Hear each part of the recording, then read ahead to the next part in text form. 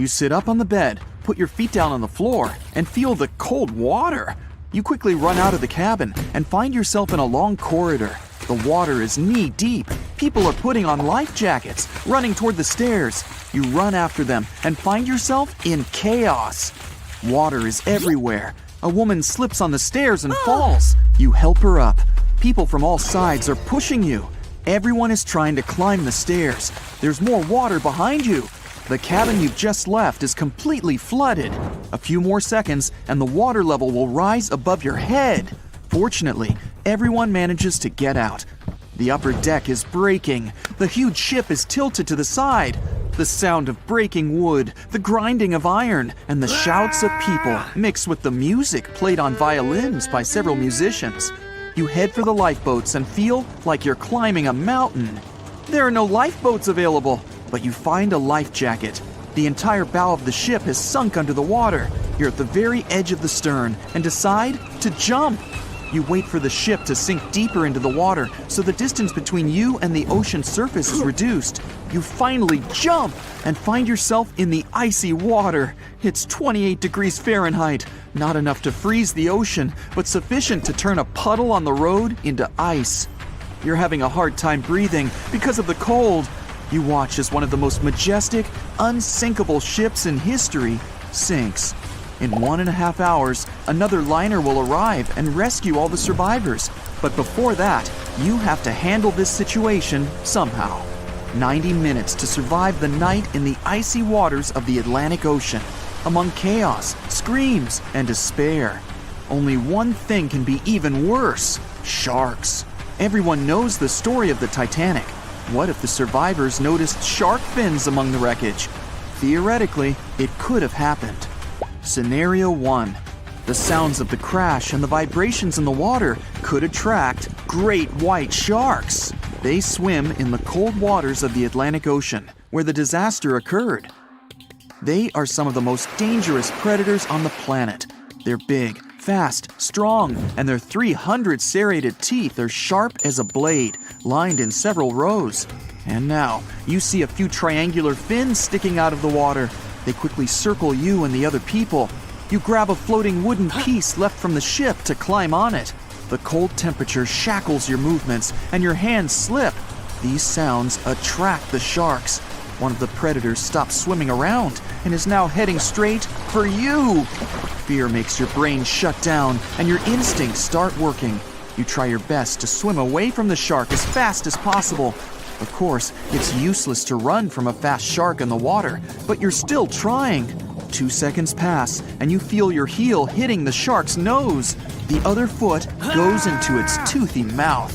You scream, feel the sharp teeth on your leg, and shut your eyes, but nothing happens. After a second, the shark lets you go. Great whites rarely attack humans. If they bite, it's just because they want to test you. The thing is, the shark's favorite food is seal. After a light testing bite, the shark understands that you're not a seal. It simply loses interest in you. But if the shark is hungry, then it won't care what kind of animal you are. Those survivors who are safe in the boat have no reason to fear. The great white won't attack them. The predator can push the boat a little, but only to test it. If there's a fridge with steaks on board and someone decides to feed them to the sharks, then problems will begin. Several predators will push the boat until the steaks fall in the water. The shark is swimming away from you. Then, one of the lifeboats picks you up. You're safe. Soon, another liner will arrive, and you'll find yourself in a warm and cozy place. Scenario 2. If the water was warmer, Titanic survivors could encounter bull sharks. You jump into the water from the sinking ship. The water's not so cold. You can easily swim to the nearest floating door. But you notice a tall triangular fin with a dark tip on the top. Unlike the great whites, these sharks aren't fast. They seem lazy and slow, as if they aren't interested in you. But you still need to climb the door as quickly as possible. Bull sharks are some of the most aggressive in the world. They deliberately create the illusion of slowness so their prey relaxes. At the right moment, they become agile and fast. They're called that because of their short, flattened faces, like bulls have, and their bodies are strong. These predators like to ram their prey or other sharks with their heads. As soon as you climb the door, the bull shark crashes into it and you fall into the water. Fortunately, there's a lifeboat nearby. People get you on board. Several sharks slam into the boat from all sides. It gets scary, but with your combined efforts, you keep the boat afloat. Soon, another liner arrives and scares off the predators using its loud signal and the roar of the engine. That unpleasant scenario is, luckily, impossible. Bull sharks swim only in the warm waters of the ocean. But most often, they can be found in fresh springs, river estuaries, and shallow water. That's why they're so often seen by people near beaches. Always read about the place where you're going to swim before diving in the water. The third and most likely scenario: you jump into the water, it's icy again, and you're having a hard time moving because of the cold. Your life jacket keeps you on the surface perfectly.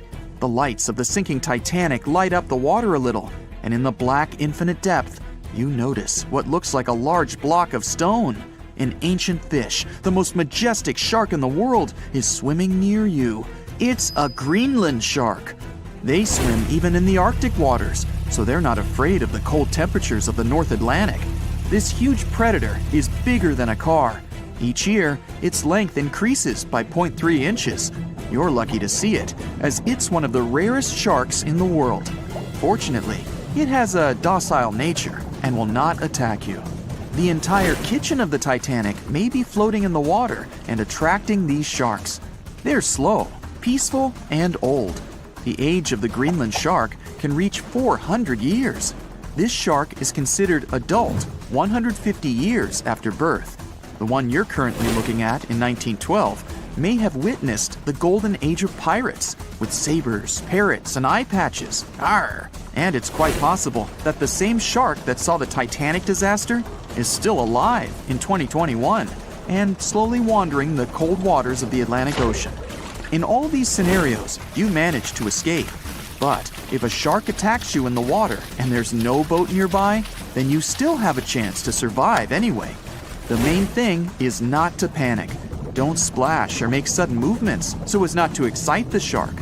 You're wearing a life jacket, so you don't have to move to stay afloat. Do not swim away from the shark, otherwise it'll think that you're its prey. The shark will be swimming around you, so don't lose sight of it. You can slowly swim away to a boat or wooden boards, anything that you can climb.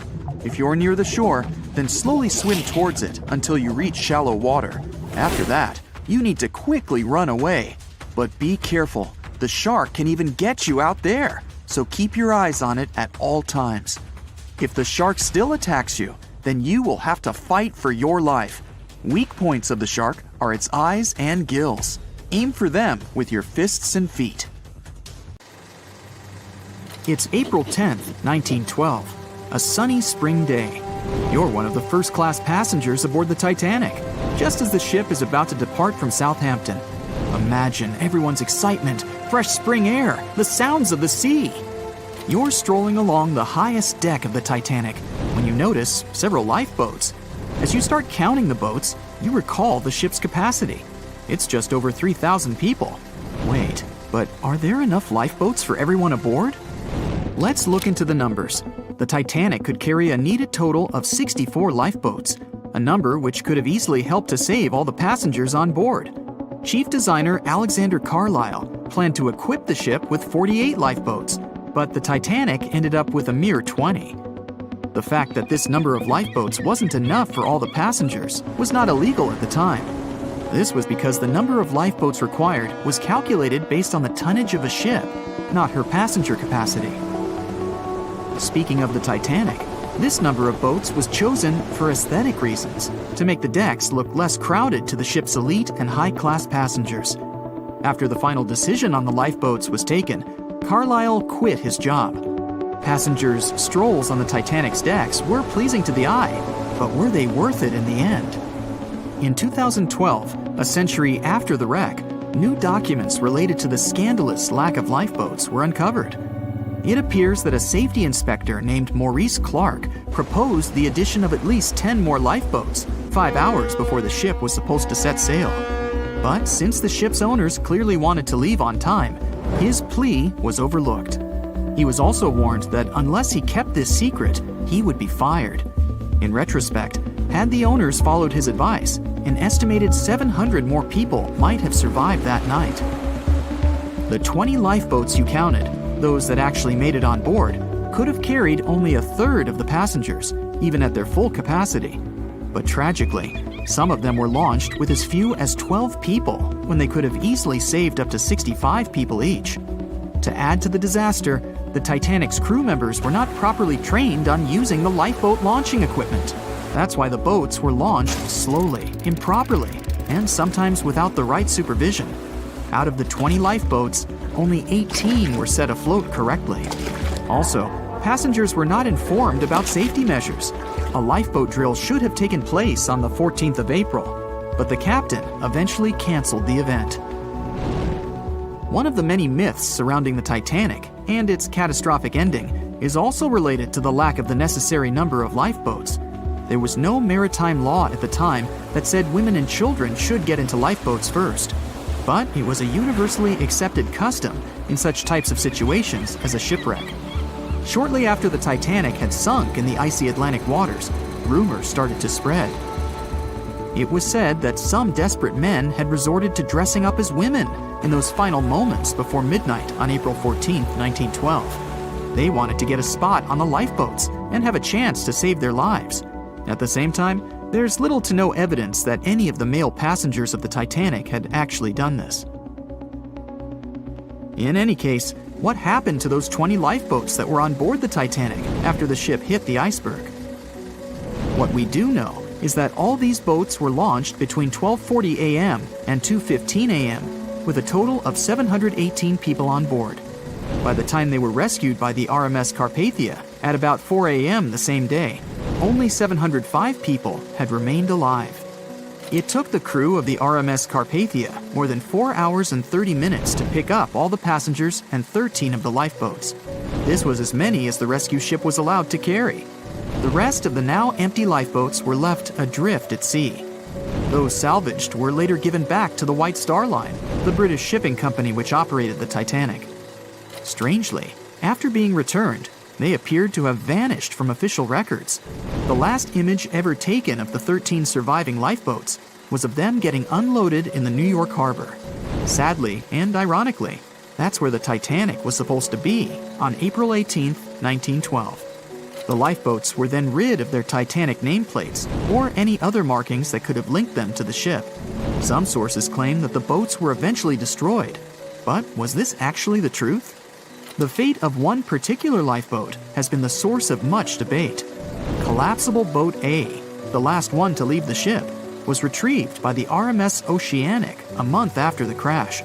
At that time, it was a shocking 200 miles away from the spot where the Titanic had sunk.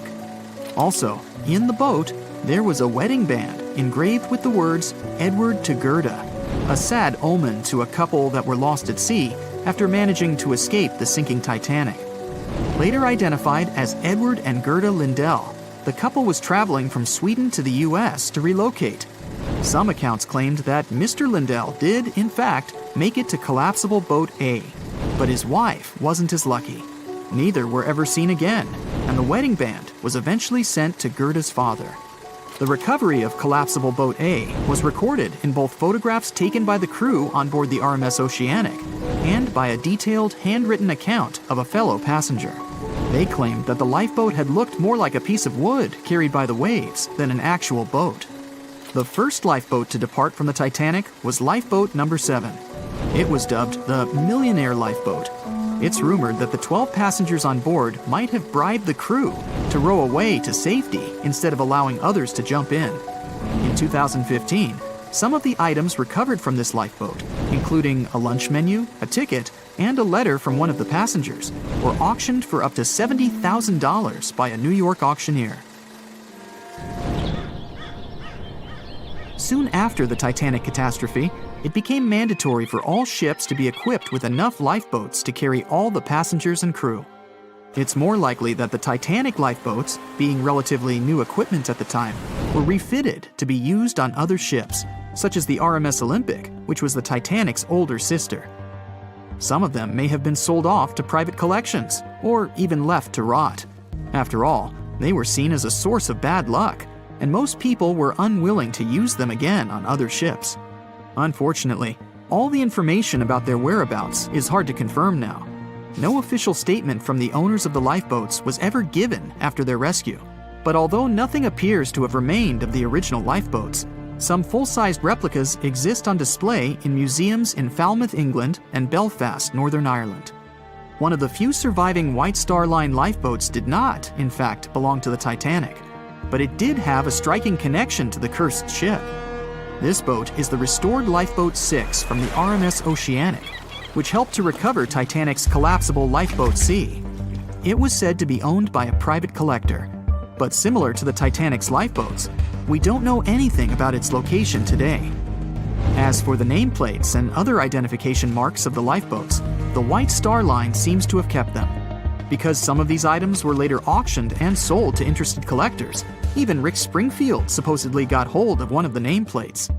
One particular nameplate was already missing by the time the White Star Line employees had reached the lifeboats.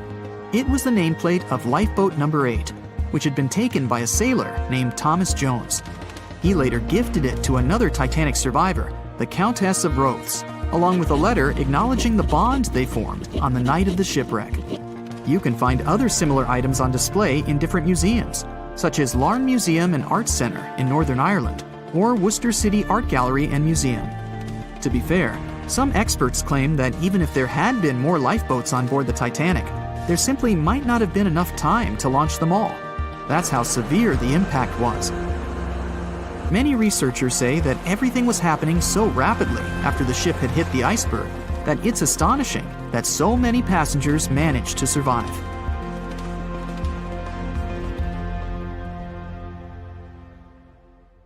At 11:40 p.m., the Titanic made contact with an iceberg in the North Atlantic Ocean. Many artifacts were found and restored, like parts of the ship, jewelry, and dining plates, to name a few. It took approximately 3 hours for the ship to be completely submerged in the remote icy water. The night was cold and very much alive. The orchestra was playing music as they enchanted the guests on board. Everyone was excited to arrive in America. It was still considered an amazing feat for a ship to cross the Atlantic back in 1912. But as the day went ahead, there was an atmosphere of impending doom for the captain and his crew. No one else felt it, though. It seemed to them nothing could possibly go wrong, and this would just be another regular night. To them, the Titanic was unsinkable. The last thing on your mind when thinking about the Titanic is the mail crew. Yes, there were mailmen on board delivering mail to America. It may seem like a pretty mundane occupation, but there was a very tough test to pass in order to be accepted on board. And only a few top candidates would qualify, and those few would get shortlisted and accepted. John Starr March, an American, was one of these mailmen earning between $1,000 to $1,500 a year working on the Titanic. Back in 1912, this was considered to be a lot of money.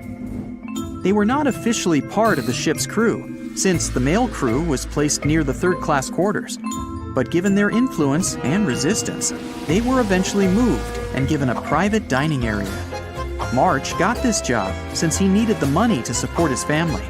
He found a perfect way to earn some big bucks, working on a large ship traveling across the ocean. He was 51 at the time and came from New Jersey. Sadly, he was on board when the ship sank and didn't make it.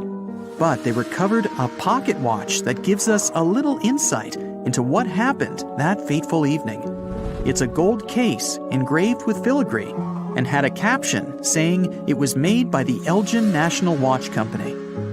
On the surface, you'd think this would just make a pretty cool antique sitting over the fireplace, but there are some unusual details about it. There are obvious signs water seeped beneath the glass, and the black arms of the watch indicate the time to be exactly 1:27.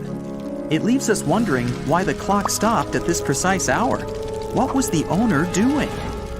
The mail clerks were operating a fully functioning and efficient mail sorting facility on board the Titanic. This wasn't something you'd come by often on a cruise ship, since typical ocean liners use closed mail bags to transport the mail from one port to another. But the mail sorting facility on the Titanic allowed passengers to send out postcards whenever the ship docked in transit zones in Ireland and France.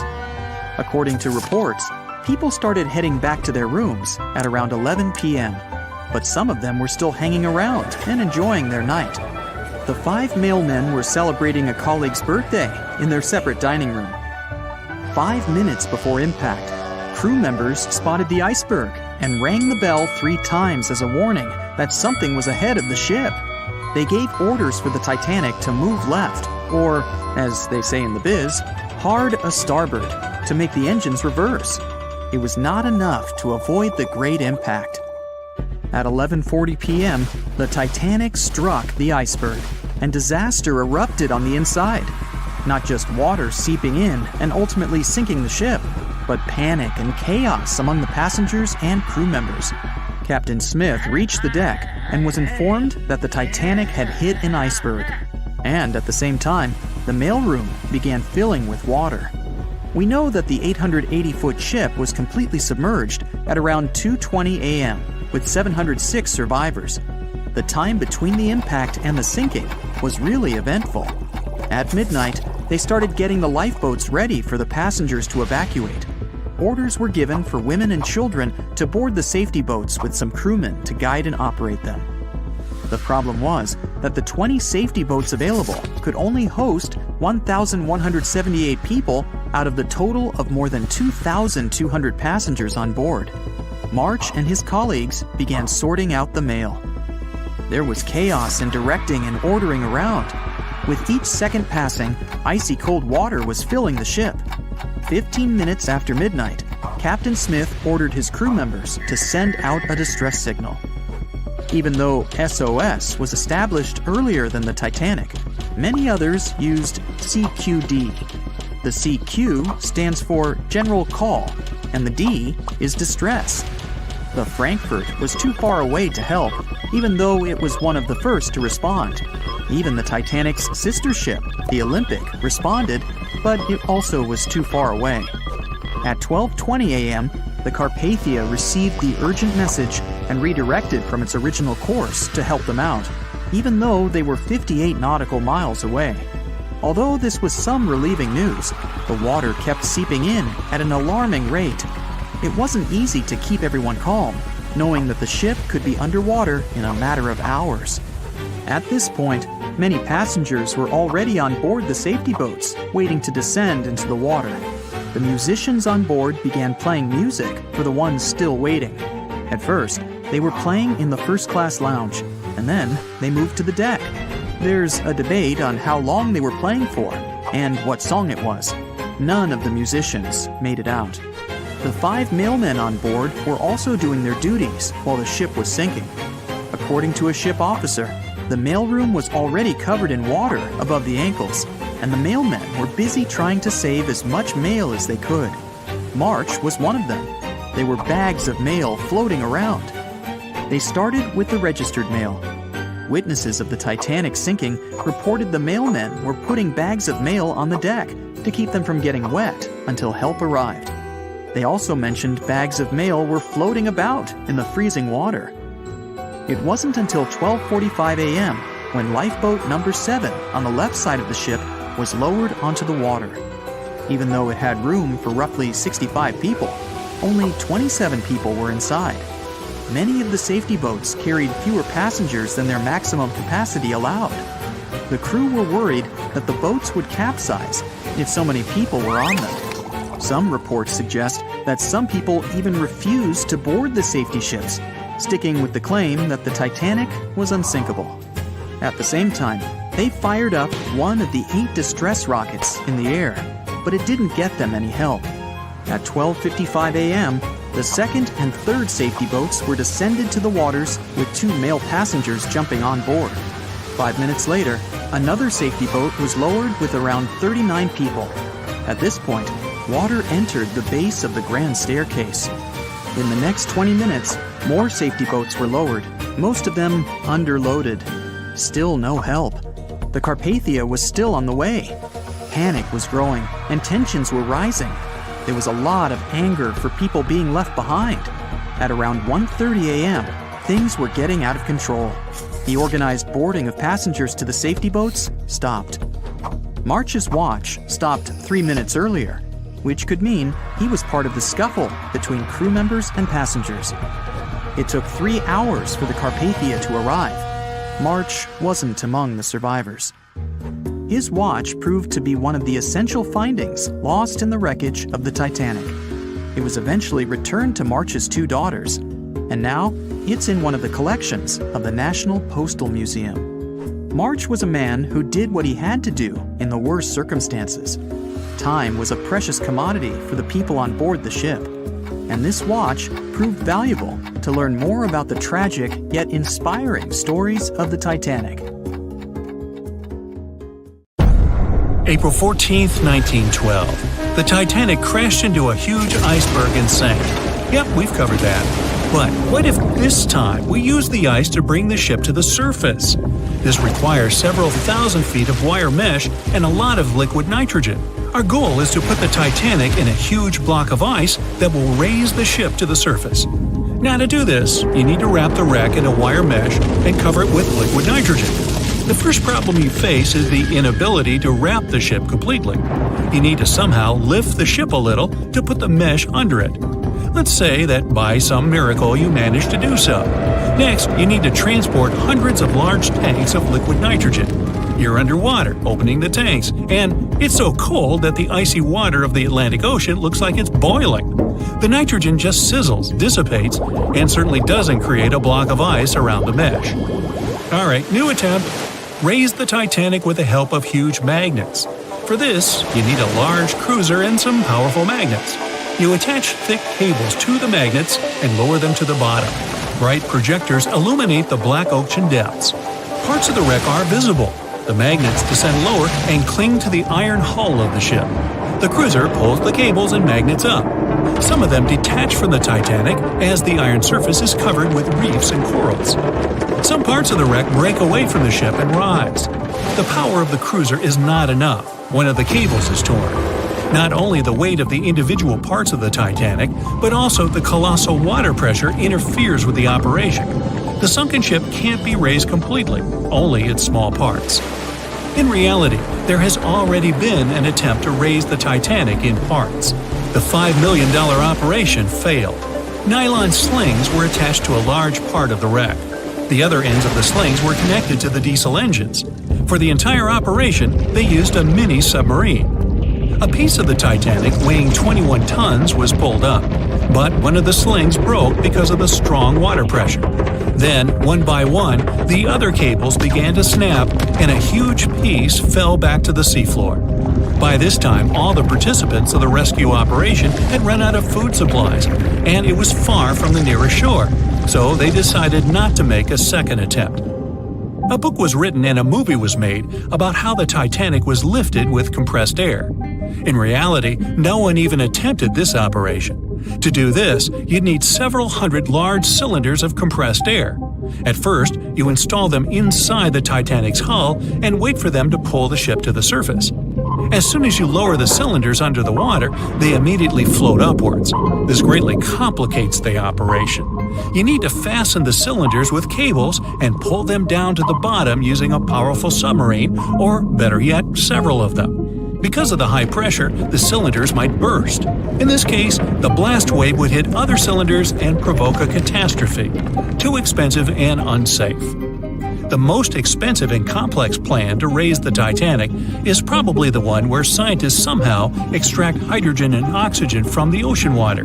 Then, these extracted elements must fill special containers. Those containers are attached to the ship, and the Titanic would rise to the surface. Even if you extract oxygen and hydrogen from millions of tons of water, the rest of the ocean water will replace it. A machine that will be capable of such filtering should cost billions of dollars. Or you can come up with a chemical element that will use a chain reaction to purify all the water. In this case, the entire world ocean will be left without vital oxygen. Someone once suggested blowing up the Titanic. You'd need to lower several boxes of dynamite to the ocean floor. The boxes must be completely sealed to prevent the dynamite from getting wet. Next, you need to run several miles of wire conducting an electrical current to them. Once all this is done, you sail to a safe distance. Now, you're going to press the button to pass the current through the wire and activate the dynamite. 3, 2, 1, stop! Why would you do this? Even if it works, the wreckage of the Titanic will be scattered in all directions on the seabed. It will be impossible to lift the Titanic from the ocean. Imagine a huge hook that can fetch the Titanic and lift it from the bottom like a fish. This hook must be huge to pick up a sunken ship. Let's say you created it. Next, you're on a huge cruiser, sailing up to the crash site and lowering the hook down like an anchor. It falls right on the Titanic but doesn't cling to it. You need special equipment to attach a bus-sized hook to the Titanic. It would include a huge submarine with mechanical arms. To build such a device and make it work under enormous pressure is already next to impossible. But let's say you finally managed to hook the Titanic. It's then you realize the cruiser doesn't have enough power to lift the ship, weighing more than 50 tons, and the hook that adds about 10 tons more. To complete your task, you'll need a few more cruisers and a few extra $1 million. Once hot wax cools, it hardens and floats on the water surface. What if we deliver it to the ocean floor and pour it inside the Titanic? This may work, given that wax is not an expensive material. So, you melt the wax, pour it into strong tanks, and pull them to the bottom with the help of a submarine. The tanks can withstand enormous pressure, and the submarine has enough power to lower the wax to such a depth. The containers are placed inside the Titanic. Through a remote control, you open the containers, but the wax doesn't pour out. The deeper you go, the colder the water gets. While you were delivering the containers to the ship, the wax was cooling down and getting solid inside. Several containers are pressed against the top of the ship, but it's not enough to lift the Titanic. Other containers simply float away to the surface. And even if the containers were thermostatic and kept hot inside all the time, once released, the wax would solidify in an instant. There would just be no time for it to spread and cover the Titanic from within, so it would just float up as well. Alright, you fill several large and sturdy bags with Vaseline. This substance acts just like wax in the cold. It gets solid and floats. You want to put bags all over the Titanic and just wait for the Vaseline to bring it up. You load the bags into the submarine and descend to the ocean floor. Some parts of the ship can't be reached because of the clinging corals. You decide to unload all the bags in one place, but as soon as you take Vaseline out of the submarine, the bags tear due to the strong pressure. Solid pieces of Vaseline float up, pushed by the water. Mission failed. The craziest idea is to fill the Titanic with millions of ping pong balls. Small plastic balls filled with air should push the ship to the surface. But as soon as you start to lower them to the bottom, the plastic immediately flattens and all the air from the balls pops out. You can deliver the balls inside a submarine, but once you put them inside the Titanic, the pressure will crush them again. Also, you can create balls made from strong ultralight material and fill them with air. In this case, you will need much more money. As soon as you put the balls inside the ship, some of them will immediately slip through the holes in the ship, and the remaining ones won't be enough to lift the wreck weighing more than 50 tons from the bottom. Well, to study the Titanic, you don't need to go down to the ocean floor. On the internet, you can find a detailed 3D map that shows the wreck site, as well as the ship itself on the seabed.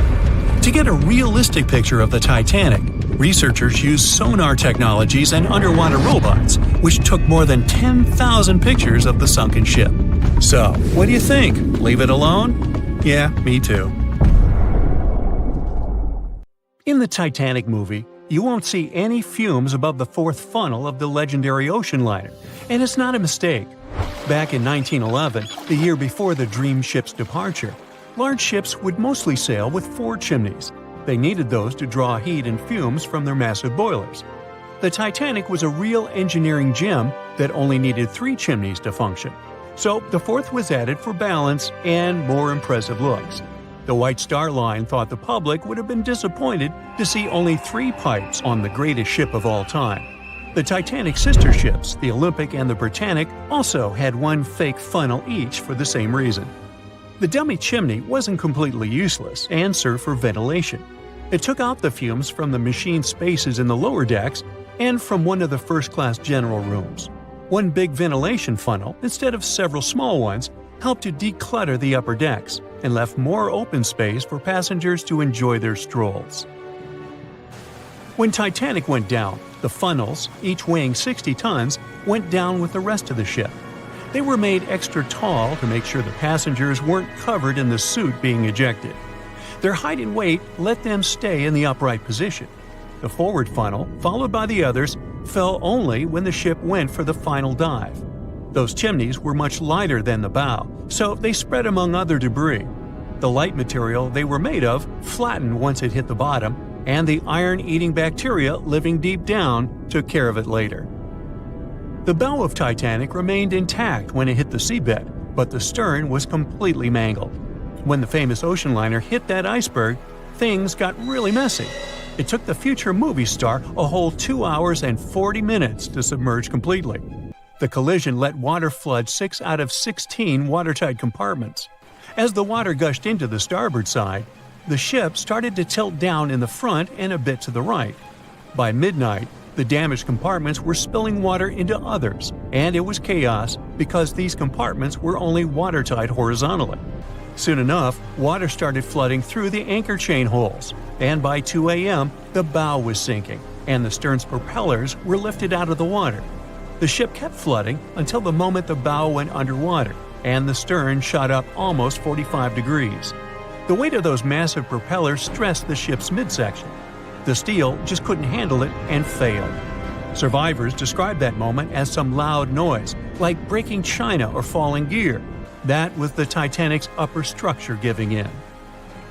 By 12 past 2 a.m., the bow and stern were only connected by the inner bottom structure. Minutes later, the bow, weighing almost 16,000 tons, broke loose from the stern. The stern rose sharply to an almost vertical position and started sinking slowly. By 2:20, it disappeared underwater. The bow was cruising down at about 13 miles per hour and had hit the ocean floor almost a half an hour before the stern. The two parts of the Titanic now lie 2,000 feet apart, pointing in different directions. The bow remained mostly intact, just covered in mud. The stern turned into a tangled wreck because of the implosions it went through during the descent. The air trapped within the structure just couldn't handle the increasing pressure of the water deep down. Signal rockets played a big part in the Titanic's tragedy. When a ship goes down, you're supposed to shoot up red flares to signal trouble. But someone decided to stock Titanic with white lights instead of the usual red ones. So when the ship smacked into that iceberg, the crew fired off white flares. The SS Californian was passing nearby, and his captain knew the Titanic was in a dangerous iceberg zone.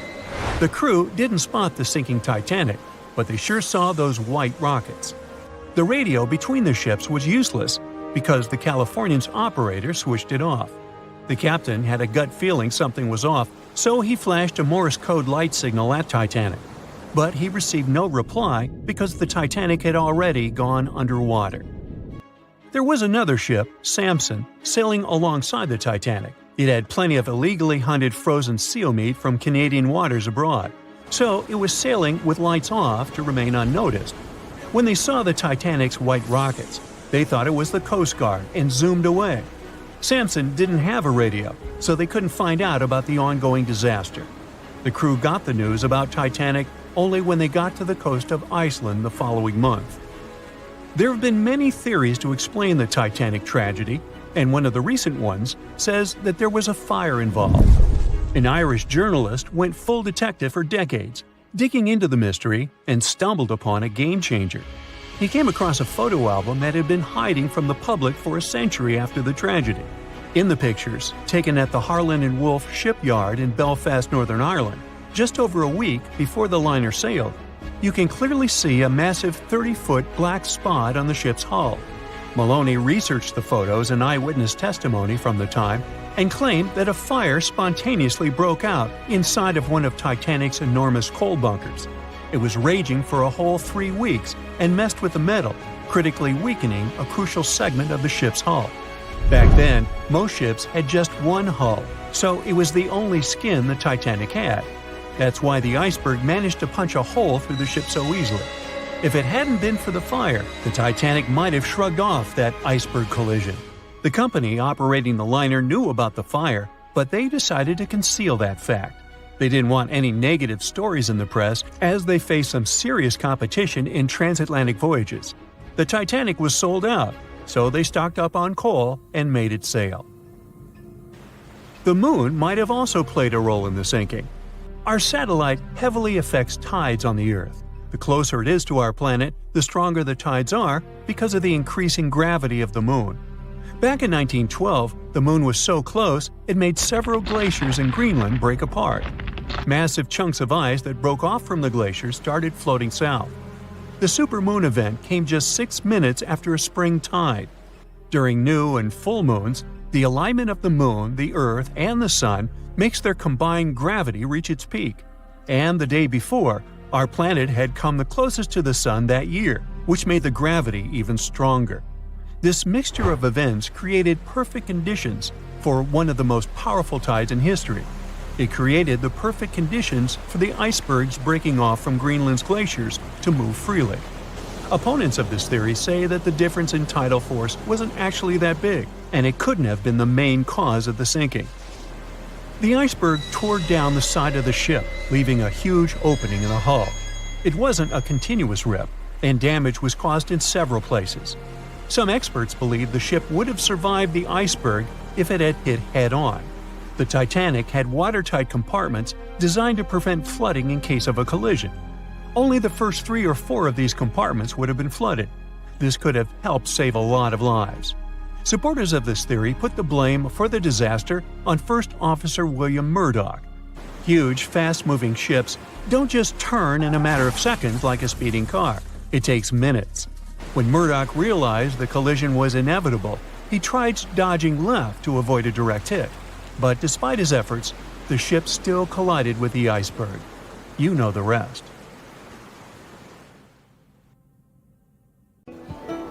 On April 10, 1912, crowds gathered at Southampton Beach to wave off what was, at the time, the world's largest and most prestigious ship, the RMS Titanic.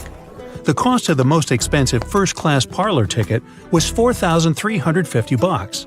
That's around $70,000 in today's money. But barely 5 days after steaming away, the ship was swallowed by the Atlantic Ocean. So let's rewind and go back to what actually happened on that fateful night. The captain wanted to set a speed record for the ship's maiden voyage and arrive early.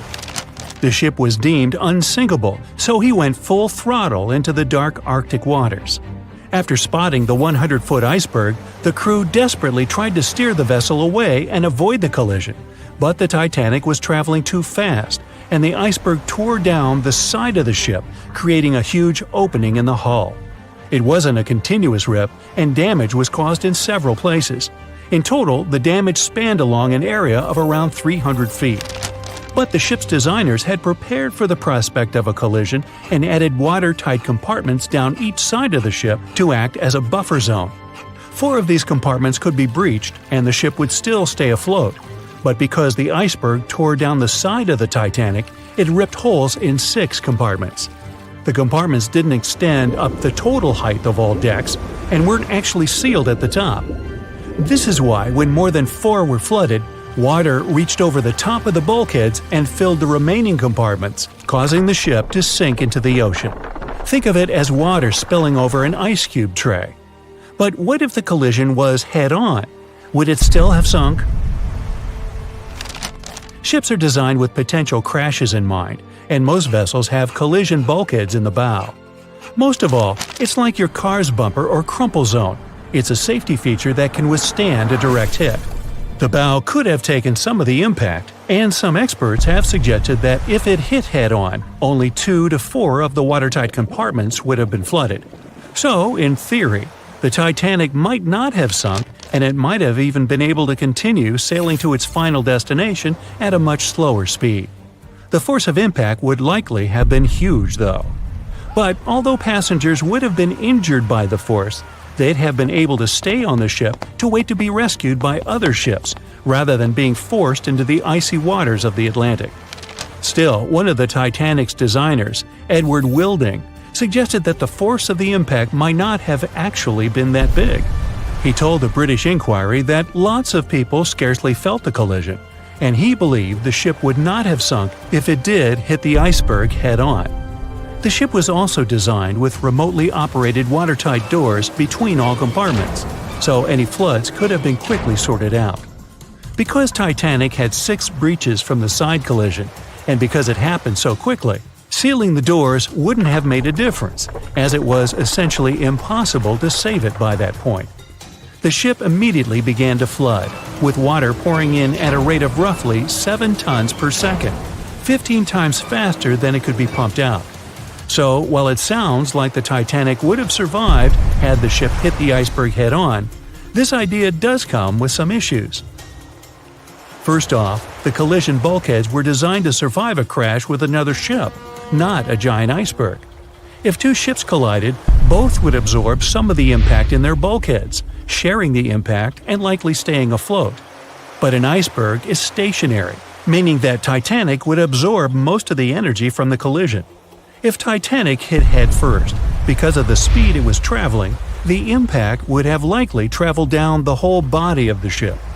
Just imagine a 46,000-ton ship traveling at around 20 knots. At some point, it hits an iceberg that weighs what could be over 100,000 tons. This collision would likely create a powerful force causing massive damage to the vessel. It is likely that seams would split, staircases would come tumbling down, and rivets would burst open across the ship. All that would have potentially flooded even more compartments. This could have caused Titanic to sink in a matter of minutes rather than hours. But that's just the tip of the iceberg. As we all know, the biggest part of it is hidden underwater. So if Titanic had been traveling head-on, it's likely it would have hit the part of the iceberg below the water first, which would send it veering off course. Hitting an iceberg is not like hitting a brick wall. In this case, the ice under the water would have torn open the bottom of the ship and caused damage to the sides. Icebergs also aren't flat, solid objects. If a flat collision happened, the ship might have stayed afloat, but icebergs come in many shapes and sizes, from domes to wedges. Studies have also been done on the steel used to produce Titanic, and the tests show the metal was about 10 times more brittle than the steel we use today. The ship was built before we understood the effects of low temperature on steel. The old steel used to make the vessel would not bend when faced with freezing temperatures, but break. Recovered pieces of Titanic's hull plates show that the hull just shattered on impact. Hitting head-on would also cause a very severe and abrupt stop, so even if the ship hadn't sunk, there would still have been major issues. Think about when you suddenly hit the brakes on your car, or when the bus stops while you're walking down the aisle and you get flung forward. Passengers would have been thrown across the ship, and because the crash happened at night, most people were sleeping, so wouldn't be able to effectively prepare for any sort of impact. This would result in injuries for most people on board. It would be especially bad for those at the front of the ship, where the accommodation for the off-duty firefighters, greasers, and engineers was. But while passengers and off-duty crew may have been thrown out of bed, there would be a lot more survivors than in the original scenario. Many ships have had head-on collisions and made it back to shore. Not many people know that Titanic actually had 2 sister ships. The White Star Line, the company that built Titanic, also built vessels called Britannic and Olympic. Captained by Edward J. Smith, who would later helm Titanic, the Olympic set off on its maiden voyage in June 1911. But much like Ford's sister ship, disaster was just around the corner. On its 5th commercial voyage, Olympic collided with a Royal Navy ship, HMS Hawke. While the Olympic received damage to its side, Hawke crashed into the other vessel head-on. The bow of the Hawke was completely crushed by the collision, but because the ship had watertight compartments, it managed to survive the impact and later returned to shore for repair. Another study case is the SS Andrea Doria, which was an Italian ocean liner that made global headlines in 1956. Like the Titanic, the Andrea Doria was heading for New York City on its 101st voyage when disaster struck. On July 25th, the vessel collided with the 524-foot Swedish passenger liner Stockholm. The Stockholm hit the ship head-on, but the point of impact for the Andrea Doria was on its side. The front of the Stockholm was completely smashed, but because the impact was on its hull, it managed to survive. The Andrea Doria, however, sadly sank due to the collision being on the side of the ship. So these cases could suggest that maybe the Titanic would have survived had it hit the iceberg head-on. But we have to remember that the Titanic hit the thing full speed, whereas both the Olympic and the Andrea Doria were traveling slower.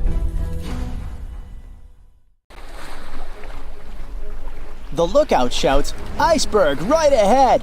The Titanic strikes the ice. Water starts flooding in. Third-class passengers are locked up. There aren't enough lifeboats for everyone. Panic sets in. Violins are playing. The ship sinks. Well, we all know the story of the movie Titanic like the back of our hand by now. But what if I told you that Hollywood lied to us? To tell the real story of what happened that freezing night in 1912, we need to rewind a bit.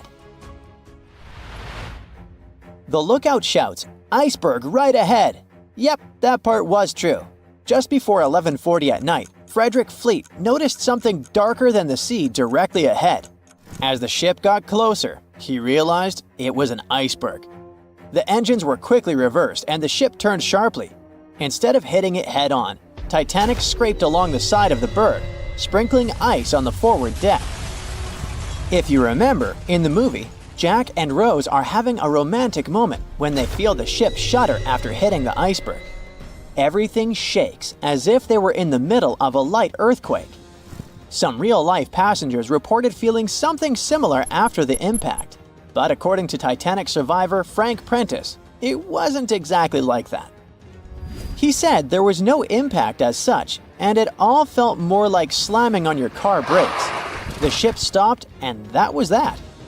Some people even slept right through the collision, confirming that there wasn't such an abrupt impact. Mr. Prentice, curious about what had happened, left his cabin and went out to the deck. When he got there, all he could see was a little ice on the surface, not the towering iceberg that Jack and Rose saw. But as we all know by now, the real damage happened below the waterline, where the iceberg had a jagged spur that slashed a 300-foot gash in Titanic's hull. Once the crew realized how severe the damage was, they immediately began sending distress calls to nearby ships, asking for help. At some point in the movie, the radio operator goes to the captain and says there is only one ship nearby, the RMS Carpathia, which later ends up rescuing many passengers. But in real life, there were more ships around. It's believed that the SS Californian was only about 23 miles away. This ship might have actually seen the Titanic sinking, or at the very least, seen its rockets exploding high in the sky. Yet, for reasons we will never fully understand, they didn't try to help. Let's get back to the story. Now, people need to get off the ship. At 12:45, lifeboat number 7 was the first to be lowered. Just like in the movie, women and children were told to go first. But in reality, some women were hesitant and even refused to get into the lifeboats. Mr. Prentice said this happened mainly for two reasons. First, these lifeboats were high and passengers were terrified of the 70-foot drop from the deck to the ocean below. And second, most women didn't believe the Titanic would actually sink. It was called unsinkable after all. So the idea of getting into a lifeboat seemed pointless at the time. This mindset probably explains why Eloise Smith, a first-class passenger, recalled that there was no panic or chaos at first. Other survivors backed this up, saying that no women or kids were crying. But one thing that was indeed concerning, at least for the crew, was the possibility that the lifeboats might buckle under too much weight. This is one of the theories why the first few lifeboats left carrying only a fraction of their full capacity. Like lifeboat number 7, which only carried 27 people in it, even though it could hold up to 65. In total, Titanic had 20 lifeboats, which could carry about half of the 2,200 people on board that night. But that didn't happen. And now we know the passengers had no idea there weren't enough for everyone. As women were calmly getting into the first lifeboats, musicians headed up to the deck. Their only goal was to play and keep the passengers calm. That's a pretty well-known fact. But the real story is that some survivors said they never saw or heard the band. No violinists whatsoever. It's not like Hollywood misled you, though. The musicians did play for over 2 hours after the ship had hit the iceberg. So maybe these passengers were just too panicked to notice the songs, or the musicians started playing later than we think. Now, it's time to talk about the terrible treatment that third-class passengers received. The movie portrayed the crew as cruel, locking the less fortunate below deck like animals, giving them no chance to reach the lifeboats and save their lives. But the official inquiry into the disaster suggested that wasn't true. I mean, yes, fewer third-class passengers survived compared to those in first and second class, but there were other factors at play. Many third-class passengers were reluctant to leave the ship, clinging to their belongings, and had a harder time making their way up from the cabins, which were at extreme ends of the ship. Some survivors confirmed that they were not locked up. In fact, it was quite the opposite. Mrs. George Wabi, a Lebanese woman traveling in third class, said that when chaos had erupted, some brave crew members and well-dressed first-class passengers had actually helped her get up to the first-class deck and eventually onto a lifeboat. At first, the Titanic was sinking slowly, bit by bit. Passengers reported seeing the water rising and hearing pops and cracks. Then, there was a loud boom.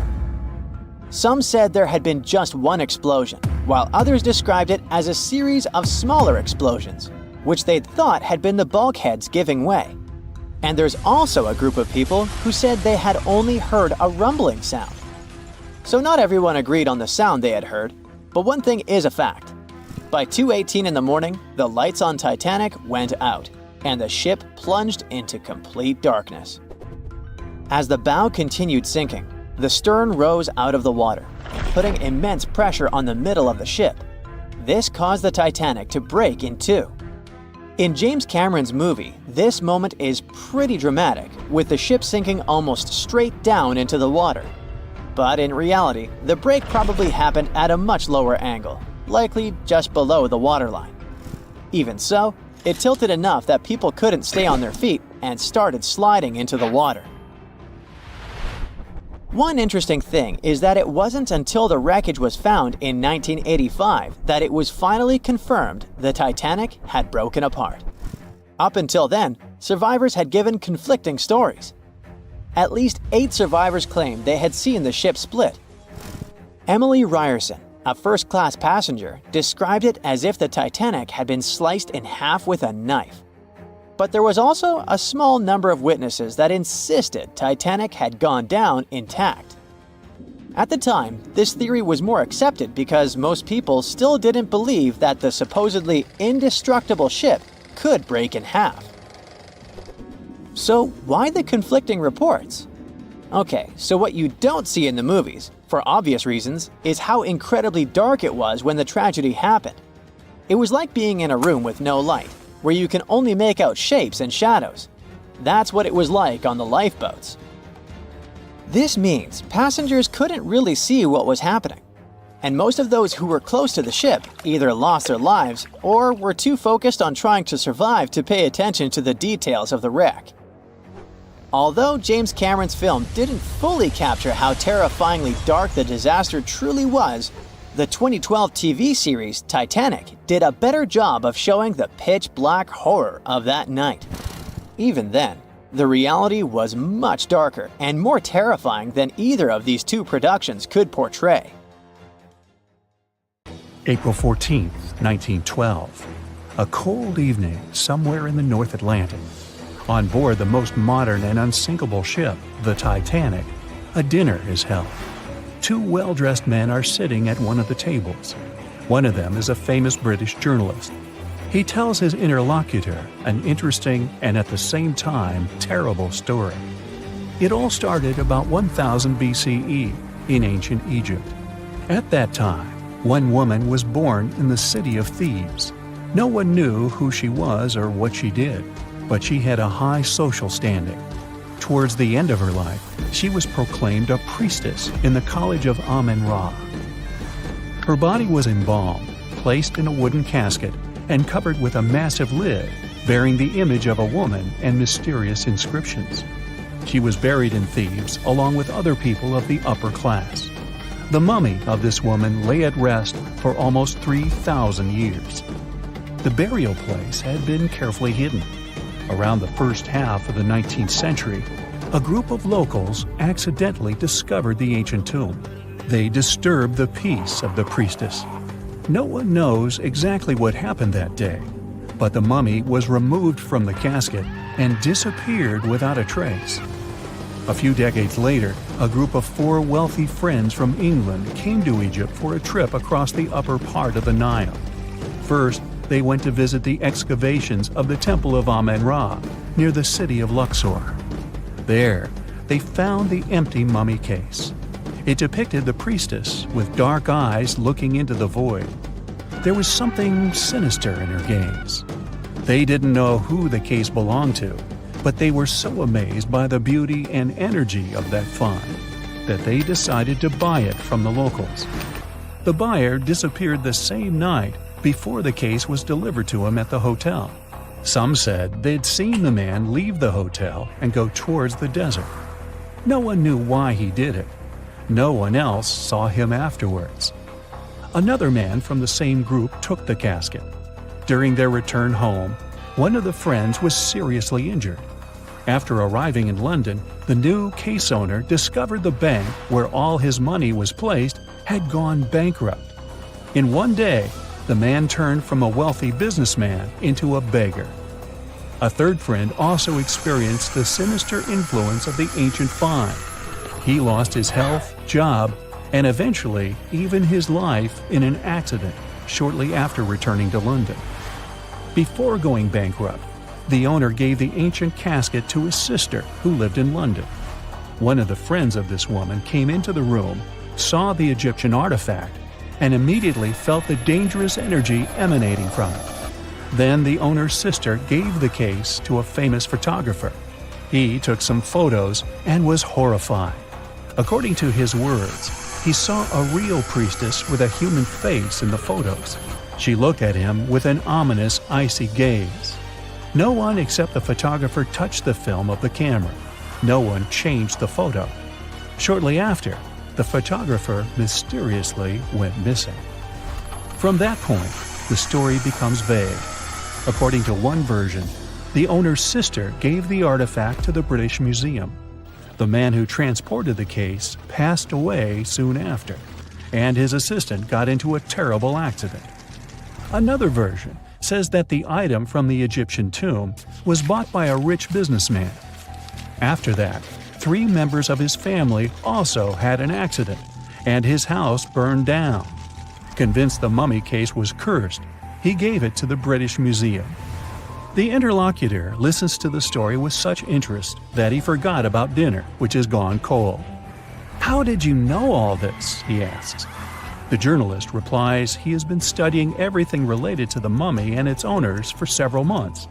He found evidence of all the accidents and put together the full picture. "So, what happened next?" the interlocutor asks. It seems the mummy case should find peace in the museum. The priestess was surrounded by other kings and queens from different times. However, there was no peace. Scientists and ancient languages experts tried to decipher the symbols on the case. They found out that most of the inscriptions meant curses and misfortunes addressed to those who'd dare to disturb the peace of the priestess. Every night, the guards and museum staff heard the knocking coming from the mummy case. The knocking was accompanied by crying and screaming. Also, someone scattered other exhibits all over the hall every night.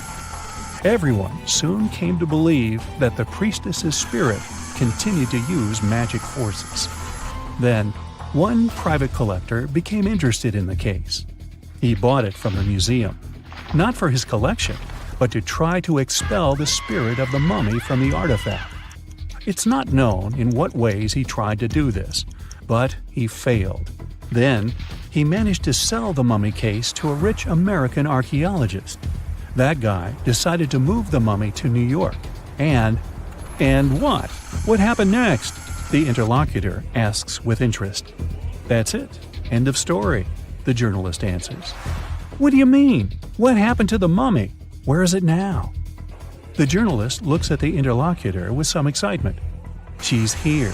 She's on the Titanic, he says. The interlocutor looks scared and confused, but the journalist confirms the sarcophagus is here. He doesn't doubt it because he saw it with his own eyes. After dinner, they go to their cabins. The journalist lies down but can't help thinking about the mummy. He tries to convince himself that everything he has found out about the priestess is a myth. There is no curse. The moment he finally falls asleep, he feels a slight push. A few minutes later, a crew member knocks on his cabin door.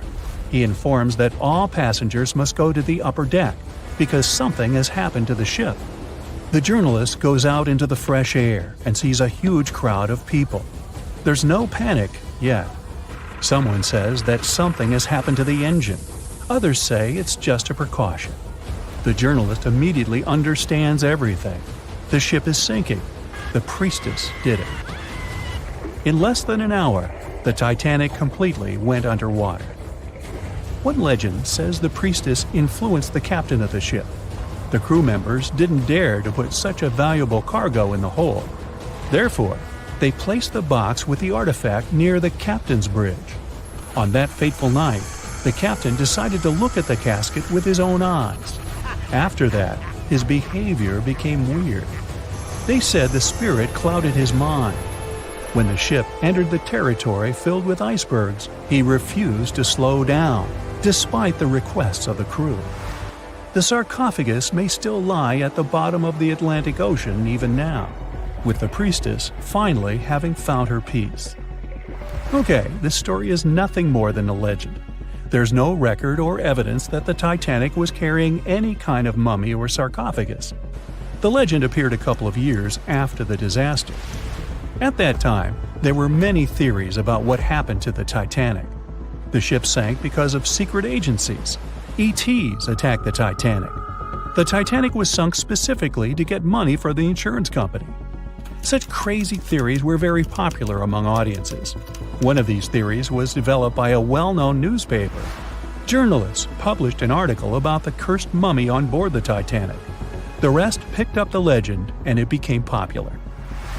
One of the reasons why people believe in such things is hidden in human psychology. Any fake legend tells something secret, things that people don't or shouldn't know about. When a person reads this, they feel special because now they know a terrible secret. This sense of self-importance is the reason for the popularity of conspiracy theories. Well, it is also important to note that all these theories are really interesting. By the way, the mummy from this story actually exists, and it's in the British Museum. More precisely, there's only a wooden lid from the sarcophagus with the image of a woman. It's still unknown who it belonged to. The identity of the last owner is also unknown. It's only known the exhibit was transferred to the museum at the end of the 19th century. There, she was called the Unlucky Mummy. The museum staff reports that it doesn't bring any misfortunes. The screams and knocking from the lid are just a myth. You can come and see the exhibit yourself with your own eyes, if you dare, of course. John watched on in disbelief as he drifted away on a piece of wood. In the freezing waters of the Arctic, slowly drifting away. John looked upon the vessel he had worked and lived on as it raised its enormous bow high into the sky, then broke in half, causing a sound that only a crack of lightning could replicate. Distraught and dumbstruck, believing that he, and he alone, knew the dark truth behind the demise of the unsinkable ship, the Titanic. 5 days earlier, as the Titanic set sail on its maiden voyage, John worked hard alongside his mates in the coal bunker, stocking up the coal to feed the Titanic's mighty furnace. They had stocked and stored more than John had ever witnessed on any other ship he'd worked on. But this was the Titanic, the grandest ship to have ever sailed the seas. On the Titanic, There could never be too much coal. As they left Belfast and pushed toward Southampton, there was a large bang below decks that went unnoticed. The furnace was roaring and the turbines were spinning, pushing the Titanic forward at a quickened pace. The crew cheered as the vessel moved forward, unaware of the loud, concerning noise. Arriving in Southampton, Greg came aboard, amongst hundreds of other passengers. With 13 years at sea, his vast experience included the role as a quartermaster on 6 previous ships. Ready for a new challenge aboard the greatest vessel ever made, he was looking forward to this next challenge of his career. Greg came with a wealth of experience, especially with sailing through the Arctic. His role was vital within the crew, understanding the seas around the North Pole. He would be a key lookout as they set to cross the perilous path of the iceberg alley. Greg had some concerns regarding the voyage.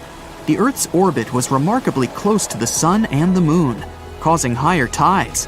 This would make icebergs more prominent, drifting them further away and towards the route of the Titanic as they journeyed to New York. Assessing the lookout tower and inspecting the available gear, Greg found no binoculars. This made him concerned, but the sailors just laughed at Greg. "If the deck is short on ice cubes, we'll be sure to plow right through a berg to resupply." A sailor laughed. Greg didn't share this sentiment. Eager to find out why they had been left short-handed on equipment, since he had such a vital role on the ship, Greg inquired further. Sadly, the officer with the keys to the binocular supply cupboard had been removed from the crew at the last minute. Greg couldn't believe something of this importance had been overlooked. For such a mighty ship with so many people aboard and crossing in a particularly perilous path, this just didn't make sense. But not wanting to be fined for breaking into the ship's property, Greg let it slide, hoping that they wouldn't need the binoculars in the end. Ultimately, if there were icebergs expected, a warning call would be made to the captain, informing of any concerns. Little did Greg know that a warning had been received, notifying of the dangers that awaited. But the telegram didn't provide the required prefix, which would have ensured direct delivery to the captain. So, the critical warning was just overlooked. John and his crew below decks prepared for departure, stoking the engines. He noticed an essence of thick exhaust, far too heavy than what would be expected from the furnaces. The crew searched throughout the lower decks. Following a thorough search, they managed to locate the cause of the exhaust. It was an ignited pile of coal within a coal bunker. Unknown when it had ignited, a buildup of coal had clearly been smoldering, slowly growing in size. The amount of smoldering coal was concerning. The alarm was raised, alerting an officer to review the matter. The officer assessed the damage and confirmed with the captain that it was deemed to be of little concern, as only minor damage had been caused. John was unsure of this assessment, as he knew that in confined spaces, surrounded by iron bulkheads, an oven-like environment arises that intensifies the heat with time.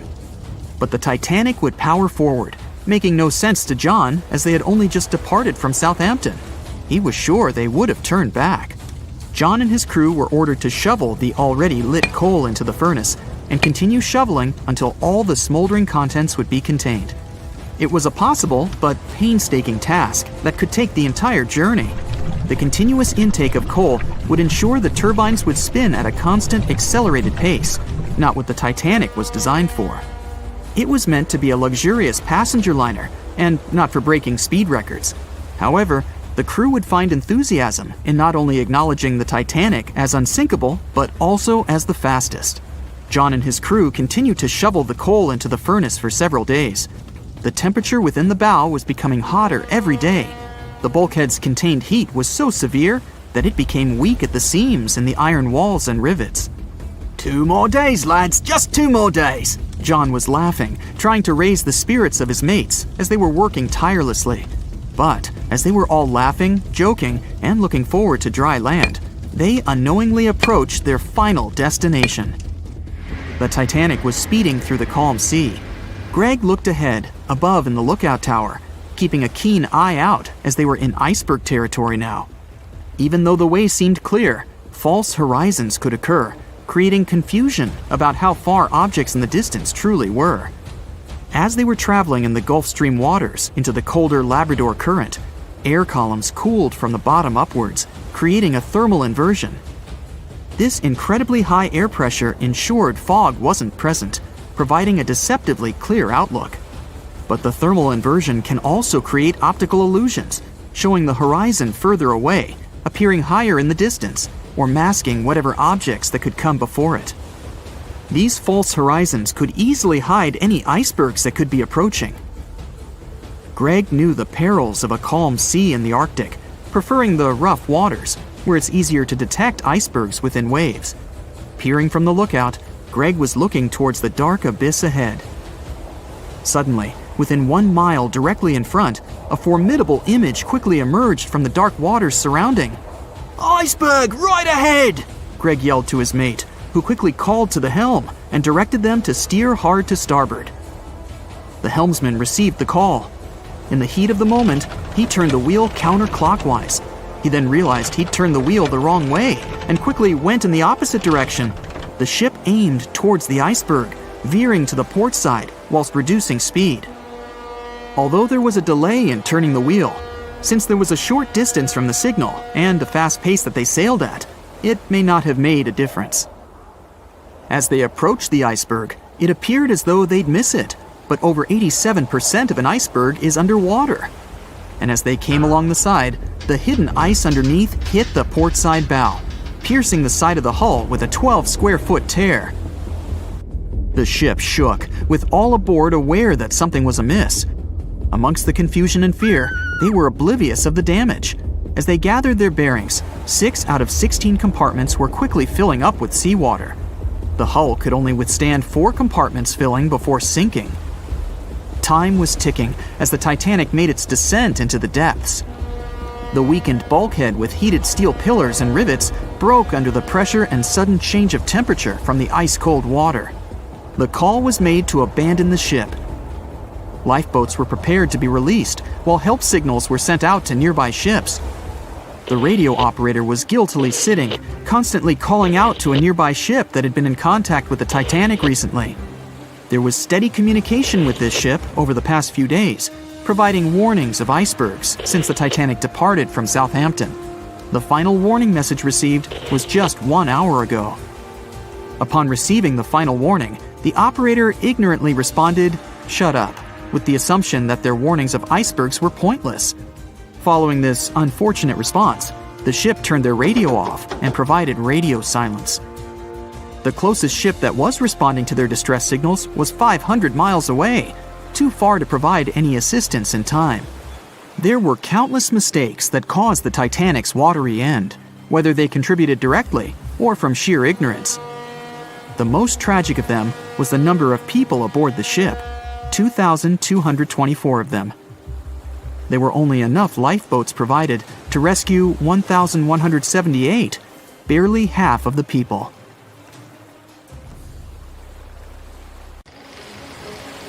It was 11:39 at night when the Titanic's lookout shouted, "Iceberg, right ahead!" Swift action on the bridge to reduce speed and change the ship's course didn't help, and you already know how the story ends. Since then, we've regarded what happened to Titanic as a once-in-a-lifetime event. Is it though? The Titanic sank in 1912. Forget about fancy GPSs or weather satellites. At the time, ships were responsible for warning each other about the location of icebergs, like a "hey man, trust me on this" situation.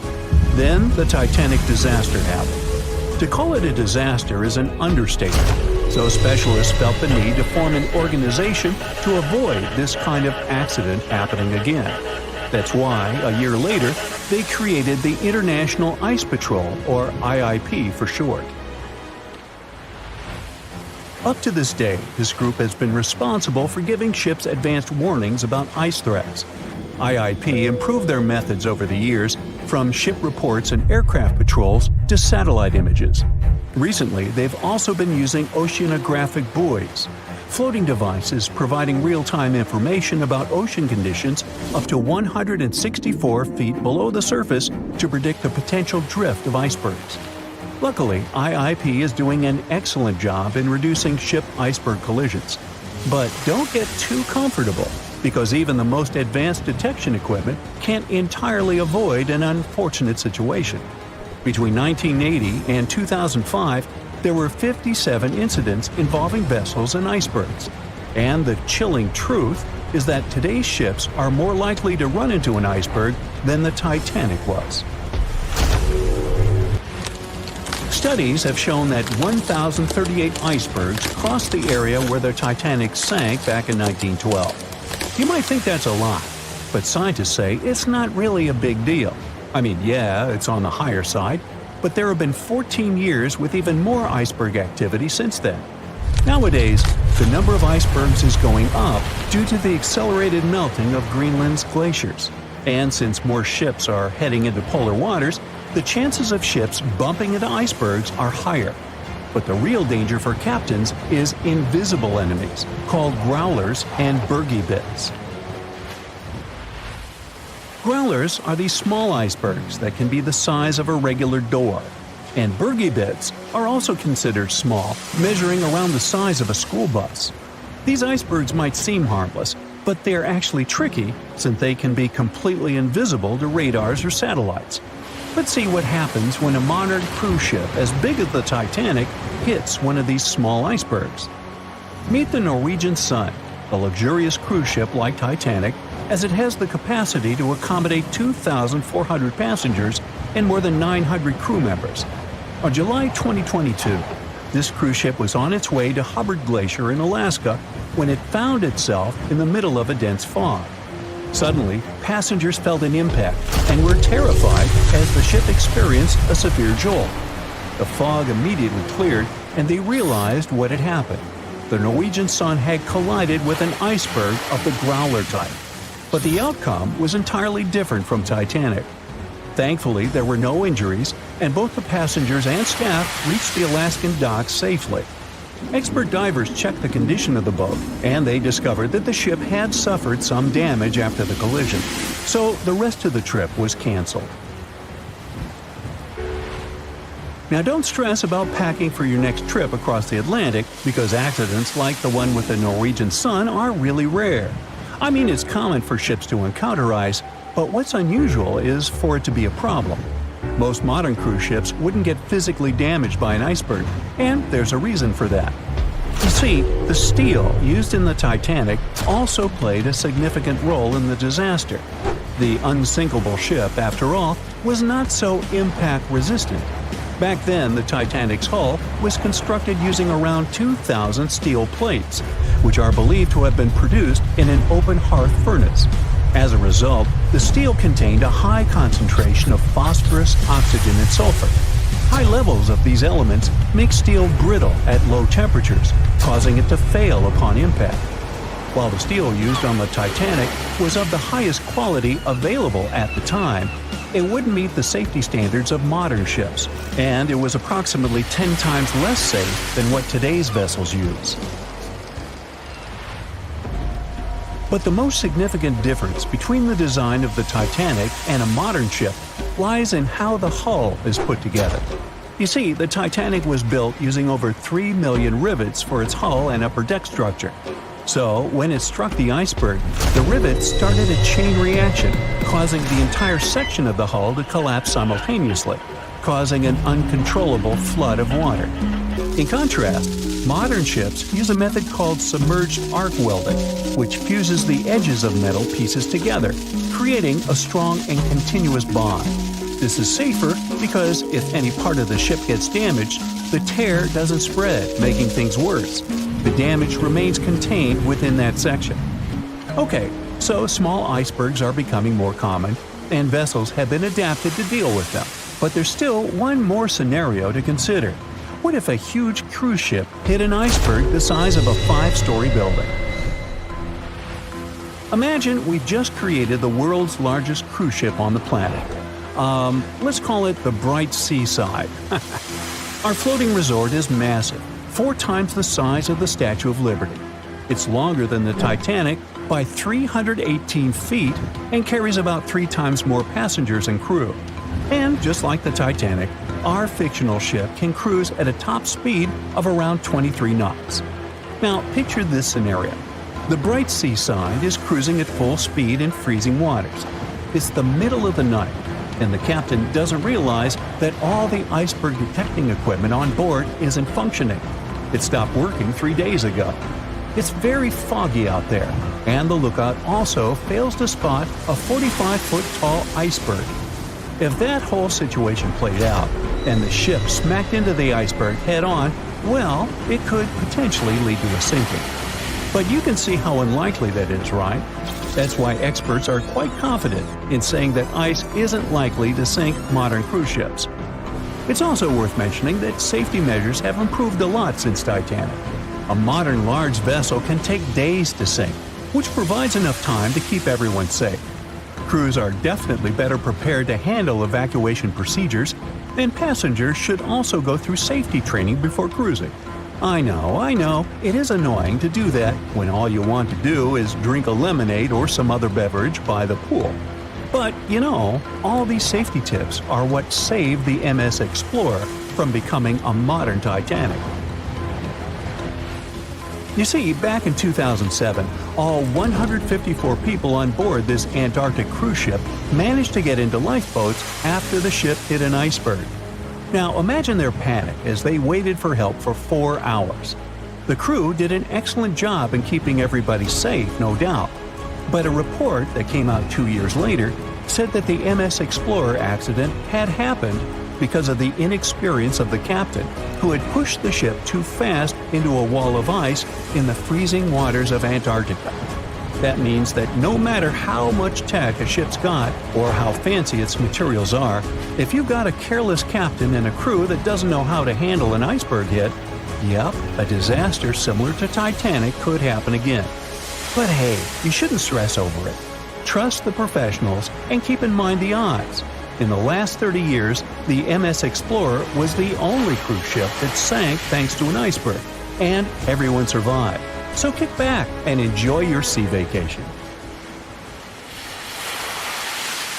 On the night of April 14th to 15th, 1912, the most modern and unsinkable ship collided with an iceberg and sunk.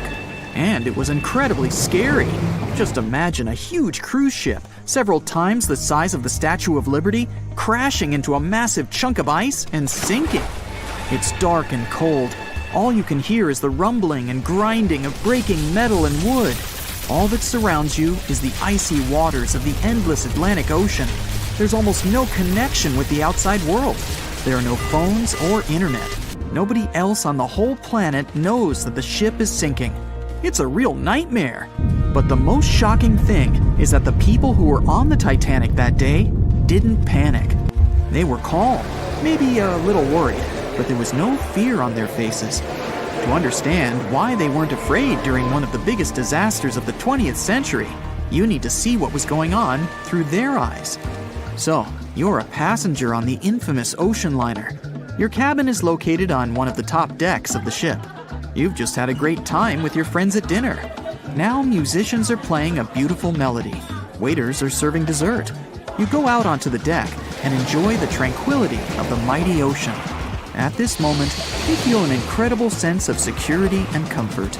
You're proud that you're one of the first people in the world to travel on the most high-tech ship on the planet.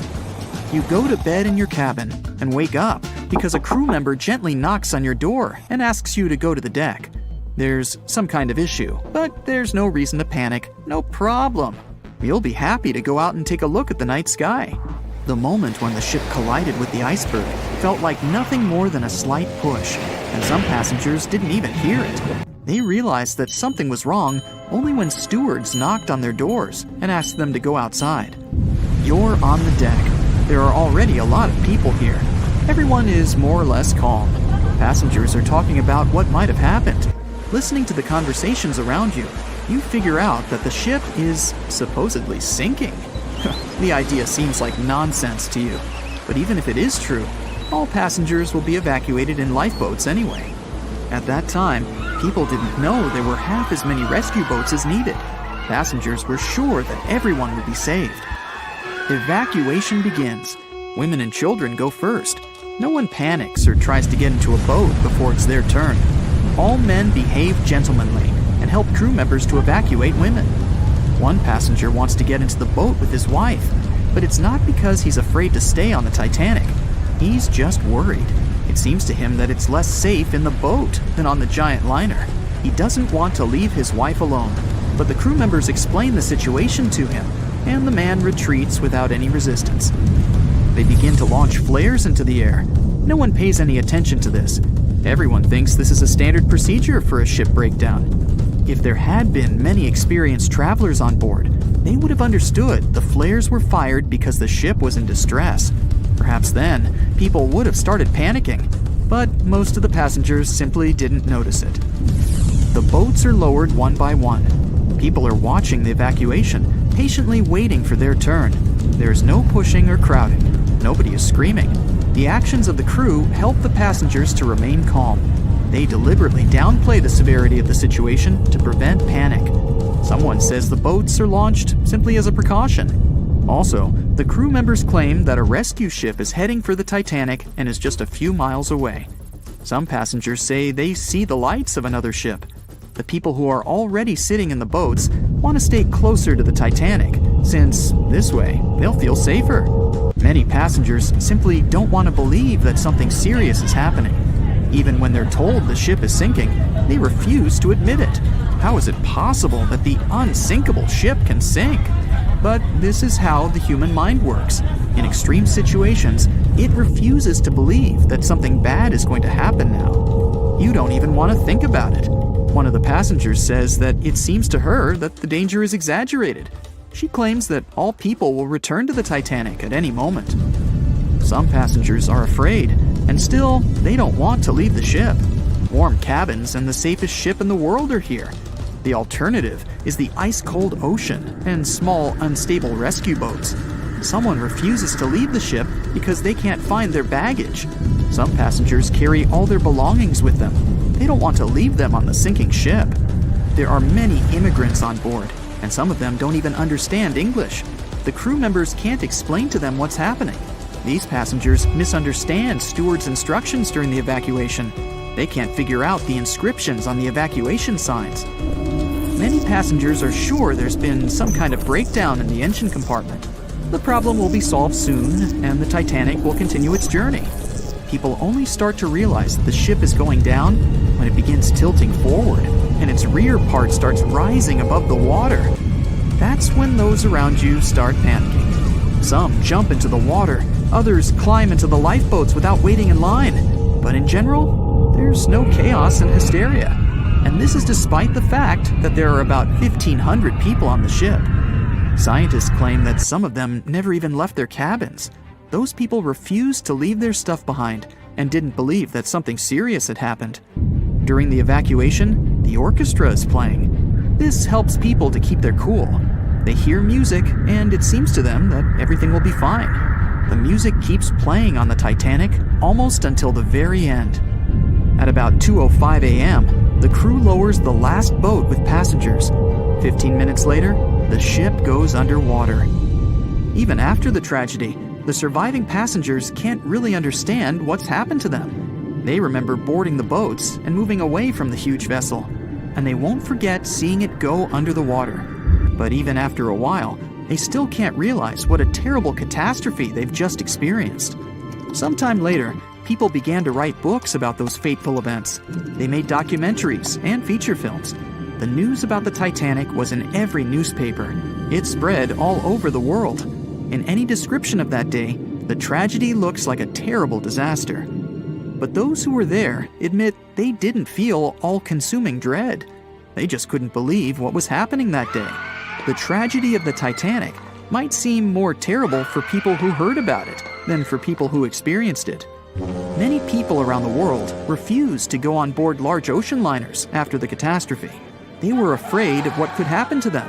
At the same time, a lot of passengers who survived on the Titanic continued to travel by other ships. There was a woman who survived 3 shipwrecks, including the Titanic, and she still continued traveling. And what if people tried to raise the Titanic from the sea floor? This happened many years after the shipwreck. Then, the $5 million operation failed.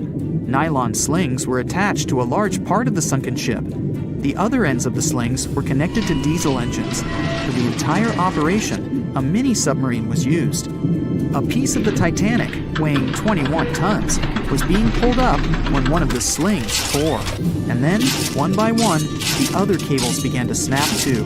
The huge piece of the ship fell back to the seafloor. By that time, the participants of the rescue operation had run out of food supplies. And since the nearest shore was quite far away, they decided not to give it another try. The Royal Mail Ship, or RMS Titanic, easily the most famous steamship in history, was once the symbol of luxury and dreams that promised to come true. It took 3 years and 3,000 people to construct it. On April 10, 1912, the brand new ocean liner greeted its passengers with the smell of fresh varnish, paint, and newly sawn wood. Back then, they still used lead for the production of paint and linseed oil as a binder, so that smell must have been powerful. When it was fully operational, the giant vessel consumed around 850 tons of coal per day, and the passengers would also smell its fumes. Another odor that must have filled the Titanic's decks, at least the first-class ones, was the new scent by the famous French perfume house Guerlain. It was released earlier in the same year and quickly became a hit with the well-off ladies. The perfume that you can still buy today is a mix of violets and iris with creamy vanilla. On the dramatic evening of April 14th, when Titanic only had hours to live, the unknowing waiters were serving oysters, lamb and mint sauce, roast duck with applesauce, and other delicacies to their first-class guests. The second class was filled with the smells of curried chicken, spring lamb, and roast turkey. Third-class passengers had simple gruel and biscuits that night. At 11 p.m., as the ship got dangerously close to the iceberg, the new smell added to the mix. It was a mineral odor with metallic notes. If you have ice in your fridge, you must have noticed it takes the smell of neighboring foods. The same happens to icebergs. They take on the odors of sea animals and maintain the chemical composition of the water that they're made of. If more people had known about the meaning of this particular metallic smell, they probably still wouldn't have saved the ship. But the number of people that managed to escape to safety could have been larger. Speaking of smells, in case you've ever wondered what space smells like but aren't planning to become an astronaut anytime soon, listen up. You can try out Ode to Space, an aroma that was designed by NASA decades ago. The idea of the perfume was to help astronauts prepare for their encounters with space at all levels during their training. But hold on a second, space is a vacuum, so it technically shouldn't have any smell.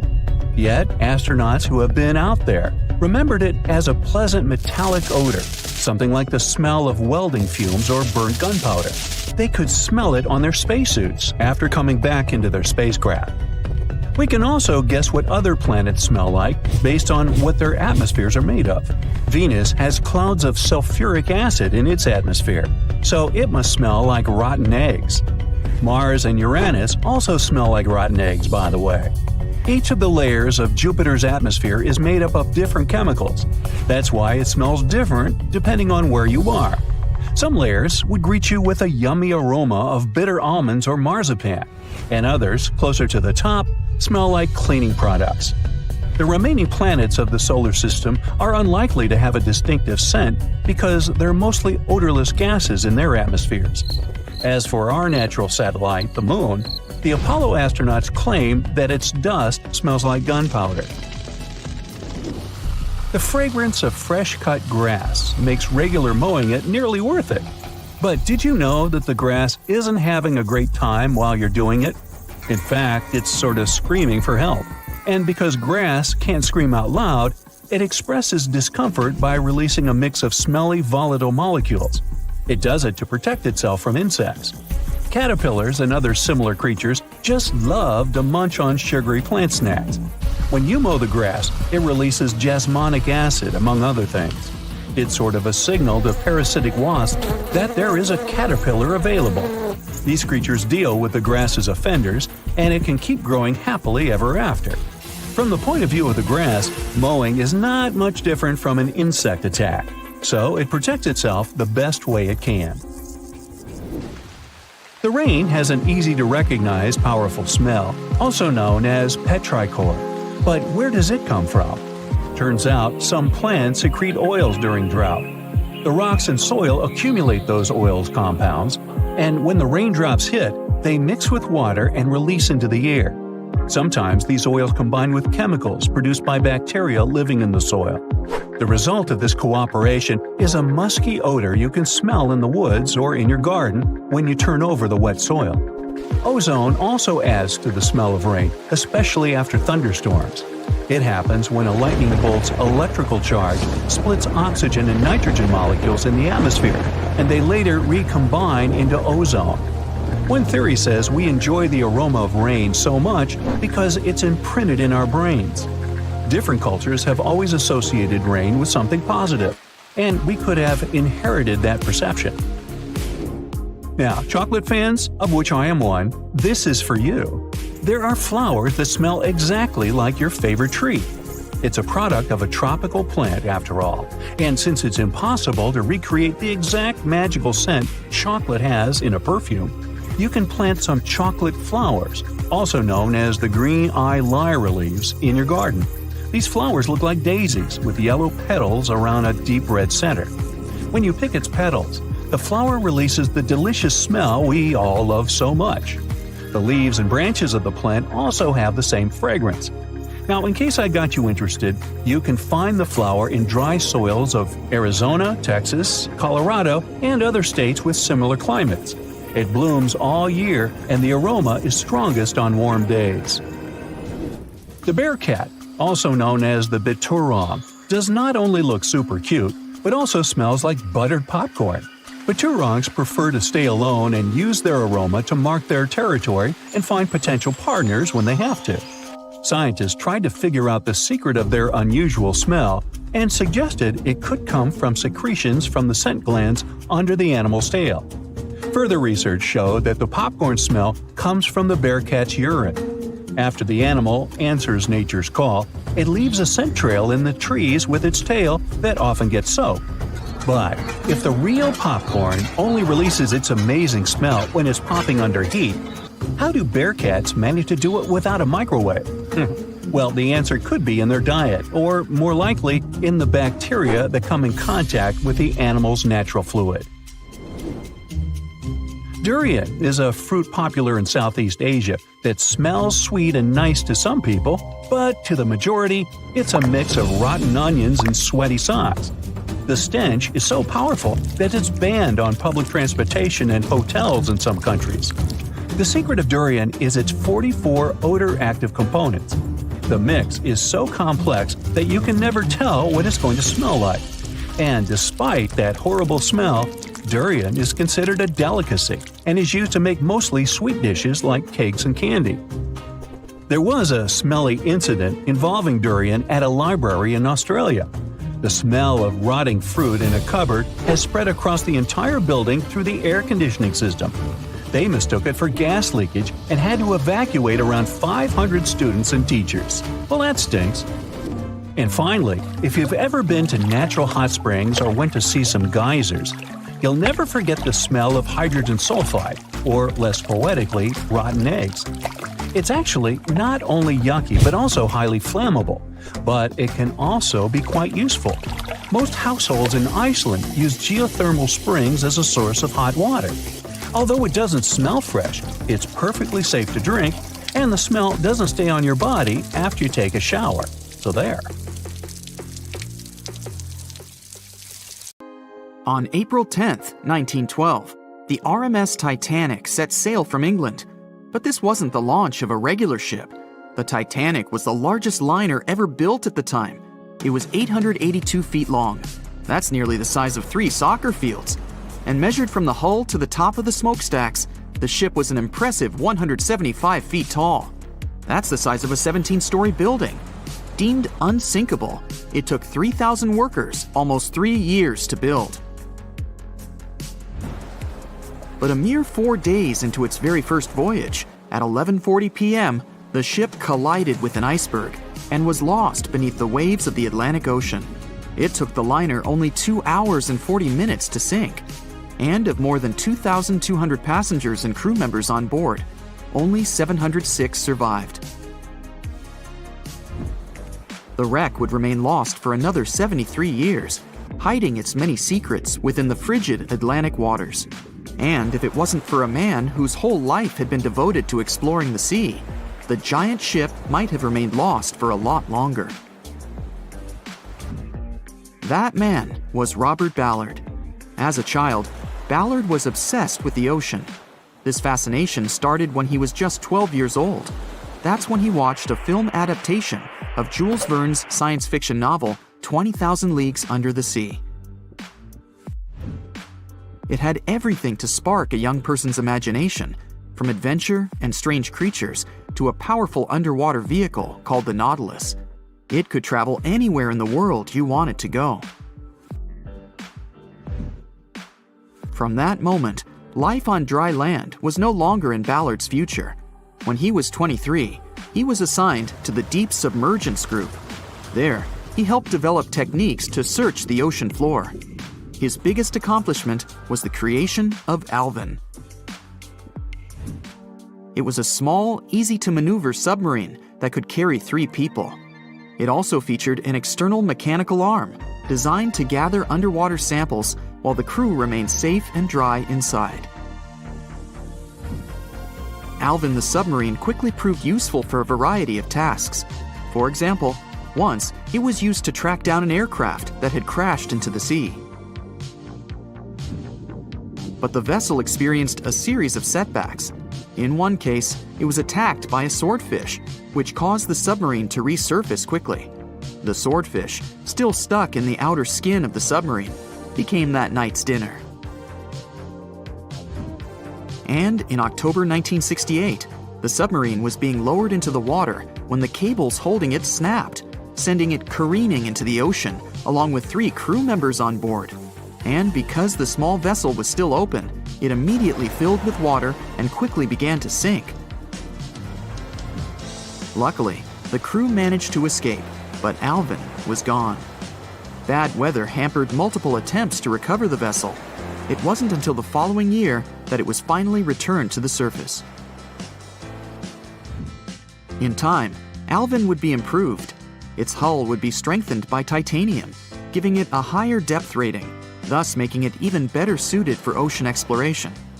The specialized submarine would come in handy in many of Ballard's 100-plus expeditions.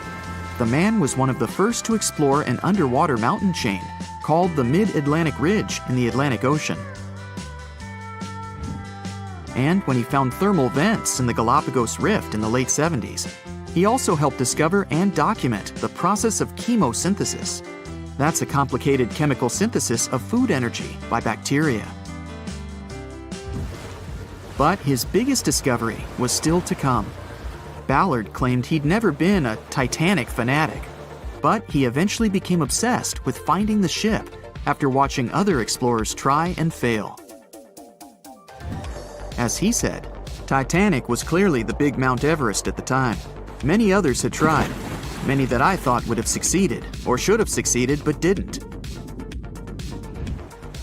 Ballard began thinking about finding the ship as early as 1973, and 4 years later, he actually made an attempt. He used the deep-sea salvage vessel Sea Probe, which was a drill ship equipped with cameras and sonar. But he was forced to give up when the drilling pipe broke. It just wasn't his time.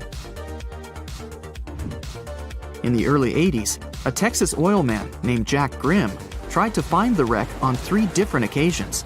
Once, Grimm was actually right over the Titanic, but his equipment failed to detect it. That's what we call extreme bad luck. Ballard was just biding his time. He needed a plan and some help. The first issue was getting down to the bottom of the Atlantic.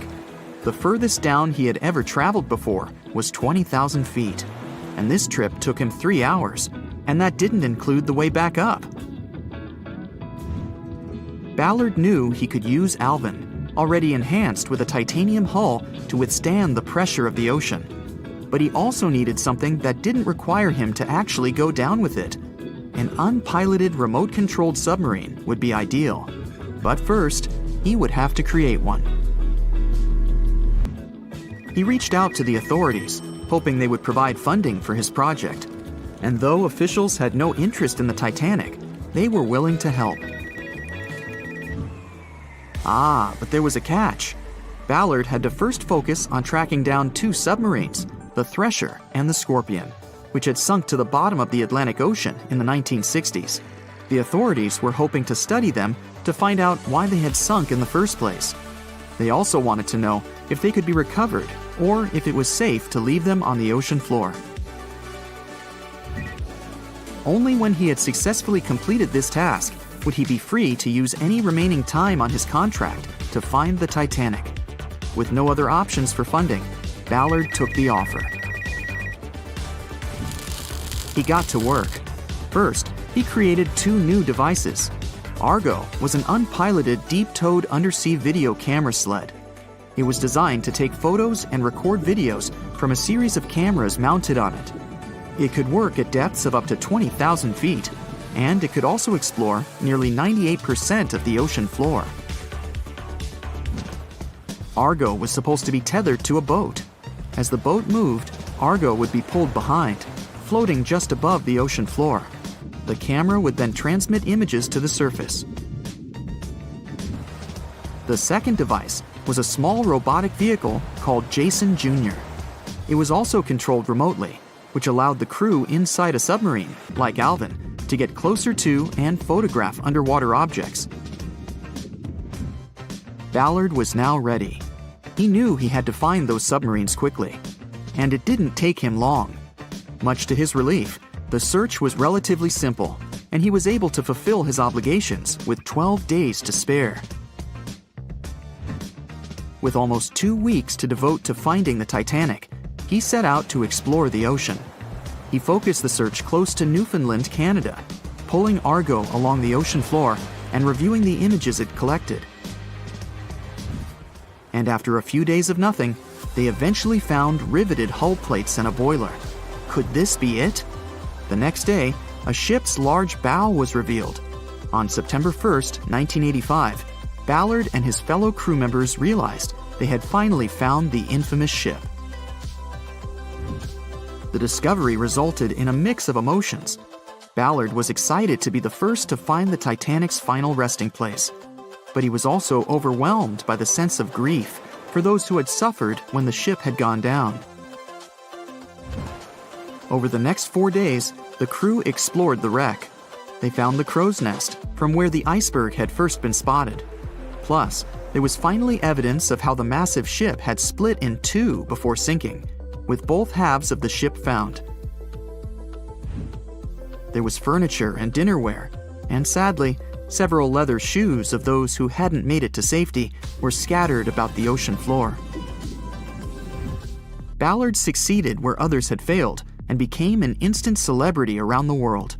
You'd think that locating the Titanic would be enough for one man, but not for Ballard. In 2019, he took on the challenge of solving another mystery, the disappearance of Amelia Earhart.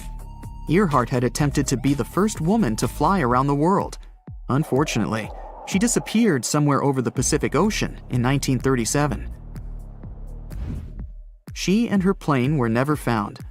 Ballard hoped that his luck with the Titanic would help with finding where Earhart had gone down, but his expedition failed to find anything. And though Robert Ballard has found more shipwrecks than anybody else, it's only the tip of the iceberg. It's estimated that there are over 3 million shipwrecks in the ocean, and Ballard has only located 100 of them. Now, in his late 70s, the man is hoping to encourage young people to continue his work of exploring the ocean and its many mysteries.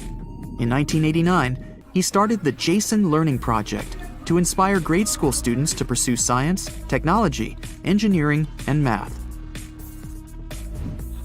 He has his own research vessel called the EV Nautilus, after the name of the submarine in Jules Verne's novel, a fitting tribute to the story that inspired his career.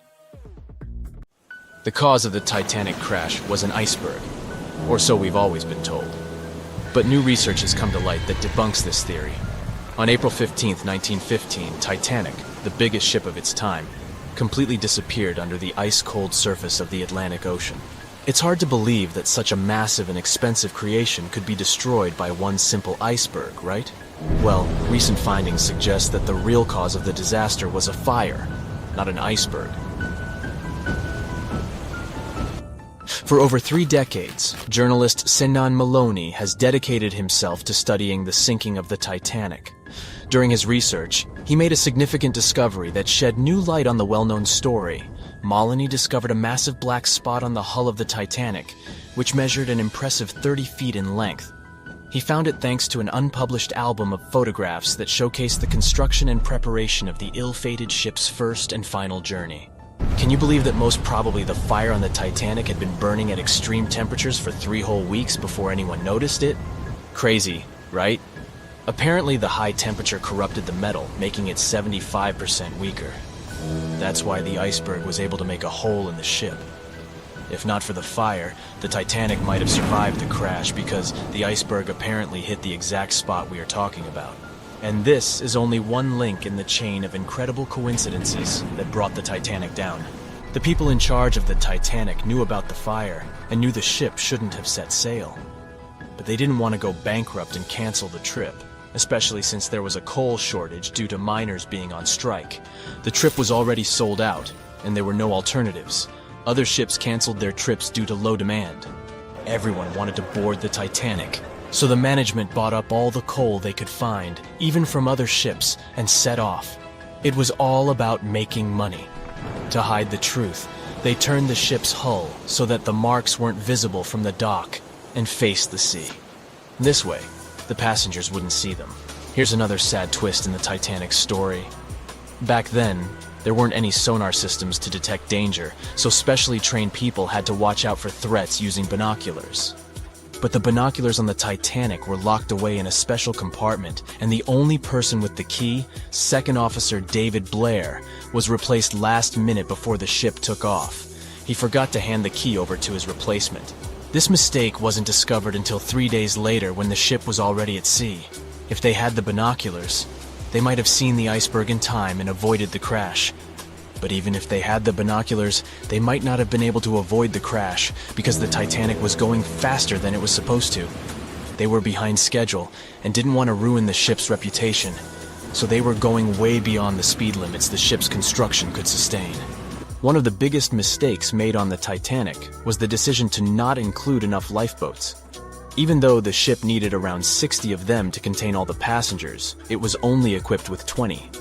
The designer, Alexander Carlisle, had initially planned for 48 lifeboats, but this number was reduced for aesthetic purposes.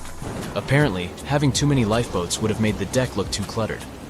These 20 boats were only able to hold a third of the passengers on board, which was not nearly enough to save everyone in the event of an emergency. What's even more shocking is that this number of lifeboats was technically legal at the time. Regulations for lifeboats were based on the tonnage of the ship, not the number of passengers. This means that even though the Titanic was carrying thousands of people, it still met the legal requirements for lifeboat capacity. Another serious mistake made by the crew was the decision to cancel the lifeboat drill scheduled for the day of the disaster. Lifeboat drills were standard practice on ocean liners at the time, but for no apparent reason, Captain Edward John Smith chose to cancel it. This meant that passengers were not prepared for an emergency, and the crew was not adequately trained to handle the situation. When the ship hit the iceberg, chaos ensued, and it took over half an hour to launch the lifeboats instead of the usual 10 minutes.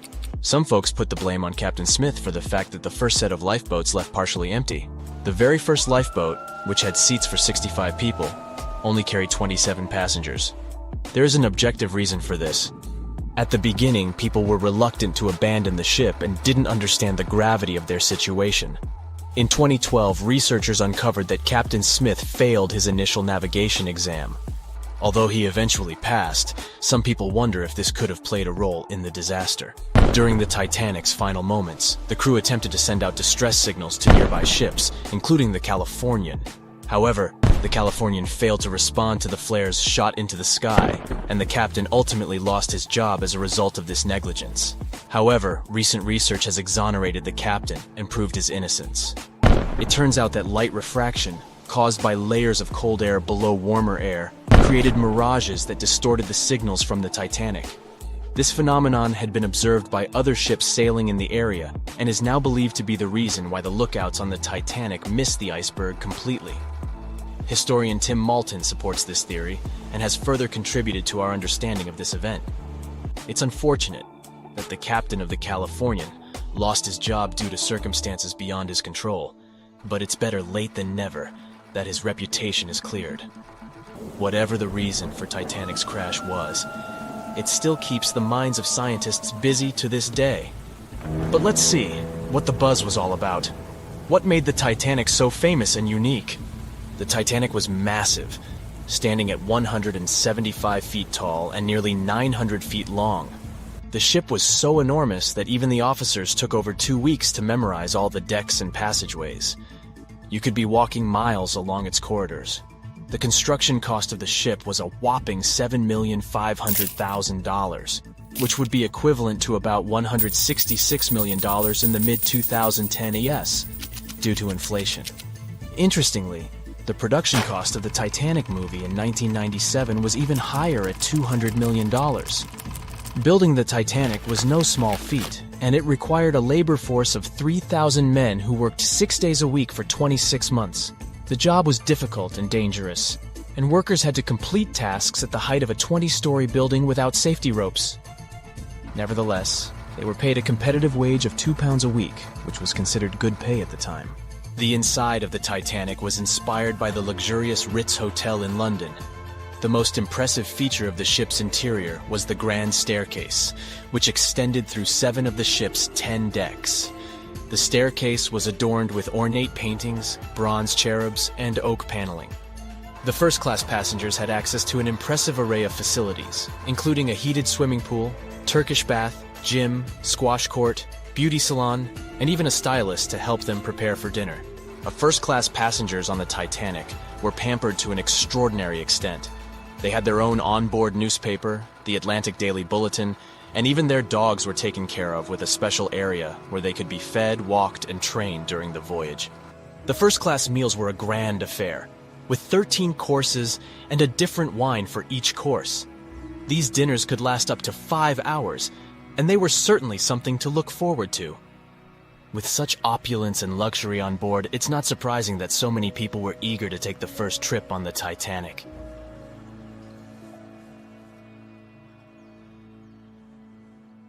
"I'll never let go, Jack. I'll never let go," said Rose. Then she did let go, and the whole movie theater burst into tears. It happened when Titanic came out in 1997. Alright, who am I kidding? It's really hard not to cry when you watch this scene for the 10th, 20th, and 50th time almost 30 years later. But did this great love story happen in real life? Or did James Cameron just invent it for some good drama? As much as I don't want to disappoint you, Jack and Rose never fell in love on board the real Titanic. There was a real Jay Dawson on the luxurious ocean liner, but he was a crew member, and his full name was Joseph. The real-life inspiration for Rose was the American artist Beatrice Wood. James Cameron came across her biography while he was working on the first draft of the script and decided to bring her love for art and family background into the story. It doesn't mean that the movie is completely off when it comes to historical accuracy, though. The unsinkable ship that sank departed from Southampton, England to New York and was 400 miles south of Newfoundland on April 14th when crew members noticed the iceberg. The contact with it lasted 37 seconds, precisely as long as the corresponding scene in the movie. Remember this guy, Thomas Andrews, who was wandering around with a small notebook and pencil? He was the real ship designer. Andrews was quite talented at what he did and had worked on many successful projects before the Titanic. He would normally travel on the ships he designed during the maiden voyage to make sure everything was going smoothly. He boarded the Titanic as one of the first-class passengers and was taking notes all the time. After the unfortunate rendezvous with an iceberg, Andrews was seen inspecting the flooded parts of the ship with Captain Smith. According to his sad forecast, the Titanic would have gone down in about 2 hours. One of the stewards claimed that he had seen Thomas Andrews moments before the sinking. He chose not to leave the Titanic and didn't put on his life belt. No one had seen him ever since. Another memorable moment from the movie is a boy playing on one of the decks with his spinning top. This was an accurate recreation of a real photo that was taken on board the Titanic on April 11, 1912. The passengers in the photo are first-class passengers Frederick Spedden and his 6-year-old son Douglas. The family was going back home to America after traveling around Algeria. When the evacuation of passengers began, Spedden's nurse told him they were going to see the stars. They say he had successfully slept through the entire drama and woke up safe and sound in a lifeboat the following morning. His father had also survived the sinking. Sadly, an automobile accident took the life of Douglas just 3 years later. One of Titanic's most charismatic ladies, both on the screen and in real life, got her nickname Unsinkable Molly Brown for a good reason. Several witnesses remembered she was, indeed, trying to persuade others in her lifeboat to go back and save more lives, just like in that heartbreaking scene from the movie. When Carpathia came to the rescue of the surviving Titanic passengers, Margaret Brown was helping lower-class survivors and involved her fellow first-class passengers in the process. Once they all got on solid ground, Brown organized a survivors committee.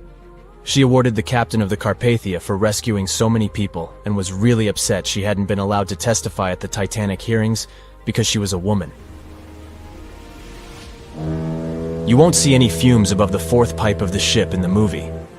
It's not a technical mistake. The Titanic, indeed, had it only for more impressive looks and didn't really need that pipe. Back in 1911, the year before our hero's departure, large ships would mostly sail with 4 chimneys. They needed those to draw heat and fumes from their massive boilers. The Titanic was a real engineering gem that only needed 3 chimneys to function. So the 4th was added for balance. They thought the public would have been disappointed to only see 3 pipes on the greatest ship of all time. The movie had an impressive budget, $200 million, but even that wasn't enough to cover all the possible costs. Cameron knew they had to save some money, so they built the replica of the liner only on the starboard, which means the right side.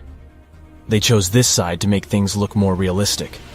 The wind at the filming location was moving mostly from north to south, so with the fumes going out, it looked like the liner was actually moving through the ocean. But if you remember one of the first scenes with the Titanic departing from Southampton and people waving, you'll understand why the crew had a problem with it. The real ship was docked at the port, or left side, there. They found a brilliant solution and just flipped the scene horizontally to make it look real. The letters and buttons on costumes were reversed, and actors walked in the opposite direction for everything to be changed in post-production. One of the scenes I can't watch without tears is the elderly couple holding on to each other as they go down with the Titanic. The couple who inspired this heartbreaking episode were real people, some of the richest passengers of the not-so-unsinkable ship. They were Isidore and Ida Strauss, and they owned Macy's. When news of the disaster spread, they put on life jackets and ran to the decks along with others. Ida stepped onto the lifeboat, but Isidore refused to do so before all the ladies and little ones were there. Ida didn't want to leave her husband. She climbed out of the lifeboat and handed her mink coat to her maid, saying she would no longer need it. Isidore wrapped his arms around Ida, and they remained on the bridge of the ship until a huge wave swept them both into the sea. So the bed scene wasn't that accurate, and James Cameron later admitted he had taken some license as a director. You know this guy who was drinking from a flask next to the main characters as the ship was going down? His name was Charles Jugan from England, and he was in charge of 10 bakers, 2 confectioners, and a Vienna baker aboard. He was expecting to earn a real lump sum, and would have been one of the best-paid crew members if everything had gone well. The night the iceberg hit, Johan was off duty, taking a rest in his bunk. He immediately woke up and sent his bakers to deliver bread to lifeboats. He then returned to his room for a drink. Once he came back on the deck, he helped others get in his assigned lifeboat. There was no more room for Charles inside, so he ended up on the outside of the rails of the ship. Finally, when the Titanic submerged, he just swam away, and as the sun rose again, he found one of the lifeboats and was rescued by Carpathia. The contents of the flask must have helped him survive. The well-dressed man who decided to stay on the Titanic forever was American businessman Benjamin Guggenheim. That last name probably sounds familiar, and yes, he was from that famous family. Guggenheim was traveling with his valet, his significant other, a singer from France called Leontine, her maid, and their chauffeur. They all boarded the Titanic in France during one of the short stops it made after leaving Southampton. When disaster struck, Benjamin was helping the ladies get in their lifeboat. He reportedly said they were only saying goodbye till the next day. He was sure the ship would be quickly repaired. After helping many women and youngsters get in the boats, Guggenheim chose not to fight over the remaining seats. He and his valet returned from the decks to their first-class suite and put on their finest suits to go down like gentlemen.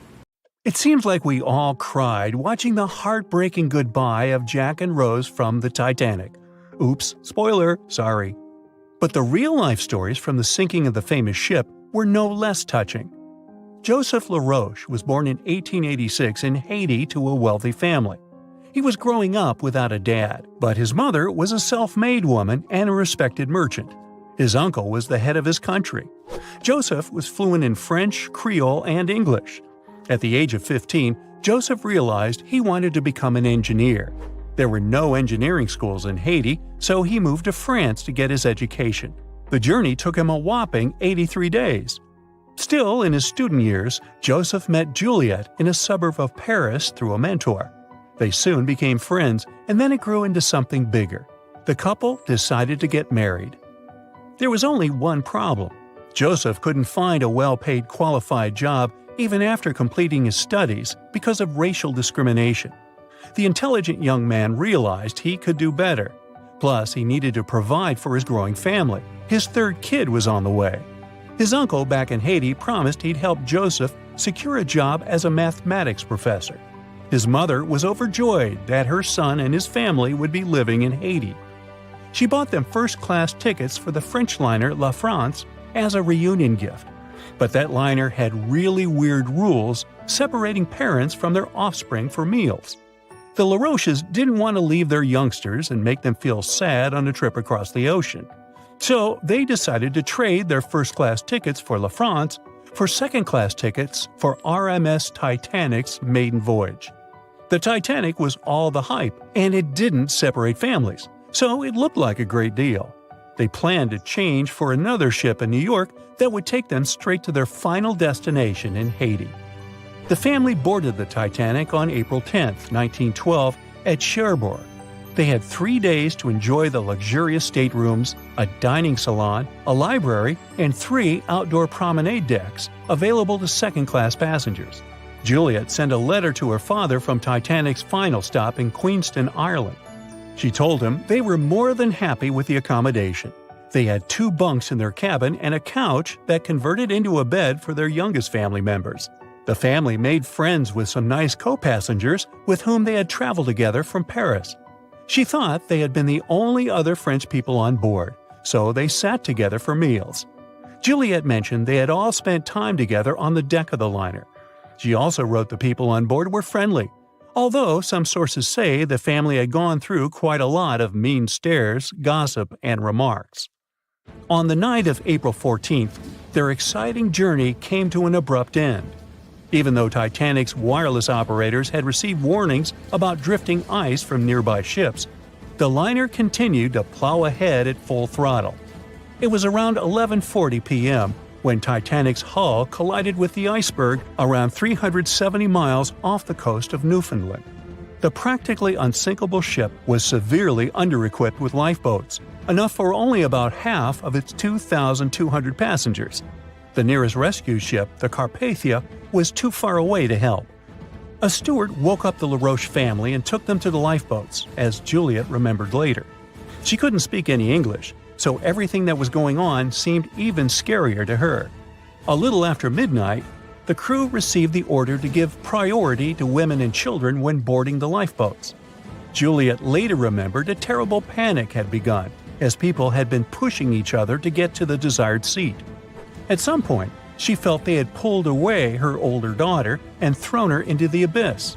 A moment later, she had joined her Simone in the same emptiness. So, pregnant Juliet and her 2 daughters got spots in Lifeboat 14. But they had to say goodbye to Joseph as the boat was being lowered into the sea. He wrapped his coat around Juliet, saying she'd need it, and promised to get in another lifeboat and see her and the little ones again in New York. The 25-year-old Joseph LaRoche didn't manage to stay true to his word. In a couple of hours, Titanic sank underwater, taking the lives of almost 1,500 people. Joseph was one of them. Juliet and the girls were among the 700 survivors who had been rescued by the Cunard liner Carpathia several hours later. Once they reached New York, they were looking through the crowds of people, hoping to see Joseph again. When it became obvious they wouldn't find him, it was time for them to decide what to do and where to go. Without any knowledge of English or money that had gone down with the ship, Juliet managed to survive in America only for 3 weeks, and then had no other choice but to go back to France. Joseph's uncle was no longer able to help them, as others had taken his life 4 months after the Titanic tragedy. In December 1912, Juliet gave birth to a son who she named Joseph after his father. For the rest of her life, she couldn't get over the loss of her beloved husband. That's why she didn't like to speak about what had happened on Titanic and told her children not to mention it. In 1995, a member of the Titanic Historical Society interviewed Louise, who was the last remaining LaRoche child and the last French survivor of the sinking. And that's when the world first heard about this heartbreaking story. It inspired some plays and articles, but it never got the same attention as the story of other passengers. You probably remember the elderly couple going down together in their bed on the Titanic. It was inspired by Isidor and Ida Strauss. They were both born in Germany and emigrated to the United States as kids. They met in New York and got married 5 years later. Isidor started a china and porcelain business with his brother that grew into the glassware department at Macy's and turned them into multimillionaires. Isidor and Ida were well known in New York, not only for their wealth and charity, but also for their love and devotion to each other. In 1912, the couple decided to run away from the New York winters and headed for Europe. By that time, they'd already been married for 40 years. In early April, it was time for them to sail back home to New York. They normally traveled on huge German liners, but at that time, they couldn't resist the hype of everyone talking about that new luxury liner, the RMS Titanic. That's how they ended up in one of the first-class private suites at the top of the ship. The Strauss couple spent their evenings dining in front of a live orchestra in a hall filled with fancy furniture and expensive wooden paneling. On the night of April 14th, they felt a slight tremor and then left their private suite and waited for instructions from the crew. They told the passengers not to lose their passes, as they'd need them when everyone got back on board. But the ship was going under. The Strauss couple were standing next to Lifeboat 8. Mr. Strauss, who was 67 at the time, was offered a seat with his wife because of his age. He refused it, saying he was not too old to sacrifice himself for a woman. He wanted to wait and make sure no women and kids were left behind. Ellen Bird, Ida's maid, hesitated before getting on the lifeboat, but Ida told her to go. She took the easy decision not to leave her husband on the sinking ship. Ida took off her beautiful mink coat and handed it to her shivering maid, saying she wouldn't be needing it anymore. Isidor didn't manage to convince her to save herself, so they stayed together till the end. Some of the surviving first-class passengers later remembered they had seen the couple standing peacefully on the deck, holding hands, just waiting. They said it was the most technologically advanced ship. They said it was unsinkable. And when it sank, they made a movie about it. These were the main reasons why the Titanic disaster became world famous. But unfortunately, this is not the only large-scale shipwreck.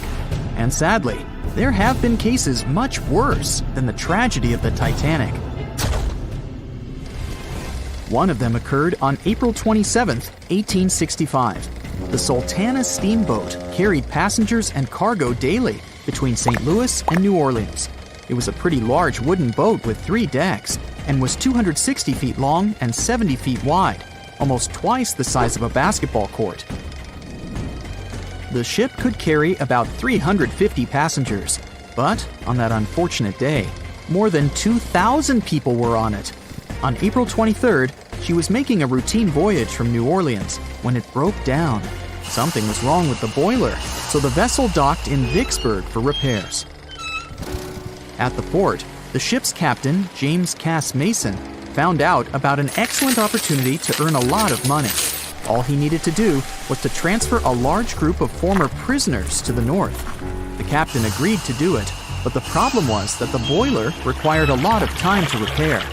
Mason was afraid that his competitors would take the job, so he decided to sail despite the malfunction the ship had. He patched up the holes in the boiler instead of a big repair and invited all the ex-prisoners on board. So, there was a broken boiler, an excess number of passengers, a lack of lifeboats, and not the best river conditions.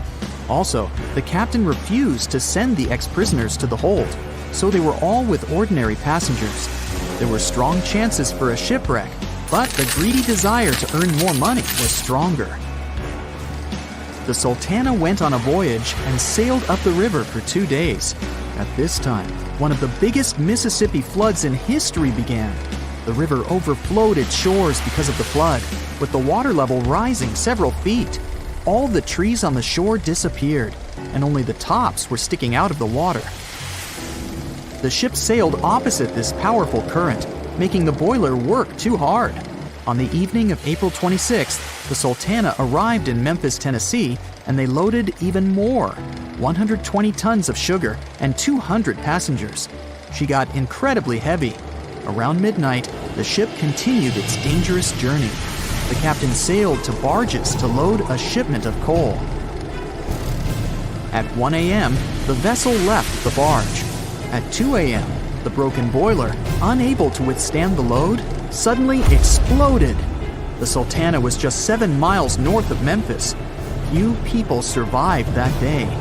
The problem was that passengers trying to escape from the fire jumped into a cold river with a strong current. The Sultana disaster is considered the most tragic shipwreck in the history of the United States. The exact number of those who didn't survive is still unknown. According to various sources, this number was from 961 to 1,800 people. Don't be surprised that almost no one knows this story. There were many more survivors in the Titanic tragedy, and everybody heard about it. But the Sultana sank during one high-profile event. 12 days before the shipwreck, the country lost Abraham Lincoln. People hadn't yet recovered from this news, so no one paid much attention to the tragedy of the Sultana. Many catastrophes happened quite recently by historical standards. One of them occurred in 2002. The ferry La Jula was a Senegalese vessel. The ferry sailed twice a week, mainly along the coast of Dakar, carrying passengers who traded mango and palm oil. It made daily voyages and never faced severe problems thanks to modern rescue equipment and good repair service. But one day, the ship's crew discovered a malfunction and sent the boat to port. For almost a year, La Jula was in a non-working condition, awaiting repairs. But it didn't get high-quality service. After poor maintenance, the ferry set off on its last voyage. On September 26, 2002, La Jula sailed between southern Senegal and Dakar, and at 11 p.m. headed toward Gambia, where a strong storm began. The wind raised high waves, but this wasn't critical for the large passenger ship unless the number of people on board didn't exceed the established norm. La Jula was supposed to carry about 500 passengers, but had many more people that day. Too many passengers, poor repairs, and a strong storm caused severe problems for the ship. But the main factor in the shipwreck was that La Jula was only built for sailing in coastal waters, but that day, it sailed far from the shore. Big waves started rocking the boat, and at some point, it just turned upside down. The ship's deck went underwater, and its lower part stuck above the surface like an iceberg. All the passengers sitting in cabins fell on the ceiling and lost their orientation in space. There were no holes or damage in the ship's hull, and water flooded the lower decks for a long time. The vessel stood in a twisted position for several hours. Then, the boat began to sink when the water seeped through the deck and hold. The ocean was warm, but no one came to save the passengers. People had to wait almost 4 days to be rescued. Unfortunately, only a few managed to survive. The Philippines is a very dangerous area for ships. This place consists of several thousand islands and a vast area with shallow water. Ships can run aground and damage the hull with reefs and pitfalls. On September 20th, 1987, one of the most terrible disasters in navigation history occurred there. A Philippine passenger ferry called Dona Paz left one of the islands and sailed toward Manila. The sun was shining, the ocean was calm, and the visibility was good. But for some reason, the crew members didn't notice how the tanker Vector was approaching them. The two ships collided at low speed. The collision wasn't strong, but the problem was that the Vector had tons of oil on board, and the Dona Paz crashed into the cargo hold where that oil was stored. So it spilled all over the ocean, and then a spark slipped through. Not only did the two ships catch fire, but also filled with water. Both ships sank in a matter of seconds. Only a few dozen people survived that disaster. On September 27, 1854, the passenger ship Arctic sailed from Liverpool to New York. The fog came rolling down, and visibility got really bad. Another boat appeared out of the thick white haze, the French steamer Vesta. The ships were close enough to each other that a collision was inevitable. The French vessel was smaller, so it seemed to the Arctic's captain that Vesta had received a lot of damage. And while he was staring at the other ship, his boat got quickly filled with water.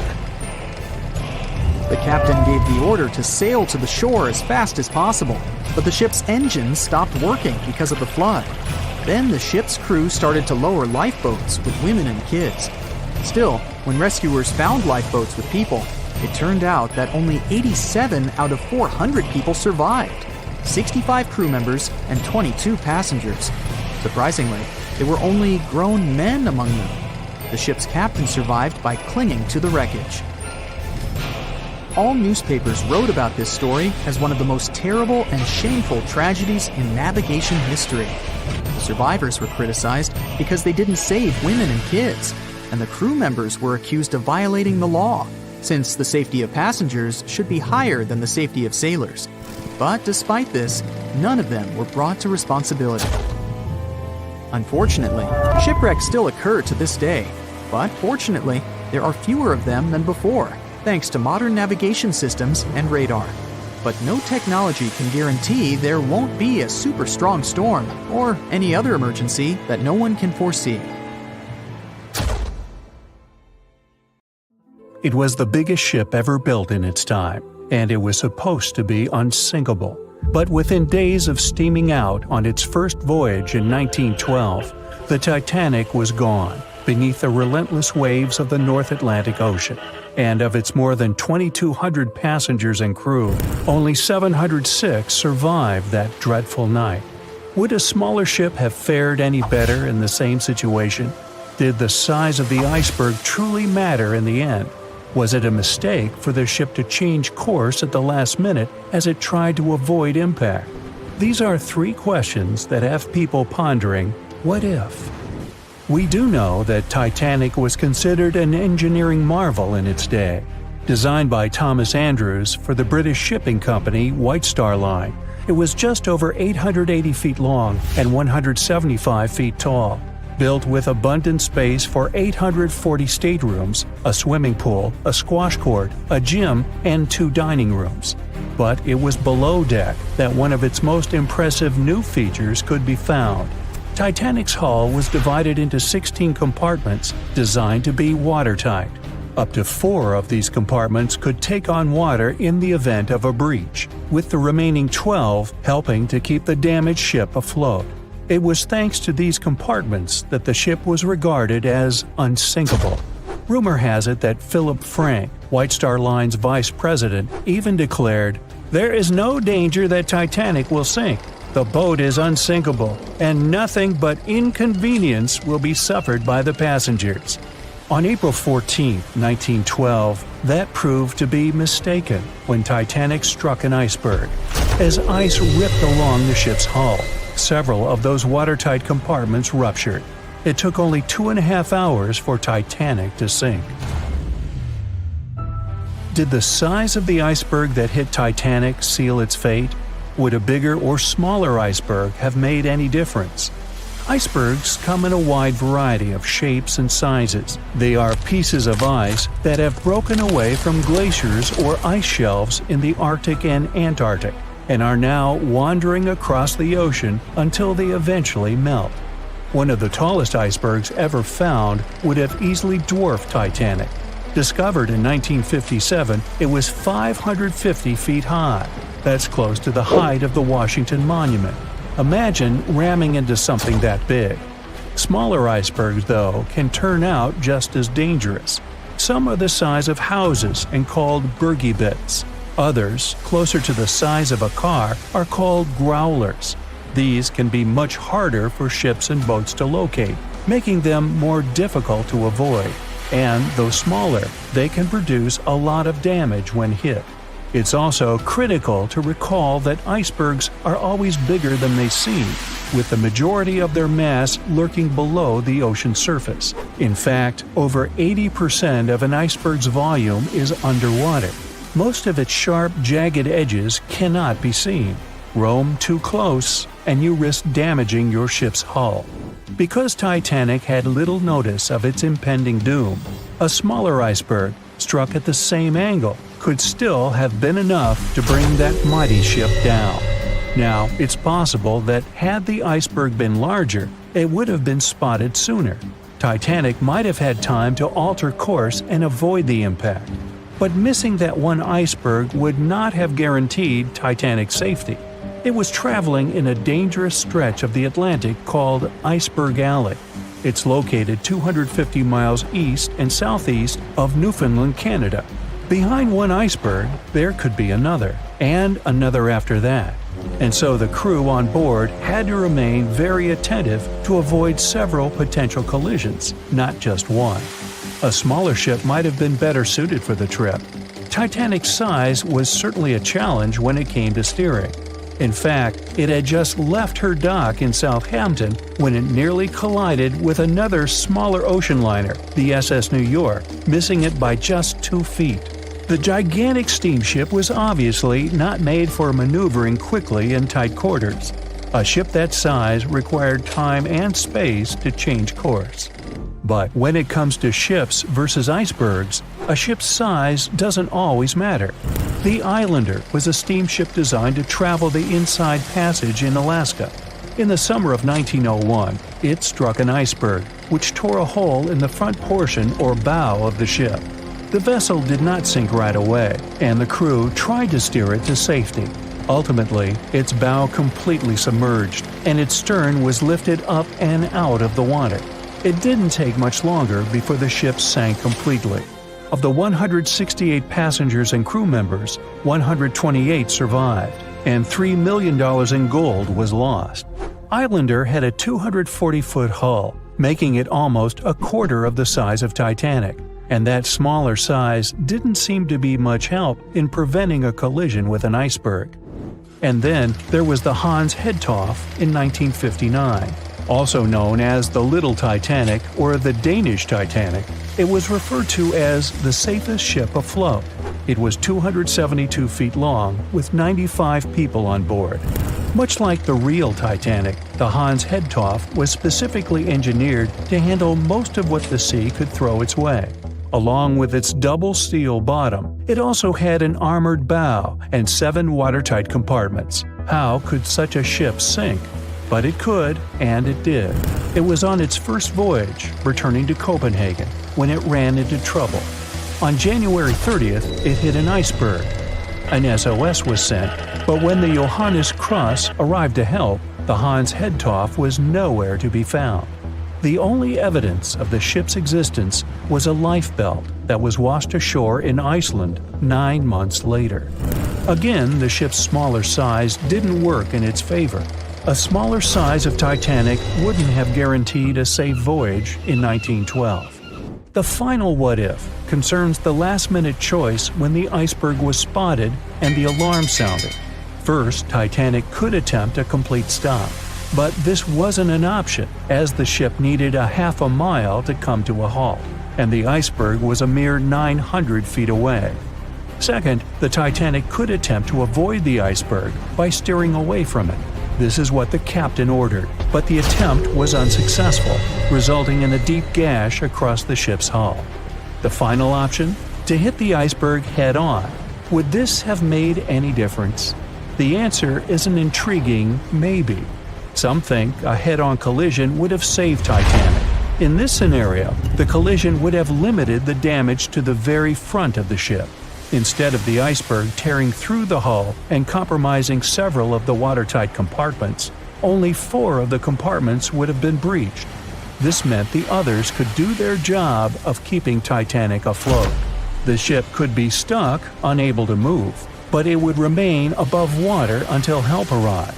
This would provide a ship like Carpathia enough time to reach the scene of the accident and bring the people on board to safety.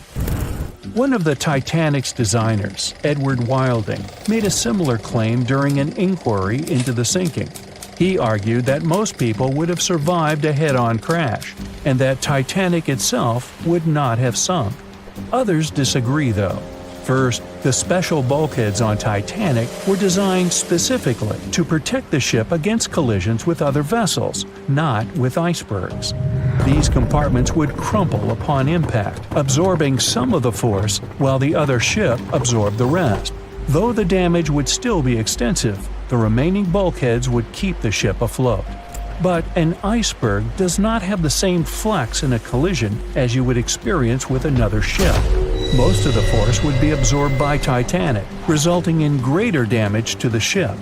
Even worse, the impact would be carried through the full length of the ship. Rivets would burst, seams would tear, the compartments would quickly flood, and the ship would sink even faster, resulting in fewer survivors. In any case, as with most what-ifs, we'll never really know the answer. As tragic as Titanic's first and last voyage was, it did result in changes that helped make venturing out to sea much safer. Findings from hearings on the disaster led to the creation of the International Ice Patrol, or ICC, in 1914, an organization that tracks icebergs in the Atlantic and Arctic Oceans to ensure vessels in the area can avoid them. In the US and Britain, ships were obligated to carry enough lifeboats to accommodate every person aboard. Regular lifeboat drills were made mandatory. And finally, the bulkheads on ships were made higher to keep water out, and bottoms were stretched to create double hulls, helping make the compartments truly waterproof. There's no denying that Titanic was a terrible tragedy, but the lessons learned from that night to remember has helped prevent many more. We know Titanic from so many stories, even a movie, but now we have its first full-sized digital scan. And nope, it's not like those models from before, where we mostly imagined what the ship was supposed to be like. This time we got a real digital scan. A team of experts really mapped the deep-sea floor around the Titanic together with the ship itself. We basically got a 3D view of the entire wreck, which is like going deep down beneath the ocean's surface and seeing Titanic as if all the water has been drained away. So, the story of the wreck started in 1985, 73 years after the Titanic went down. The explorer named Robert Ballard stumbled upon it somewhere between 2 submarines that also went down in that area.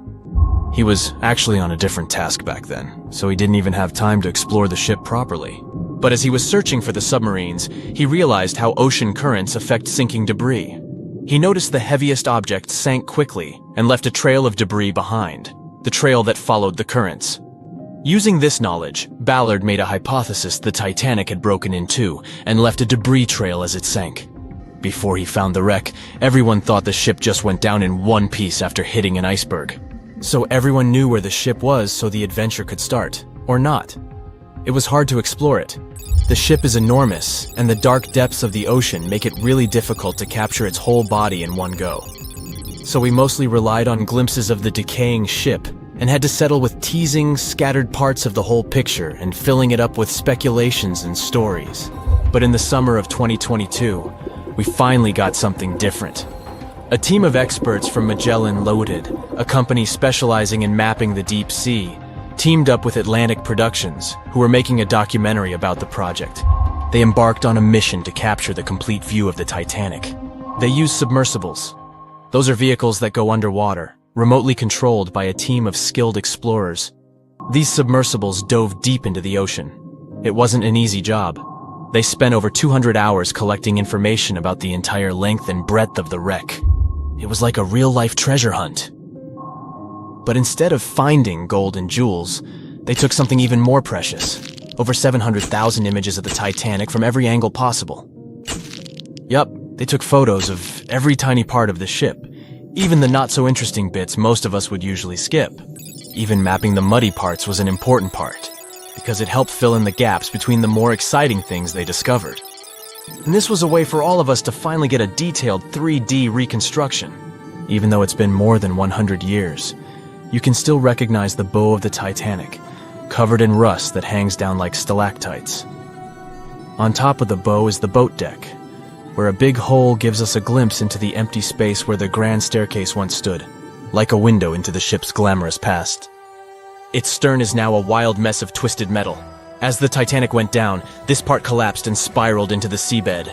The bow and the stern ended up separated by about 2,600 feet. There's a vast field of debris surrounding this giant, stuck on the seafloor. This debris is like a scattered treasure trove, full of intricate metalwork from the ship, statues, and even unopened champagne bottles. There are also personal belongings that went down together with the ship, like dozens of shoes resting across the seafloor. It was a tough task to do, go down and take all those pictures.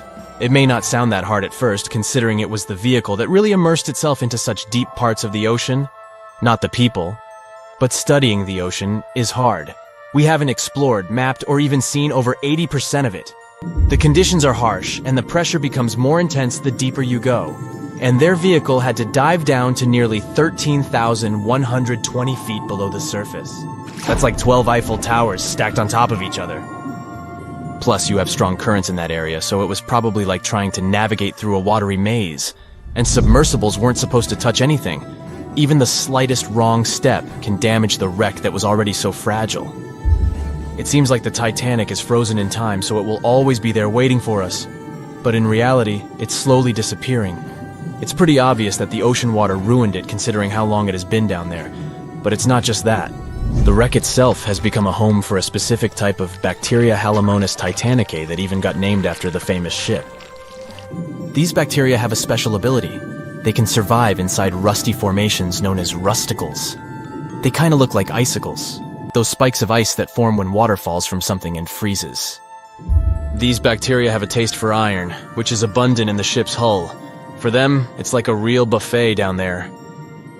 And as time goes by, these bacteria will keep eating away at the iron in the ship, bit by bit, until one day the feast comes to an end and the whole ship is gone. It's like a slow but steady recycling process. So this 3D model we got because of the hardworking team and technology comes at the best time because we never know how much time we have left with exploring the famous wreck.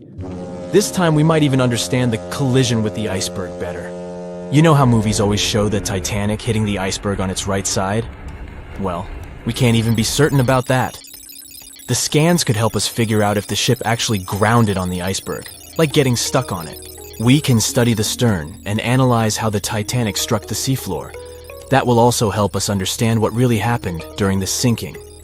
Maybe we'll get a chance to discover if there was really a strong fire that sealed the fate of the Titanic. One theory says that the coal fire had been raging for a whole 3 weeks before the ship even took its first and last trip. And this could have made its hull weaker, which means most of the work was done. The iceberg just delivered the final blow. If there even was an iceberg, as some people wonder. There's an alternative theory they suggested where the Titanic may have actually hit a hidden mass of pack ice instead of a typical iceberg. Pack ice is made up of large sheets of ice that float near the ocean's surface and can be difficult to spot. They believe this pack ice might have drifted into the Atlantic from the Arctic Ocean. According to one professional mariner, Captain L.M. Collins, that stands up with that idea. If the Titanic had struck a regular iceberg, the ship would have sunk much more quickly than it did. And since the Titanic managed to stay on the surface for a relatively long period of time, less than 3 hours, maybe this was a different type of collision. The mariner also said there are differences in what people said they saw when the Titanic sank. He thinks these differences might be because of optical illusions. In this case, when people were looking at the ocean that night, the way the light was reflecting and the conditions at sea might have made things appear closer or distorted. So when they saw something in the water, it might not have been exactly what they thought it was. Whether it was an iceberg or something else. Binoculars might have helped the crew members to spot the potential danger, but unfortunately, they didn't have any. It appears they were locked inside a cabinet, and no one knew where the key was. Everyone knows the story of the Titanic, but not many people know that Titanic had two sister ships, and that on the night of its sinking, one of them was rushing to help but didn't make it in time. Bad luck seemed to follow the trio of ships, but each one of them had glorious moments that live in the minds of those who sailed in them. Keep on watching to discover a story of awe, ingenuity, and ill fate. And don't forget to click the subscribe button and turn notifications on to join us on the bright side of life. You know how the iceberg hit the Titanic, how the band played to the end, and how the whole tragedy unfolded, but before it happened, it would have seemed an impossibility for such a ship to meet the end it did. None of that could have been foreseen by White Star Line, the company who built the Titanic, who had high hopes for what the unsinkable ship and its sister ships, the Britannic and the Olympic, would accomplish. The Olympic was the first of the trio to make sail on June 11, 1911, heading towards New York. The sheer size of it would wow the crowds. The Olympic's maiden voyage went without incident, and a crowd of 8,000 people in New York got to explore its luxurious accommodations while it was docked there. There were high expectations for the massive ship, but just around 2 months later, the Olympic crashed with the HMS Hawke.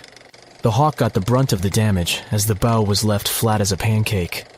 After the crash, the Olympic made its way slowly back to Belfast, where the Titanic was being constructed. On the dock, people could see the two enormous ships side by side, as parts of the Titanic were used to put the Olympic back in shape. A rare sight to behold.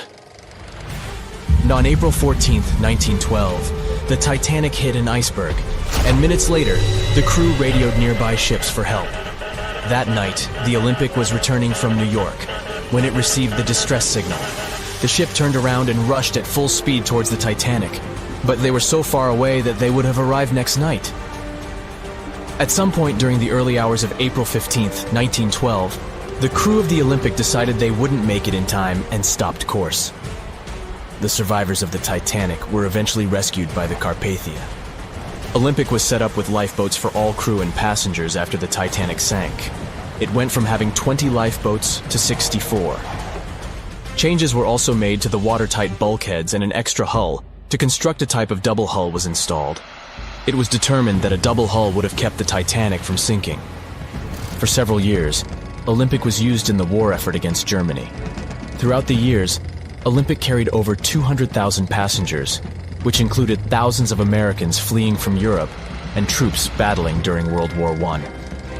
One of the most significant moments for this ship was when it struck a German submarine and sank it. It was discovered that the submarine was preparing to fire a torpedo on the Olympic before Olympic rammed it. The Olympic ended up sailing the seas for 3 decades, which earned her the nickname of the Old Reliable, despite some previous accidents. It went on to help the survivors on the HMS Audacious when it was sinking, and do what it couldn't for its sister, Titanic. Eventually, bad luck caught up with the Olympic. The ship crashed with the Nantucket Lightship, and the crash signaled the beginning of the end. Beaten up, and after years of service, the Olympic was demolished and scrapped for parts. The Old Reliable saw many years of service and thousands of passengers, but the Britannic's journey was shorter-lived. When the Titanic sank, White Star Line was faced with a problem since they already had another enormous ship in the works. White Star Line began construction on the HMHS Britannic on November 30, 1911, around 4 months before the Titanic sank. Although the Britannic was the youngest of the trio of ships, having been constructed last, it was also the biggest. They intended to name it Gigantic, but after the Titanic's disaster, they changed the name to Britannic, since they considered it to be a lucky name. With the Titanic sinking, the White Star Line underwent rigorous investigation, and many changes were made to the Britannic's design. The Britannic looked very similar to the Titanic, and it had what was at the time the largest marine turbine in the world, able to reach faster speeds than the Olympic. With Titanic's fate fresh in their minds, everything possible was done to ensure the safety of this newer ship. The Britannic was eventually launched on February 26, 1914, almost 2 years after Titanic met its end. After the Titanic's disaster, the White Star Line wanted the Britannic to redeem their name. The Britannic was on its way to becoming a successful ship. It transported passengers for over a year and a half when the British government requisitioned it and turned it into a hospital ship during the beginning of World War I. The ship became an even more impressive sight to look at. It was painted all white, with enormous red crosses on its side to indicate it was a hospital ship.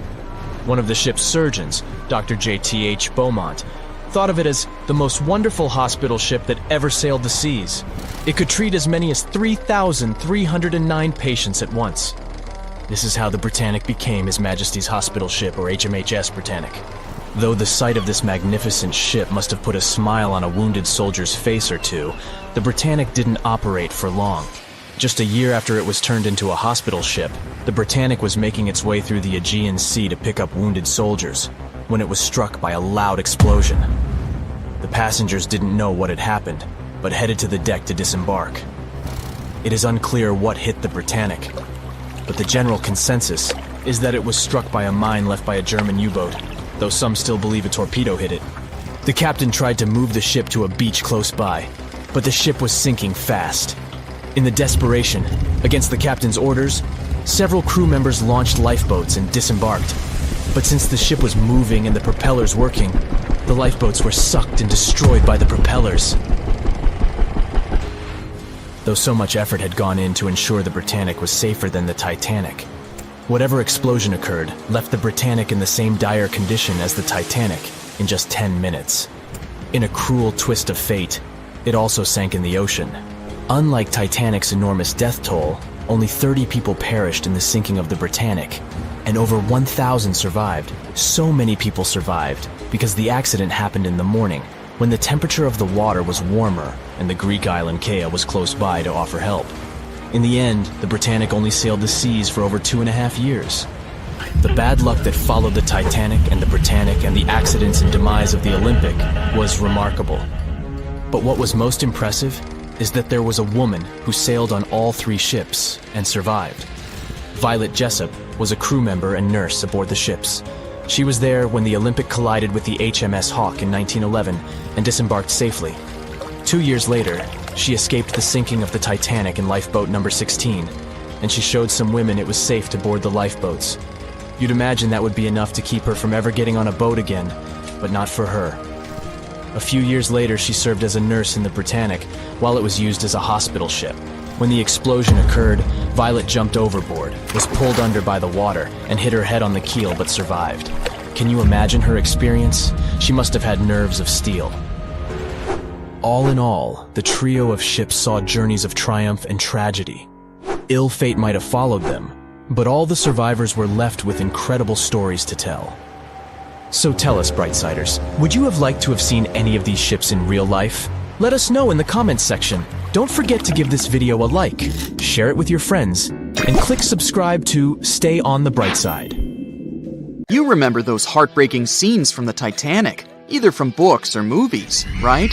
You know, the ones where the boat was sinking, and there's nothing anyone could have done about it. Well, it turns out that that story isn't entirely true. At least, according to a historian and author of a book detailing events from that unlucky ship. If what he claims is true, every soul on the Titanic could have been saved. He wrote that the SS Californian and the SS Mount Temple were close enough to technically see the Titanic go down into the ocean, but they failed to act because they were afraid, or because they too had no idea what they were doing. Nobody thought the Titanic could ever sink back then, and it had everything you could imagine, from luxury lounges to a Turkish bath and even a squash court. But as it was racing through the ocean, ready to break the Atlantic crossing record, it hit an iceberg, and everything went downhill from there. A lot of ships wanted to help the sinking vessel and shifted their direction toward the Titanic after hearing the distress calls, but the 2 closest ships held back. The SS Mount Temple, for starters, was really close. It was a mere 50 miles away, and could have reached the Titanic in just a couple of hours, potentially saving every passenger. However, its captain believed such a journey would be too risky. I mean, it did involve icebergs, right? There's nothing we can do about it these days, but we can use our imagination and at least save the day theoretically. Your average Joe might have had a difficult time helping people out on the Titanic, but what if we could ask for the help of superheroes? Well, for starters, it would be useful to have someone with time-traveling skills, right? They could go back in time and alert the crew that an iceberg is pretty close, and they should move the ship away from its path as soon as possible. Or, even better, go even further back in time and alert the captain of the ship not to proceed with the journey to begin with. Let me tell you, there were a lot of things that could have been done better with the Titanic. First of all, the crew had no access to binoculars. If they could have had this crucial piece of equipment, they might have spotted the iceberg in due course, at least limiting the damage or avoiding the collision altogether. And don't get me started on the lifeboats. Because they wanted the ship to look as luxurious as possible, there was little space left for those much-needed lifeboats that could have saved so many lives. Although there were 2,200 people on board, the lifeboats could only save 1,200 people. What about flight? Would a flying superhero have been able to help avoid this tragedy? I'd bet it would have. This superhero could have surveyed the area, especially during the night when there's low visibility to begin with. More so, the hero might have helped with alerting nearby ships faster that something went wrong with the Titanic, and that help is needed to make sure no one gets hurt. If someone on board might have been able to fly, maybe they could have airlifted a bunch of passengers to safety too. Laser vision? Now that would have been cool. A person with laser vision would have pulverized that iceberg in no time. Instead of shivering in the dark that fateful night in April 1912, people would have enjoyed a nice chilled drink on the deck the next morning, courtesy of some harmless leftover ice still hanging around on the ship. Okay, maybe this person with laser vision wouldn't have been powerful enough to split the iceberg in half so that the Titanic could pass safely. Well, they could have at least helped open the locked room containing the binoculars, that's for sure. Someone with superhuman strength. Yeah, that might have surely helped too. They could have placed themselves between the ship and the iceberg, preventing the collision from happening. If, say, they just happened to be snoozing when the Titanic hit the huge block of ice, no biggie. They would have simply kept the Titanic afloat until nearby ships came around to rescue all the people on board. If you'd have had underwater breathing abilities, you'd have at least been able to save yourself on the Titanic. I mean, technically, there's nothing much you could have done differently on the boat. Maybe you could have saved a bunch of other passengers, but only if you were strong enough to keep them afloat, while you comfortably swam completely underwater. If a person on board had been able to control the elements, that would have been amazing. Not only would it have saved a lot, if not all, of the passengers, it would have been fascinating to watch. Such a superhero would have been able to keep water away from the Titanic's injuries after it hit the iceberg. If they were agile enough and had seen the iceberg before it hit the ship, they could have transformed the big block of ice into water with just the snap of a finger. If we look at the records from that night, everything happened very fast with the Titanic. Wouldn't it have been nice to have someone on board who could slow down time? For the sake of the story, let's also imagine this person had a finely tuned intuition. They could have sensed something was wrong by the way the air smelled, or by the reaction of the crew when the iceberg was first spotted. With a simple gesture of their hands, they would have slowed down time, almost to the point of stillness. They could have checked the records from the ship, its unusually fast speed, and could have alerted the captain to decide in time.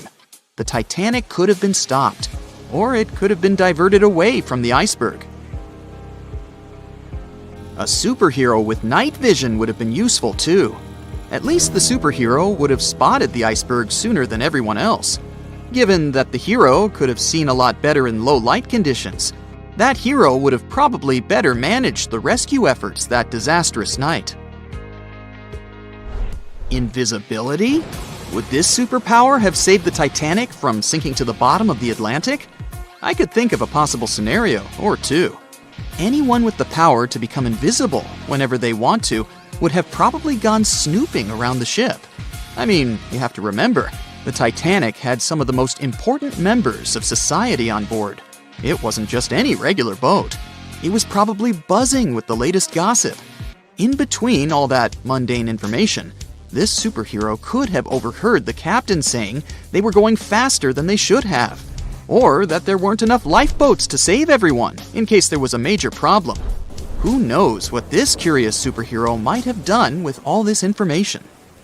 Some sort of sorcerer would have saved the Titanic if they were on board, I'm sure. There has to be some sort of magic spell in a book out there that's useful for sinking ships, right? Maybe one that could have helped weld the metal back together after it got hit by the iceberg. Or maybe one that could have airlifted the entire vessel to safety after it got hit. How about a spell that would have transformed the Titanic into a submarine, creating a protective layer around it so it could comfortably move under the sea? That surely would have been cool, and would have offered passengers a truly unique experience. The ability to speak to animals, or fish, would have certainly been useful too. Even if all else failed, so the Titanic would have still struck the iceberg, and it would have still been filled with water and ended up near the seabed, people could have still been saved. That's because you'd have had someone on board who could have instructed dolphins to carry people to safety. I'm sure those intelligent creatures would have been happy to help. Back when it was built, the Titanic was one of the largest and most luxurious passenger ships, with high-class features like a grand staircase, a swimming pool, and a gymnasium. People thought it to be unsinkable because of its advanced safety devices. Its tragic sinking on its maiden voyage in 1912 proved it wasn't at all the case. It wasn't until 1985 that the Titanic's wreck was finally rediscovered using state-of-the-art sonar technology. Ever since, thousands of items have been recovered from the Titanic, many of them being put on display or sold for auction. Things like jewelry, a life jacket, a menu from the ship's restaurant, or even a sample square of carpet from the first-class stateroom have all baffled the public and told stories of the many on-board people. Scientists have even tried to come up with strategies to get the Titanic back up. Not because they want to put it up for display, but so it can be properly studied, and more importantly, to stop it from getting more and more damaged at the bottom of the ocean. Some have suggested filling the wreck with ping pong balls to make it float, while others even considered injecting it with 198,000 tons of Vaseline. Another creative solution was proposed, the idea of using a giant claw or scoop to lift the Titanic. Nobody came up with this device.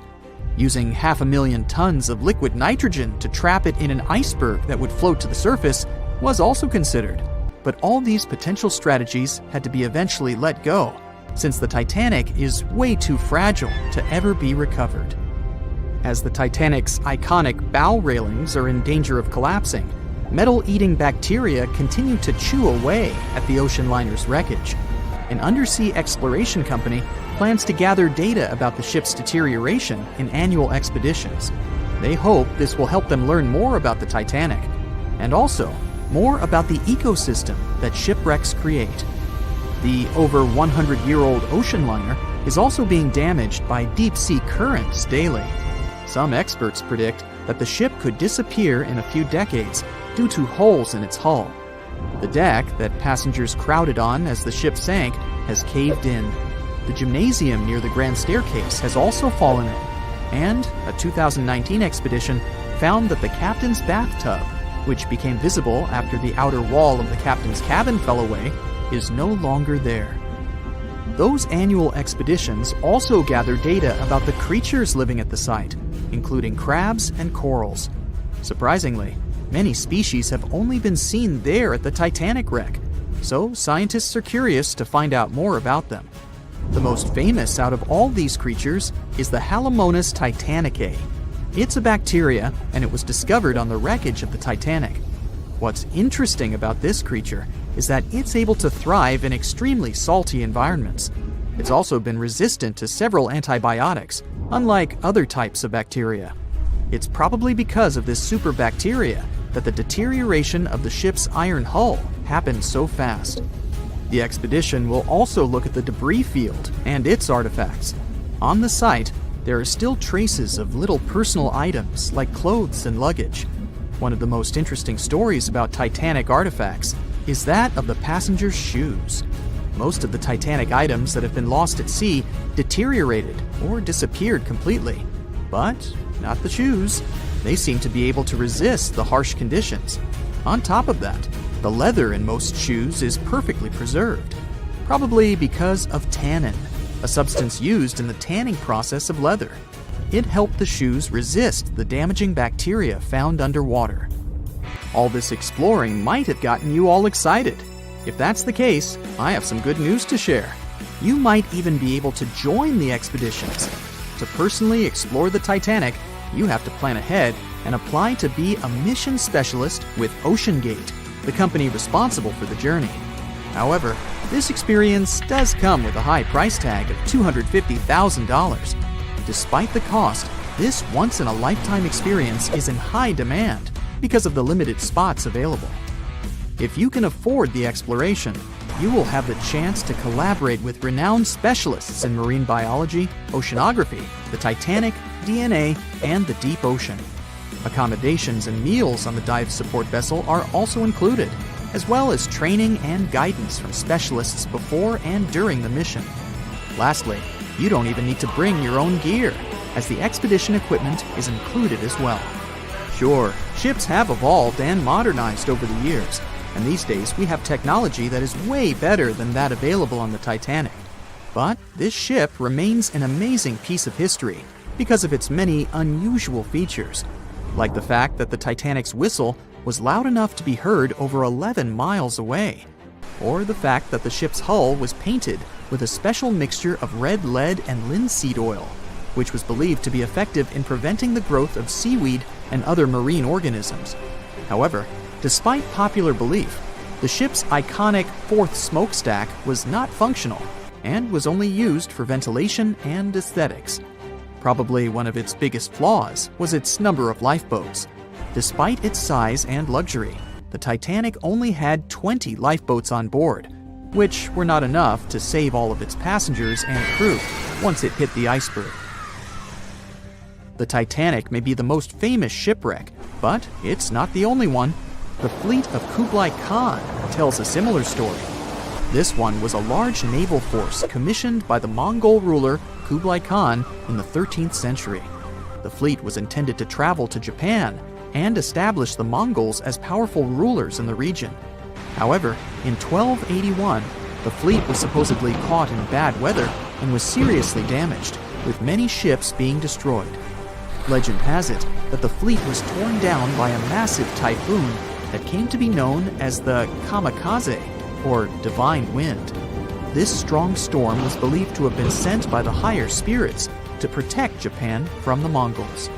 The truth about its disappearance remains a mystery to this day. However, the wreckage of the fleet, or parts of it, appears to have been discovered in the 1980s by Asian archaeologists. They dug across the site and studied the remains of the ships at a location near Imari Bay.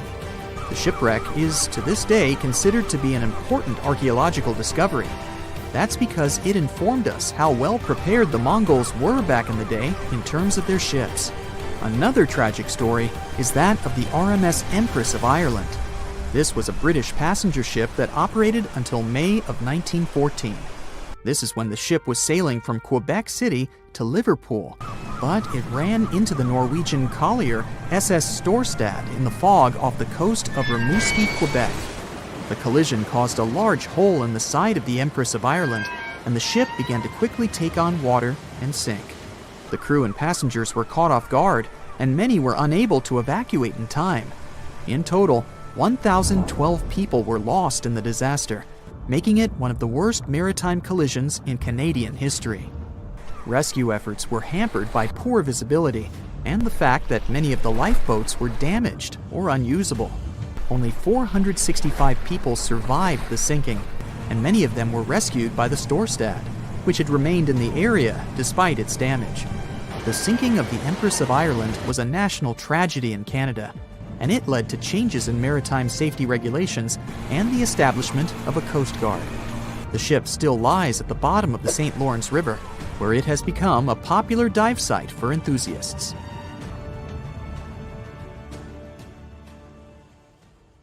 Titanic sank on April 14, 1912, and all of the passengers' belongings and ship's paraphernalia went down into the deep, dark waters with it.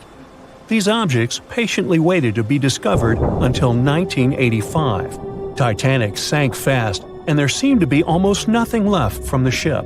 Yet divers in small submarines managed to retrieve plenty of artifacts from the wreckage. If you wonder what those surprising items look like, hey, join me. A number of museums have collections of Titanic items rescued by divers or donated by survivors and their relatives. And some of those items are even sold at auction. So if you're ready to spend a pretty penny on an exclusive artifact, hey, why not? The first artifact on my list is a pocket watch belonging to a Titanic passenger, John Chapman. John and his wife Elizabeth were on their honeymoon. When the ship hit the iceberg, Elizabeth was offered a seat on a lifeboat next to her friend Emily Richards. There was a problem, though. Mr. Chapman couldn't enter the lifeboat. Elizabeth turned to her friend Emily and said, "Farewell. If John can't go, I won't go either." Now, that's what I call true love. After a short time, the ship went under. If we step back and return to Chapman's pocket watch, we'll notice one more heartbreaking detail. Experts believe the watch stopped around the time the ship finally submerged. Do you remember the iconic scene in the Titanic movie where the ship's band continued to play while the ship was sinking? The violin, played by the real musician, was sold in an auction for $1.7 million in 2013. They say the band played "Nearer My God to Thee" as the ocean liner sank. Since we started talking about the band, we might as well shed light on a piece of music found on the ship. It was the song "Put Your Arms Around Me, Honey." Considering the fact that paper gets ruined almost instantly when it meets with water, it's a miracle to see those documents. Another saved paper document is the lunch menu. The first-class passengers wore their beautiful dresses and enjoyed their meals without knowing that it was their last lunch. This unique item was auctioned for $122,000. Meals were offered based on class. For instance, a first-class passenger would eat roasted turkey with cranberry sauce, spring lamb, or baked haddock. In comparison, a third-class lunch consists of stuff like rice soup, fresh bread, roast beef, and brown gravy. There were also cabin biscuits, which the passengers would eat to diminish seasickness. It wasn't just the menu. A VIP ticket was also retrieved. The ticket number is still readable, 1342. Number 5 is Edwardian perfume samples. A chemist named Adolf Saalfeld stepped onto the Titanic with various perfume bottle samples. Why did he bring these samples with him? Well, Saalfeld planned to open a fragrance store in America. 61 vials of perfume sank with the ship. Luckily, their owner managed to survive and get there safely, but his samples sank and were only rediscovered some time ago by the divers. When we accidentally drop a plate, it usually shatters into pieces. Now, there's a question. Do you think an unbroken plate can be recovered from Titanic? The answer is yes. Original White Star tableware is proof. Apparently, each class of passengers didn't just get different meals, but was also served with different types of plates.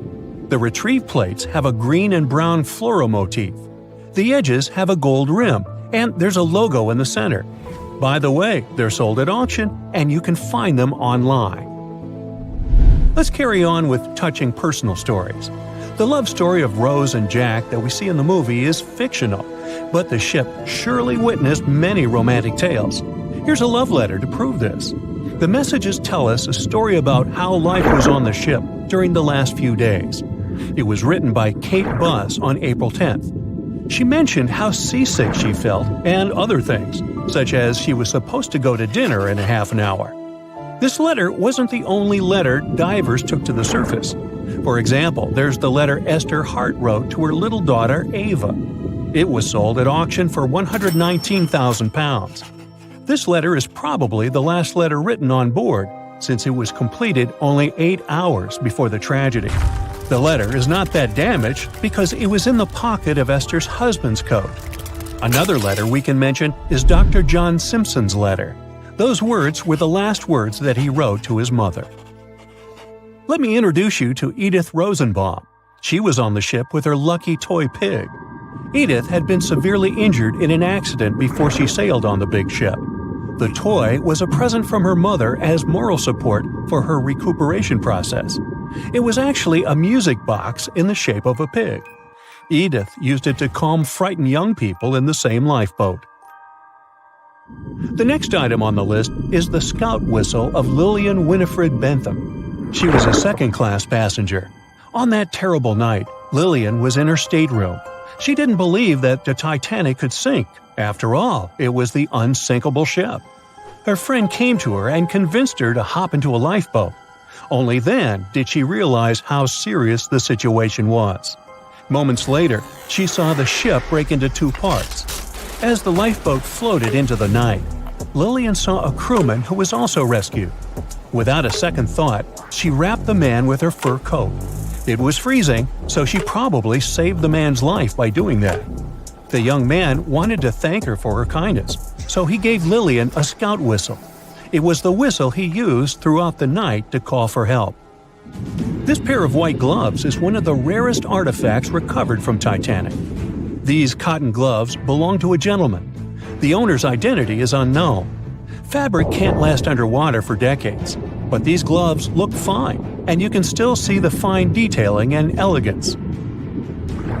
An alarm bell has also been found. Yes, that's the famous bell, the one that rang to warn people about the iceberg. Frederick Fleet and Reginald Lee were on lookout duty the night of the accident. Both of them survived. Fleet was the one who saw the iceberg before the ship struck it. What's ironic is that Fleet and Lee didn't have access to binoculars. They were stored in a locker in the crow's nest, but the key to the locker was in the pocket of a crew member who was reassigned to another ship at the last minute and didn't leave the key. They could have seen the iceberg sooner if they had had pairs of binoculars. If they had had it, the Titanic could have gotten out of the way. Divers discovered not just belongings of passengers or the crew, but also pieces belonging to the ship itself. Our next artifact is the Grand Staircase. Some parts of this iconic structure are recovered from the wreck. Turns out that this staircase became a meeting spot among first-class passengers. For a spa day or eat dinner, they met at the staircase and went together. This staircase was a sign of how luxurious some parts of Titanic were. Another miraculously saved object that belongs to the ship is its plan. It was one of the most expensive artifacts sold at auction. The plan is around 30 feet wide. What else? The logometer was also discovered. It's a device used to check the sailing speed of the ship and the distance it covers. The experts say that from the start at noon on April 14th, the device logged 268 nautical miles. And there's more. A giant chunk of hull, known as the Big Piece, was also found. This fellow weighs 15 tons. The larger portholes were for the cabins, and the smaller ones were for the restrooms. This piece was found in 1994, but it was in 1998 when it was successfully taken out. After all these years spent underwater, it was swarming with sea life. Still surprisingly, the portholes still had glass. Now, let's assume you were a diver and you could only take out one of these objects. Which one would you pick? Have you ever wondered how much of the Titanic is left these days? Now, if you haven't been living under a rock, you probably know that it's been over 100 years since the world's most famous ship turned into a wreck. The RMS Titanic, the world's largest sea liner from the beginning of the 1900s, sank during its maiden voyage, just a few days after leaving port. The ship struck an iceberg on April 14, 1912, taking down over 1,500 passengers of more than 2,200 who were on board the liner at that time. As shocking as this may sound, the Titanic took over 3 years to be built and only 3 hours to sink. And if it were today, the ship would have cost over $210 million to be made. It was last seen on the surface of the Atlantic at 2:20 a.m., and for many decades, that was the last time people saw it. It wasn't until 1985 that the whereabouts of the ship were discovered by oceanographer Robert Ballard, and some parts of the Titanic became visible once again.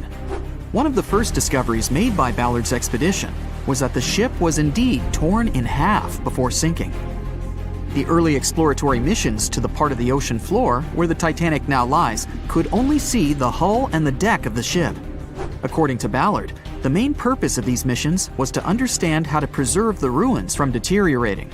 Another goal was to recover the huge number of personal items scattered along the seabed. The explorer later said the view down there was as shocking as it was emotional.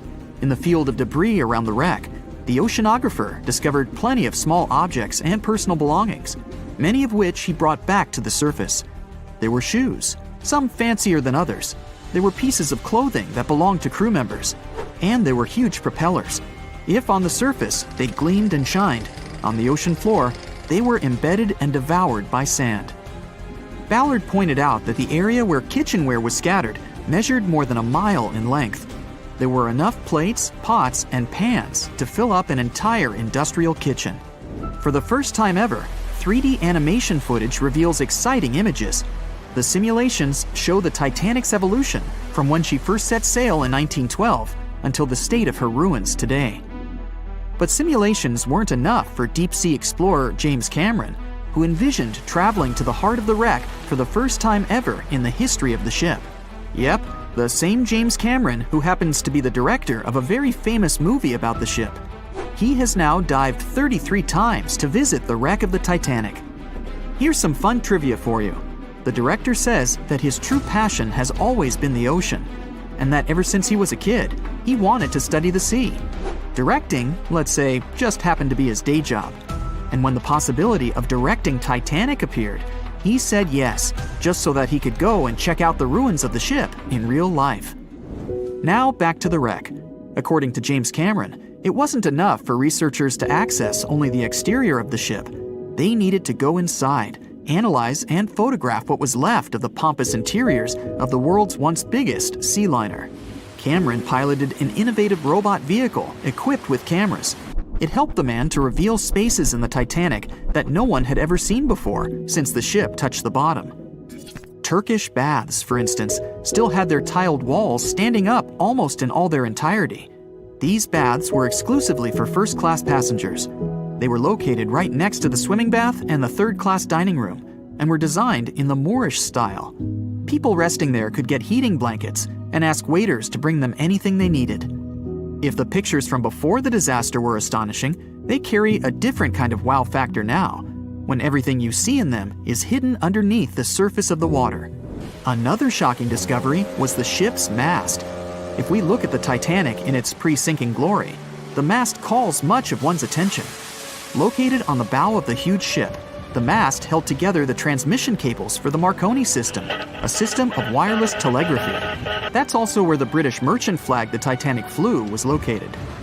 The mast stood at the height of a bit more than 100 feet and was equipped with a crow's nest. Nowadays, the mast is unrecognizable. Attacked by corrosion, it collapsed. The crow's nest broke apart too. Now we can see why the modern-day Titanic is a real treasure for deep-sea explorers. But as the wreck of the ship lies at an approximate depth of 12,500 feet, sunlight is non-existent there. So, piloted missions depend on high-end technological equipment to survey the area. Why do you think the Titanic went missing from the public eye for over 70 years? Well, because at that time, technology wasn't advanced enough for people to go down there, as well as bring back good footage of the wreck.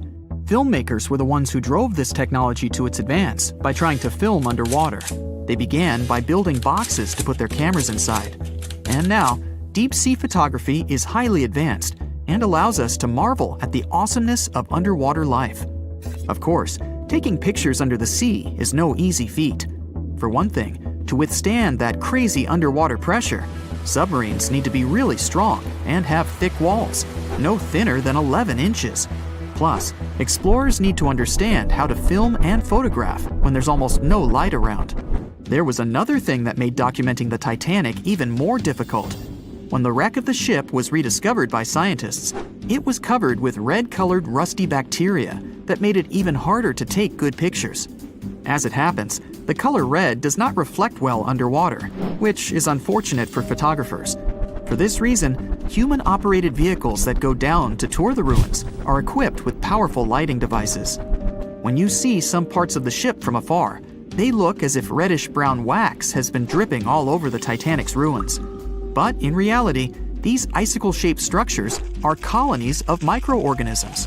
When the ship sank, it brought down with it an enormous amount of bacteria that hadn't existed at the bottom of the ocean before. But now, these bacteria, together with the extreme conditions at the bottom of the ocean, have turned into a disastrous combination for the ruins of the ship. These red colonies of microorganisms actually feed off of iron and steel, which is basically all that is left of the Titanic. One kind of those microorganisms are bacteria called Halomonas titanicae. They can eat up to 220 pounds of iron per day. This makes the Titanic a colossal food source for them. There have been lots of speculations regarding the life expectancy of the ship's wreck after researchers discovered this bizarre rust. But according to Cameron and his research team, the Titanic isn't going to disintegrate anytime soon. In one of the latest expeditions down to the wreck, a piloted vehicle was funded to identify specifically one stateroom. It belonged to a very important passenger, Sir Benjamin Guggenheim. Yes, just like the museum. Guggenheim was the son of a mining magnate and a member of the elite group that boarded the transatlantic journey of the Titanic. Born in Philadelphia, Guggenheim was traveling back home to the US. But, as we all know, he never made it to his final destination. For the price that ranged from 400 to 800 pounds back in 1912, the equivalent of 84,000 pounds nowadays, one could book accommodation that was called a stateroom. Staterooms on the Titanic were the most luxurious kind of first-class rooms.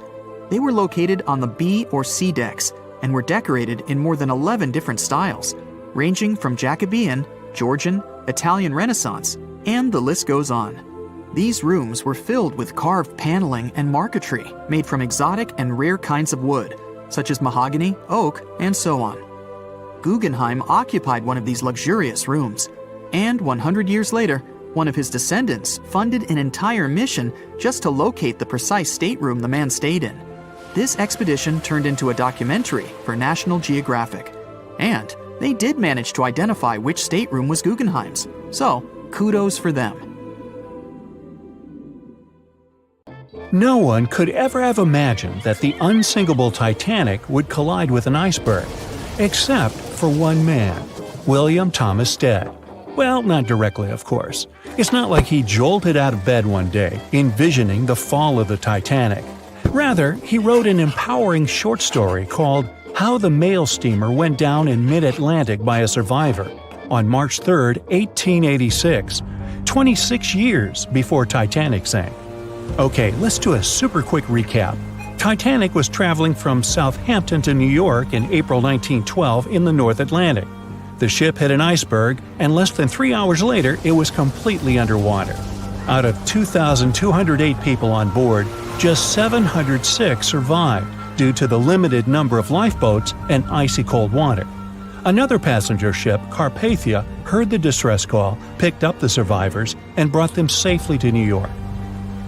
The short story William Stead wrote was about Thomas, a British sailor, who got on a passenger liner bound for the U.S. At one point, the protagonist realized there weren't enough lifeboats for everyone on board the ship in case something happened. A couple of days later, heavy fog covered everything in sight. Luck was not on the liner's side, and it collided with a stray ship, just like Titanic struck an iceberg. Only 200 out of the 916 people made it safely to the U.S. The main character managed to survive by jumping into the water and climbing into one of the lifeboats.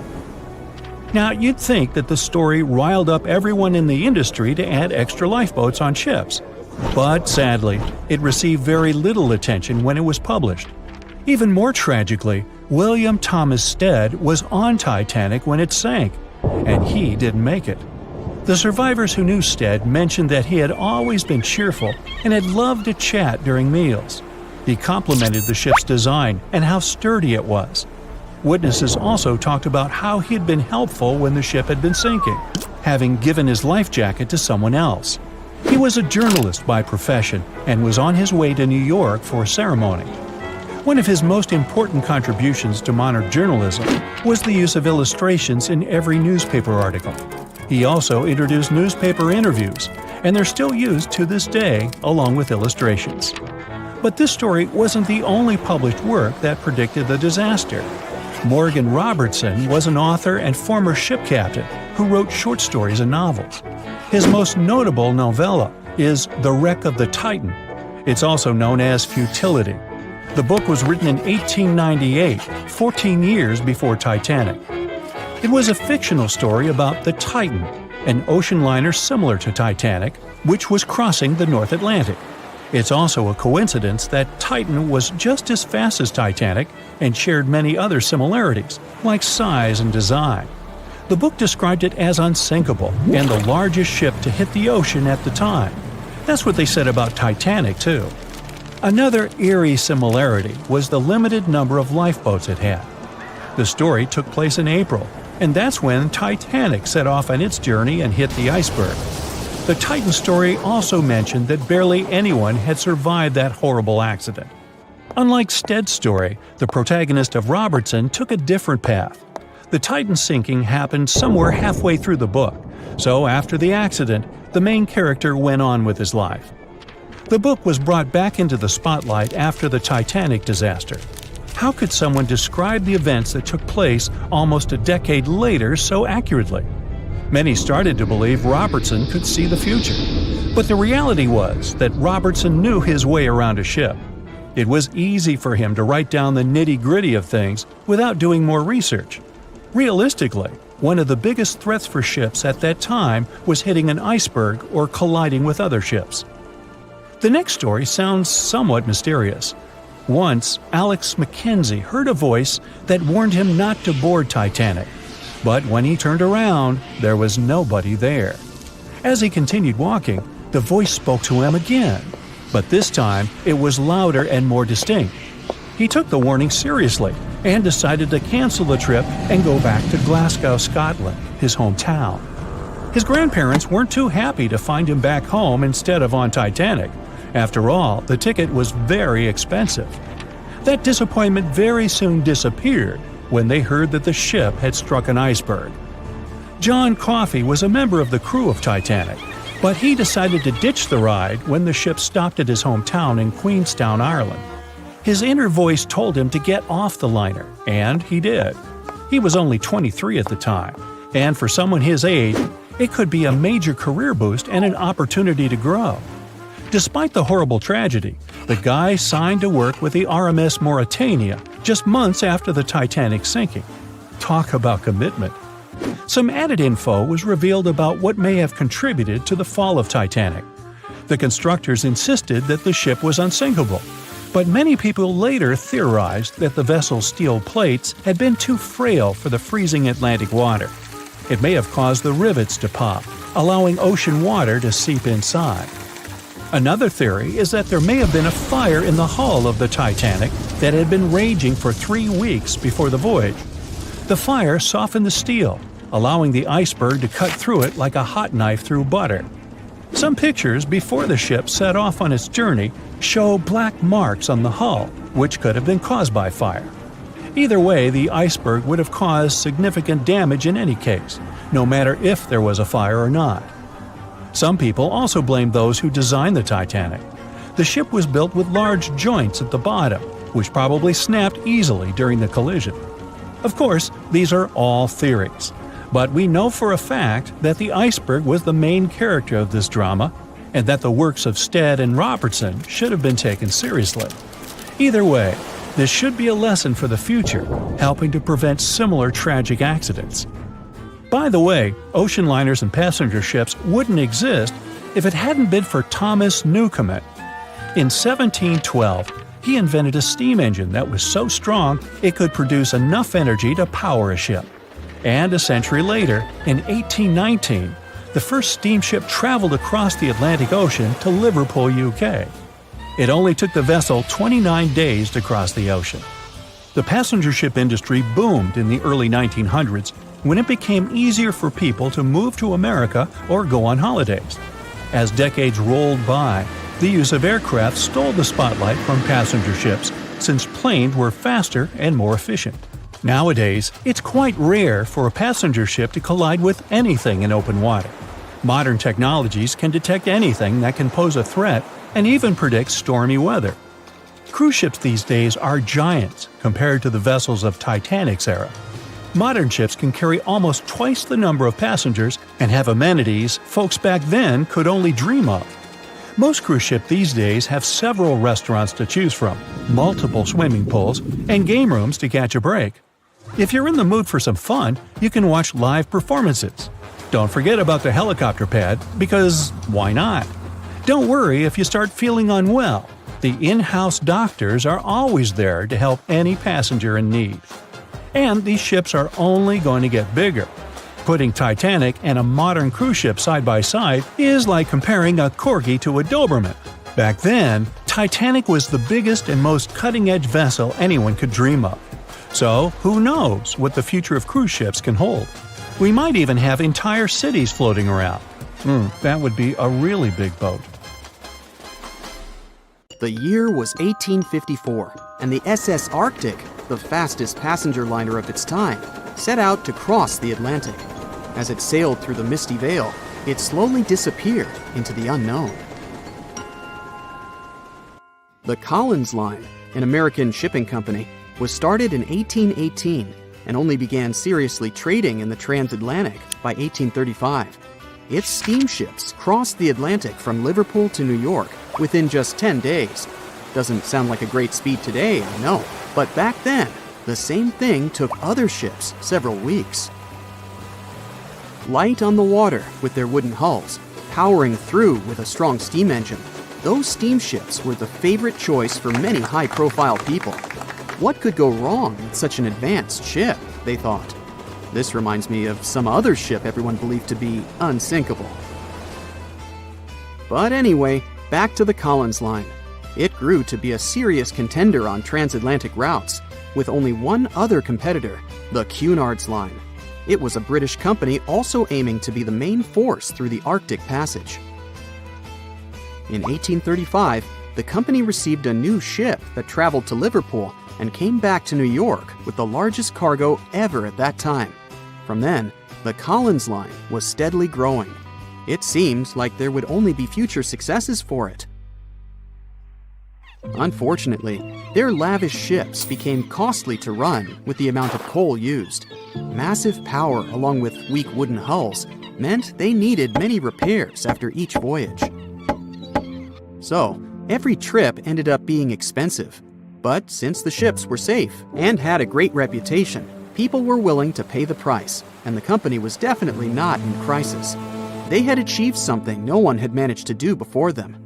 Like I told you, their ships crossed the Atlantic in a whopping 10 days, and Edward Collins, the owner, was very determined to maintain the pace. Their 5 ships easily outran the Cunard's Line of only 3. With this great praise, it provided more attention.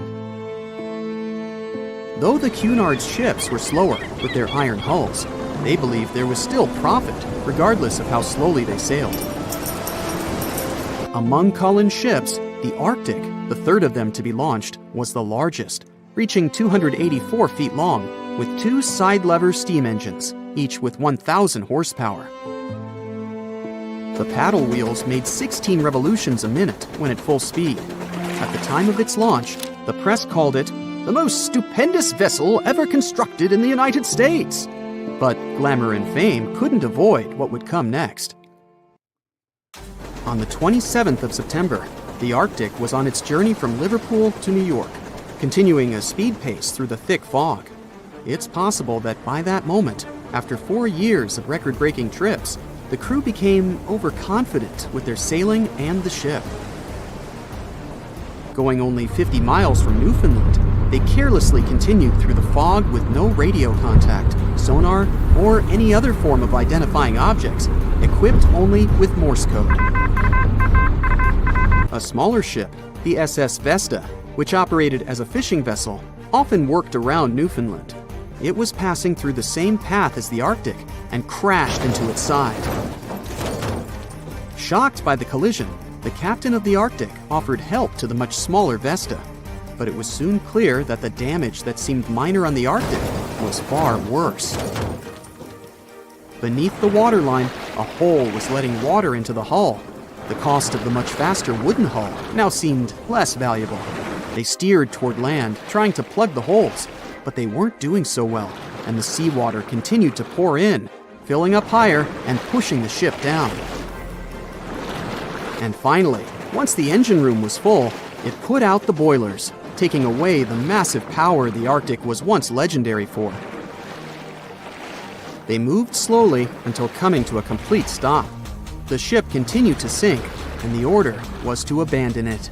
At the time, maritime law allowed for the Arctic to carry only 6 lifeboats, only capable of saving 180 people. The crew and some of the passengers managed to push their way aboard and took most of the seats on those boats. Things were pretty wild, and everyone forgot about their manners, not letting the ladies and the youngest ones board first. It took 4 hours for the Arctic to sink. 150 crew and 250 passengers were on board. Those that weren't able to find a lifeboat made a desperate attempt to build their own rafts from parts of the ship. 2 days later, only 3 boats made it safely to the shore. The other 3 were never found. Believe it or not, the rescue party also saved some people that had been clinging to the wreckage for 2 days. Unlike the crew, the captain went down with the Arctic, but amazingly survived. He would be only one of 85 people that made it out of the 400 on board. When the news arrived 2 weeks later, the public responded with great sadness to the losses. Great anger soon followed towards the poor safety measures in the crew. The press published demands to change the laws for more lifeboats. It only made sense to have enough for every person on board a ship. But they ignored those requests. This neglect would lead to more disasters in the future. Enough lifeboats would only come into maritime law some 60 years later, after the disaster of the Titanic. Edward Collins' wife and 2 children were also aboard the ship and didn't return. He was heartbroken, but didn't stop running his business.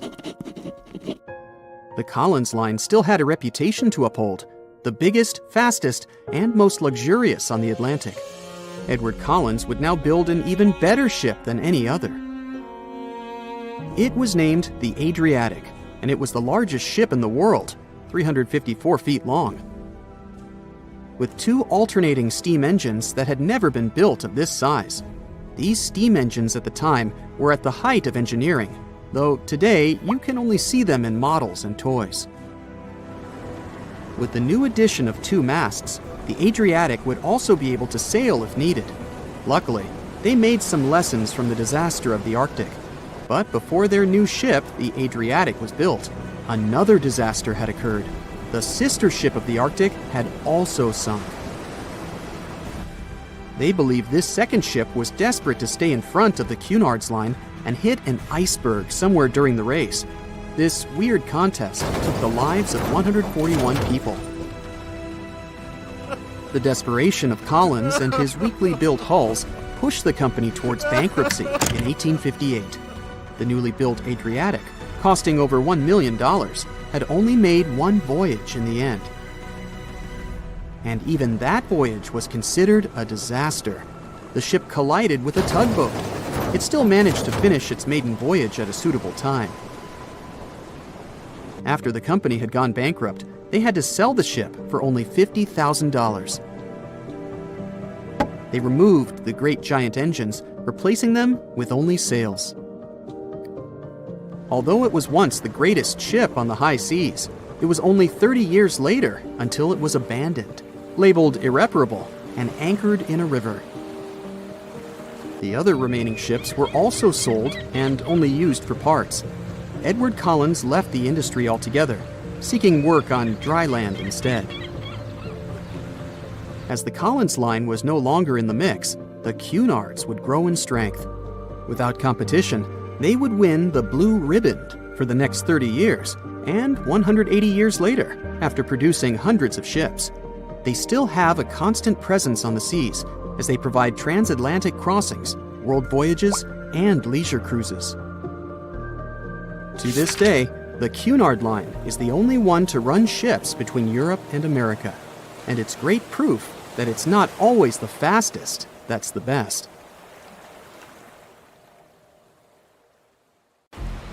Over a century ago, the Titanic struck an iceberg and sank to the bottom of the Atlantic Ocean.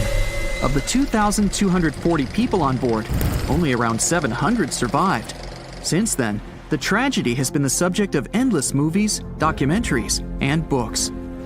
And though we've learned a lot about the ship and many of the people on board, we hardly know anything about the iceberg responsible for the catastrophe, especially anything concerning its size. But maybe we can find some clues. The Titanic was constructed by the White Star Line as part of its new fleet of passenger liners. At the time, it was the largest ship ever built, and it lived up to its name. The ship was 883 feet long, equal to 2.5 soccer fields placed end to end, and 175 feet tall, which is close to 10 giraffes standing on top of one another. From the waterline to the deck alone, the boat was 60 feet high. That's close to the height of a 4-story building.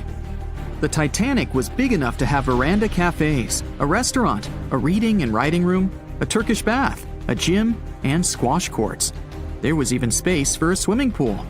The liner could carry a total of 3,300 people, including 2,435 passengers and 900 crew members. Although luxury was important, safety was paramount. The Titanic had been designed to have 16 watertight compartments below its deck. If the ship's hull was somehow compromised in an accident, up to 4 of these compartments could take on the water, while the remaining 12 would keep the ship afloat. Philip Franklin, vice president of the White Star Line, said this was what made the ship truly remarkable. It's believed that the man said, "There is no danger the Titanic will sink. The boat is unsinkable, and nothing but inconvenience will be suffered by the passengers." He was so very wrong.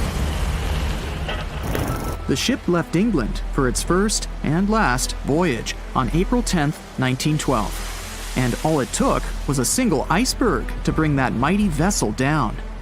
Icebergs are fascinating.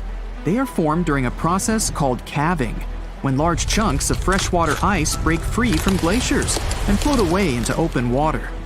They eventually melt away and disappear. In the northern hemisphere, the majority of these icebergs come from Greenland. In the south, they come from Antarctica. What you see on top of the water is only a small portion of an iceberg. This is just the tip. Most of it, up to 90%, is hidden under the water. Only when you examine pictures of the entire thing can you truly appreciate how massive icebergs are. It's the part of the iceberg you can't see that is often the most dangerous. Beneath the waves, it can have jagged edges in random places.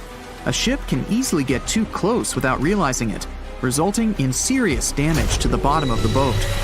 And it's not just big icebergs you have to watch out for.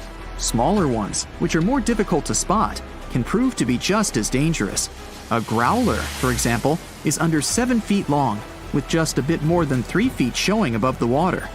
And a slightly larger bergy bit is less than 15 feet in size. The dangers of icebergs were well known when the Titanic set sail. In 1901, the Islander was traveling through the inside passage to Alaska. It collided with an iceberg and sank immediately. Luckily, 138 of the 178 people on board made it to safety. Back then, there wasn't any special equipment for detecting icebergs. The best tool was your eyes. From a special vantage point above the ship called the crow's nest, 2 members of the crew had to stare out over the ocean and watch for potential hazards. The crow's nest was located at the front of the ship, 49 feet above the deck. It was attached to the mast. From this height, a person had a good view of the ocean. If they saw anything suspicious, they could ring a large bell to sound the alarm. After that, they could call from a special telephone to warn the captain of any danger. But imagine what a horrible job this would have been, especially on the night the Titanic sank. The crow's nest wasn't a warm and cozy room surrounded by windows. Instead, it was a large open tub exposed to the elements. On April 14, 1912, the air temperature was around 39 degrees Fahrenheit, which is close to freezing. With the ship moving at about 23 knots, more than 26 miles per hour, the sailors must have felt that frigid cold air pressing against any exposed skin. The only good thing about the job was that the shift only lasted 2 hours. Frederick Fleet was the sailor who actually spotted the iceberg that sank the Titanic. He was up in the crow's nest, working with Reginald Lee at the time. Fleet kept track of the left side of the ship, while Lee scanned the right. It was 10 p.m. when the two men started their shift. They had already been warned about the possibility of ice. But when you're cold and it's dark, it might feel like an impossible task. Even worse, the two men didn't even have binoculars to make the job any easier. Fleet would later insist that having binoculars would have prevented the tragedy. With about 20 minutes remaining on the job, the sailors noticed the iceberg. Fleet rang the bell, once, twice, and again. He then called up to the bridge to inform the crew. At first, the call seemed to come in the nick of time. The ship's engines reversed, and the massive ocean liner managed to turn. It wasn't enough to miss the iceberg, though. Ice showered down onto the ship's deck. The iceberg tore through the hull, and water flooded in. 2 hours and 40 minutes later, the Titanic was gone. And here we have clue number 1. The iceberg was big enough to be spotted with the unaided eye in the dark of the night without any binoculars. It was also tall enough for bits of ice to fall down onto the ship's deck. Since this all took place long before social media and smartphones, nobody on board would have been taking photos or videos at the time. So, of course, we don't have any footage of the actual iceberg. But there are photos of the possible iceberg from later that day. The SS Prinz Adalbert was sailing near the area on the morning of April 15, 1912. The steward on the ship had not yet heard about what had happened to the Titanic. But when he spotted an iceberg floating by, he was compelled to photograph it. Why? There was a line of red paint along the bottom of the iceberg, indicating that it had likely collided with a ship sometime within the previous 12 hours. A second photo was taken from a ship called the Minia, which was sent into the area to look for debris from the collision. Captain de Carteret said that among the wreckage, he had seen only one iceberg.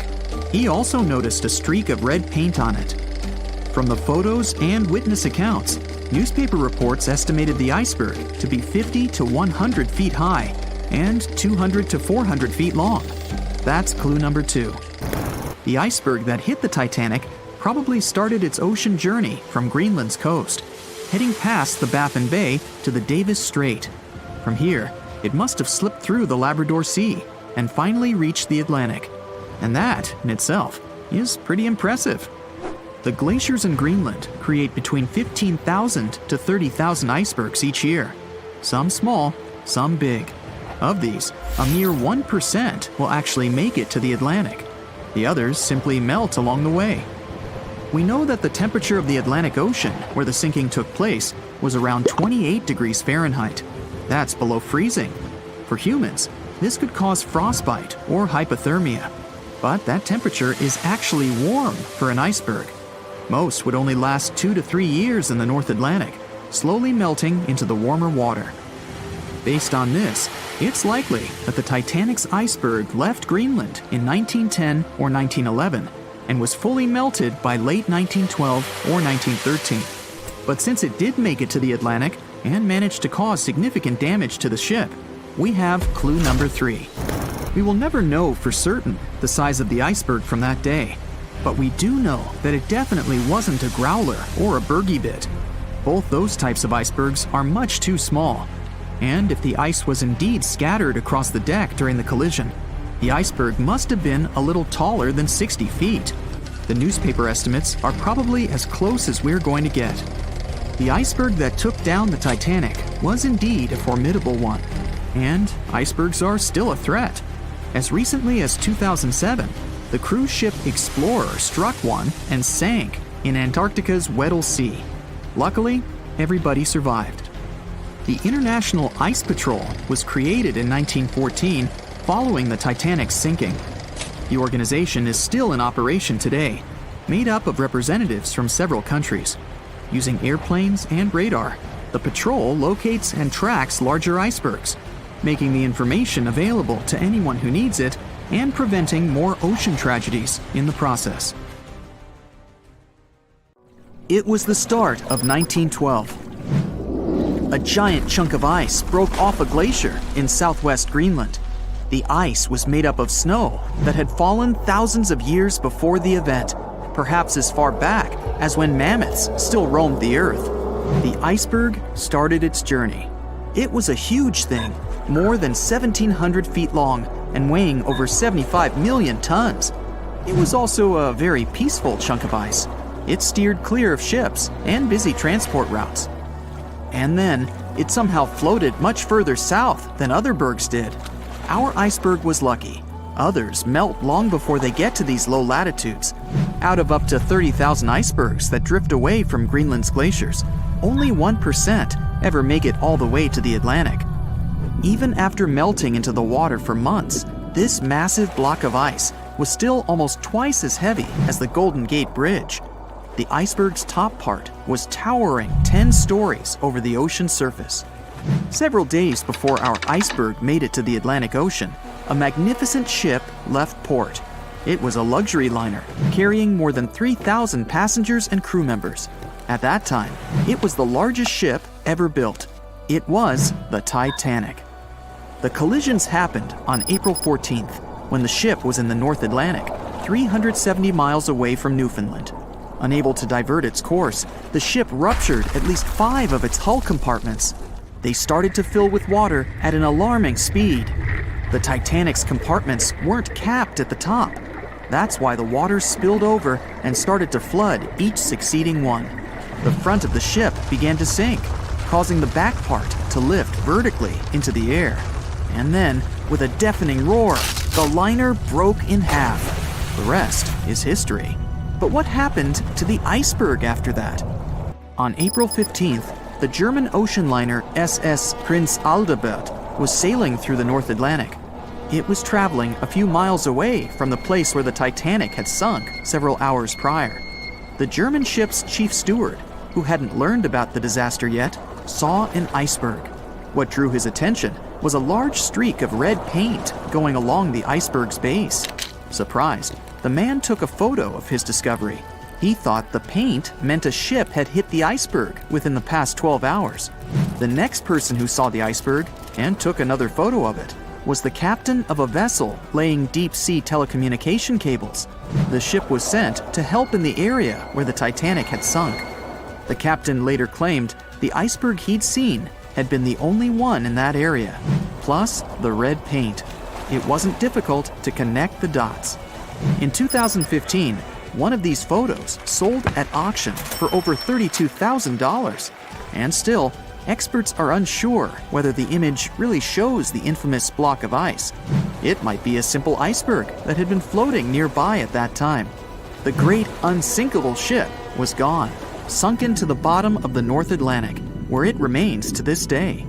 But the iceberg continued on its way, perplexing a few witnesses and slowly melting into the surrounding water. It would vanish completely before the end of the year. When the Titanic began its fateful voyage, it weighed about 52,000 tons. Now, how did they even get it into the water in the first place? Step 1. Find tons of soap and natural fat. Step 2. Dump it all over the ramp in front of the Titanic like a monster slip and slide. They even put grease all over the outside of the ship to make sure it didn't get scratched, dented, or even rip open. Just like that, the Titanic plopped softly into the water, and the workers and owners breathed a sigh of relief. At least that part went well. When they built the Aswan Dam in Egypt, they needed to clear out a huge area for the new artificial lake. Almost 100,000 people had to move out of their homes. That was the easy part. Engineers now had to try to move 2 huge ancient Egyptian temples, or they'd be lost underwater forever. The answer?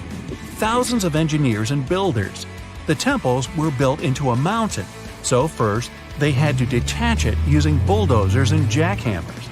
Then they had to take it all apart like a humongous Lego project. Statues, roofs, walls, sculptures, pretty sweet Lego set. Then they cut the temples into bite-sized bits, over 1,000 of them.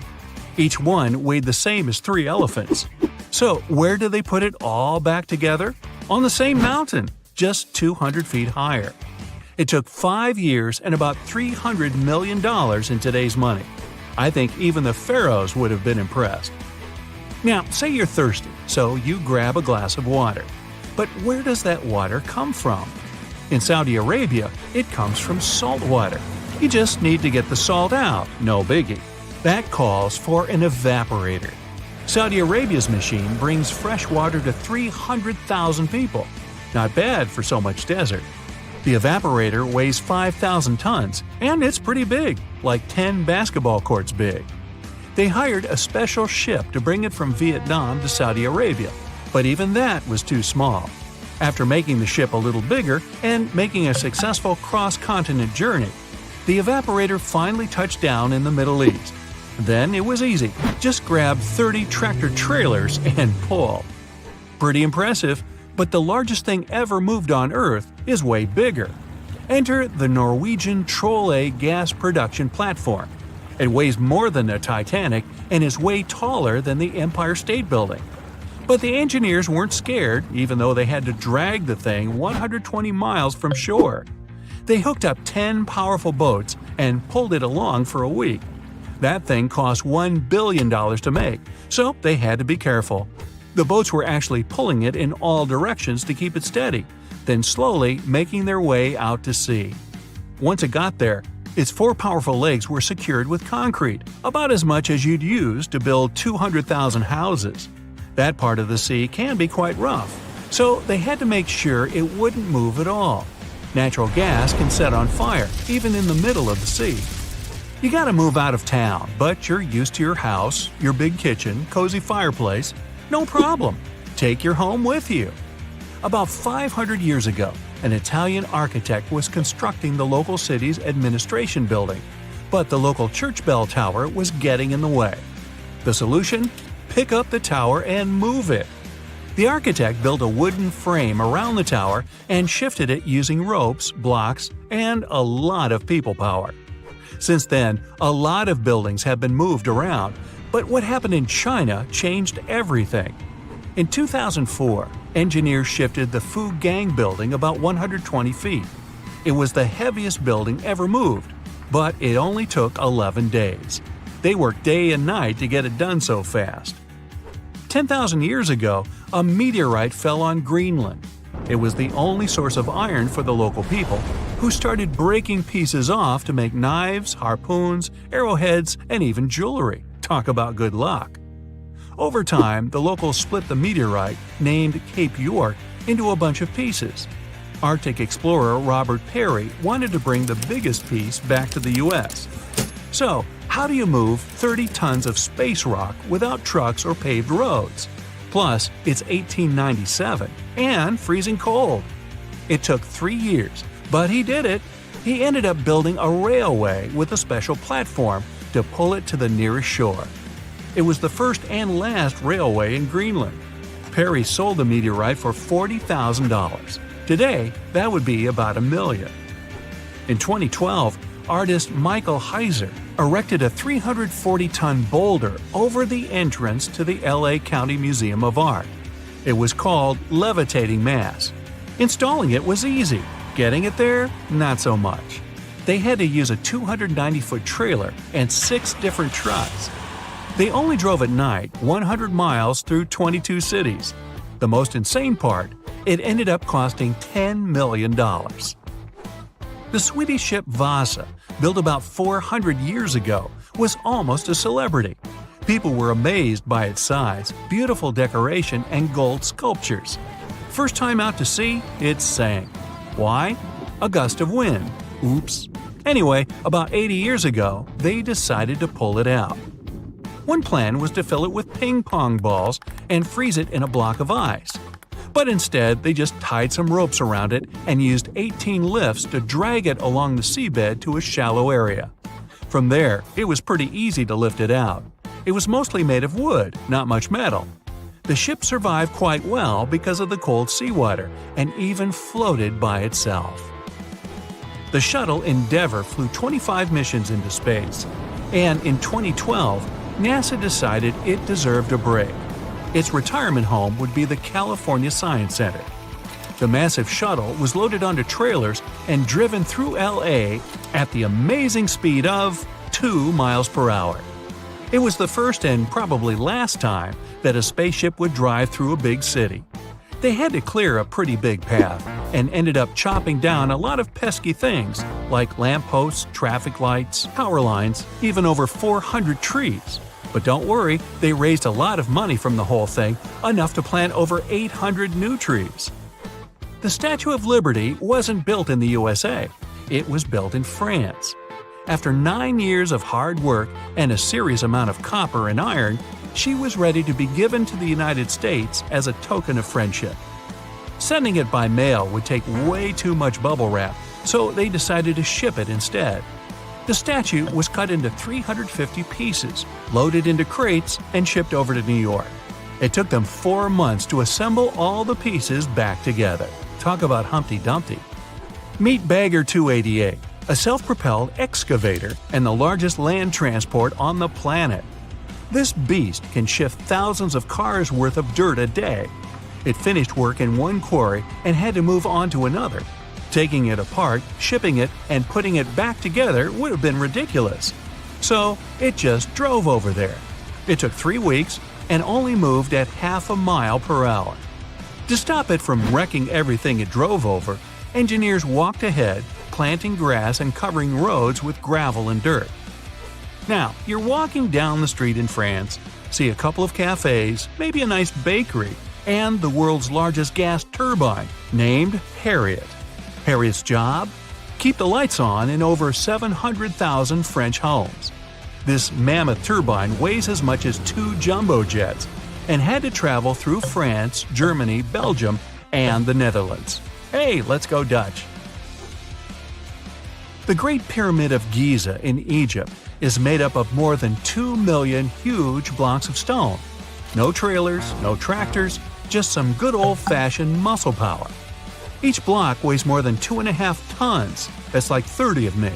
These guys didn't even have strong metals like iron or steel. They mostly used pieces of wood and stone hammers. That's it for today. So hey, if you pacified your curiosity, then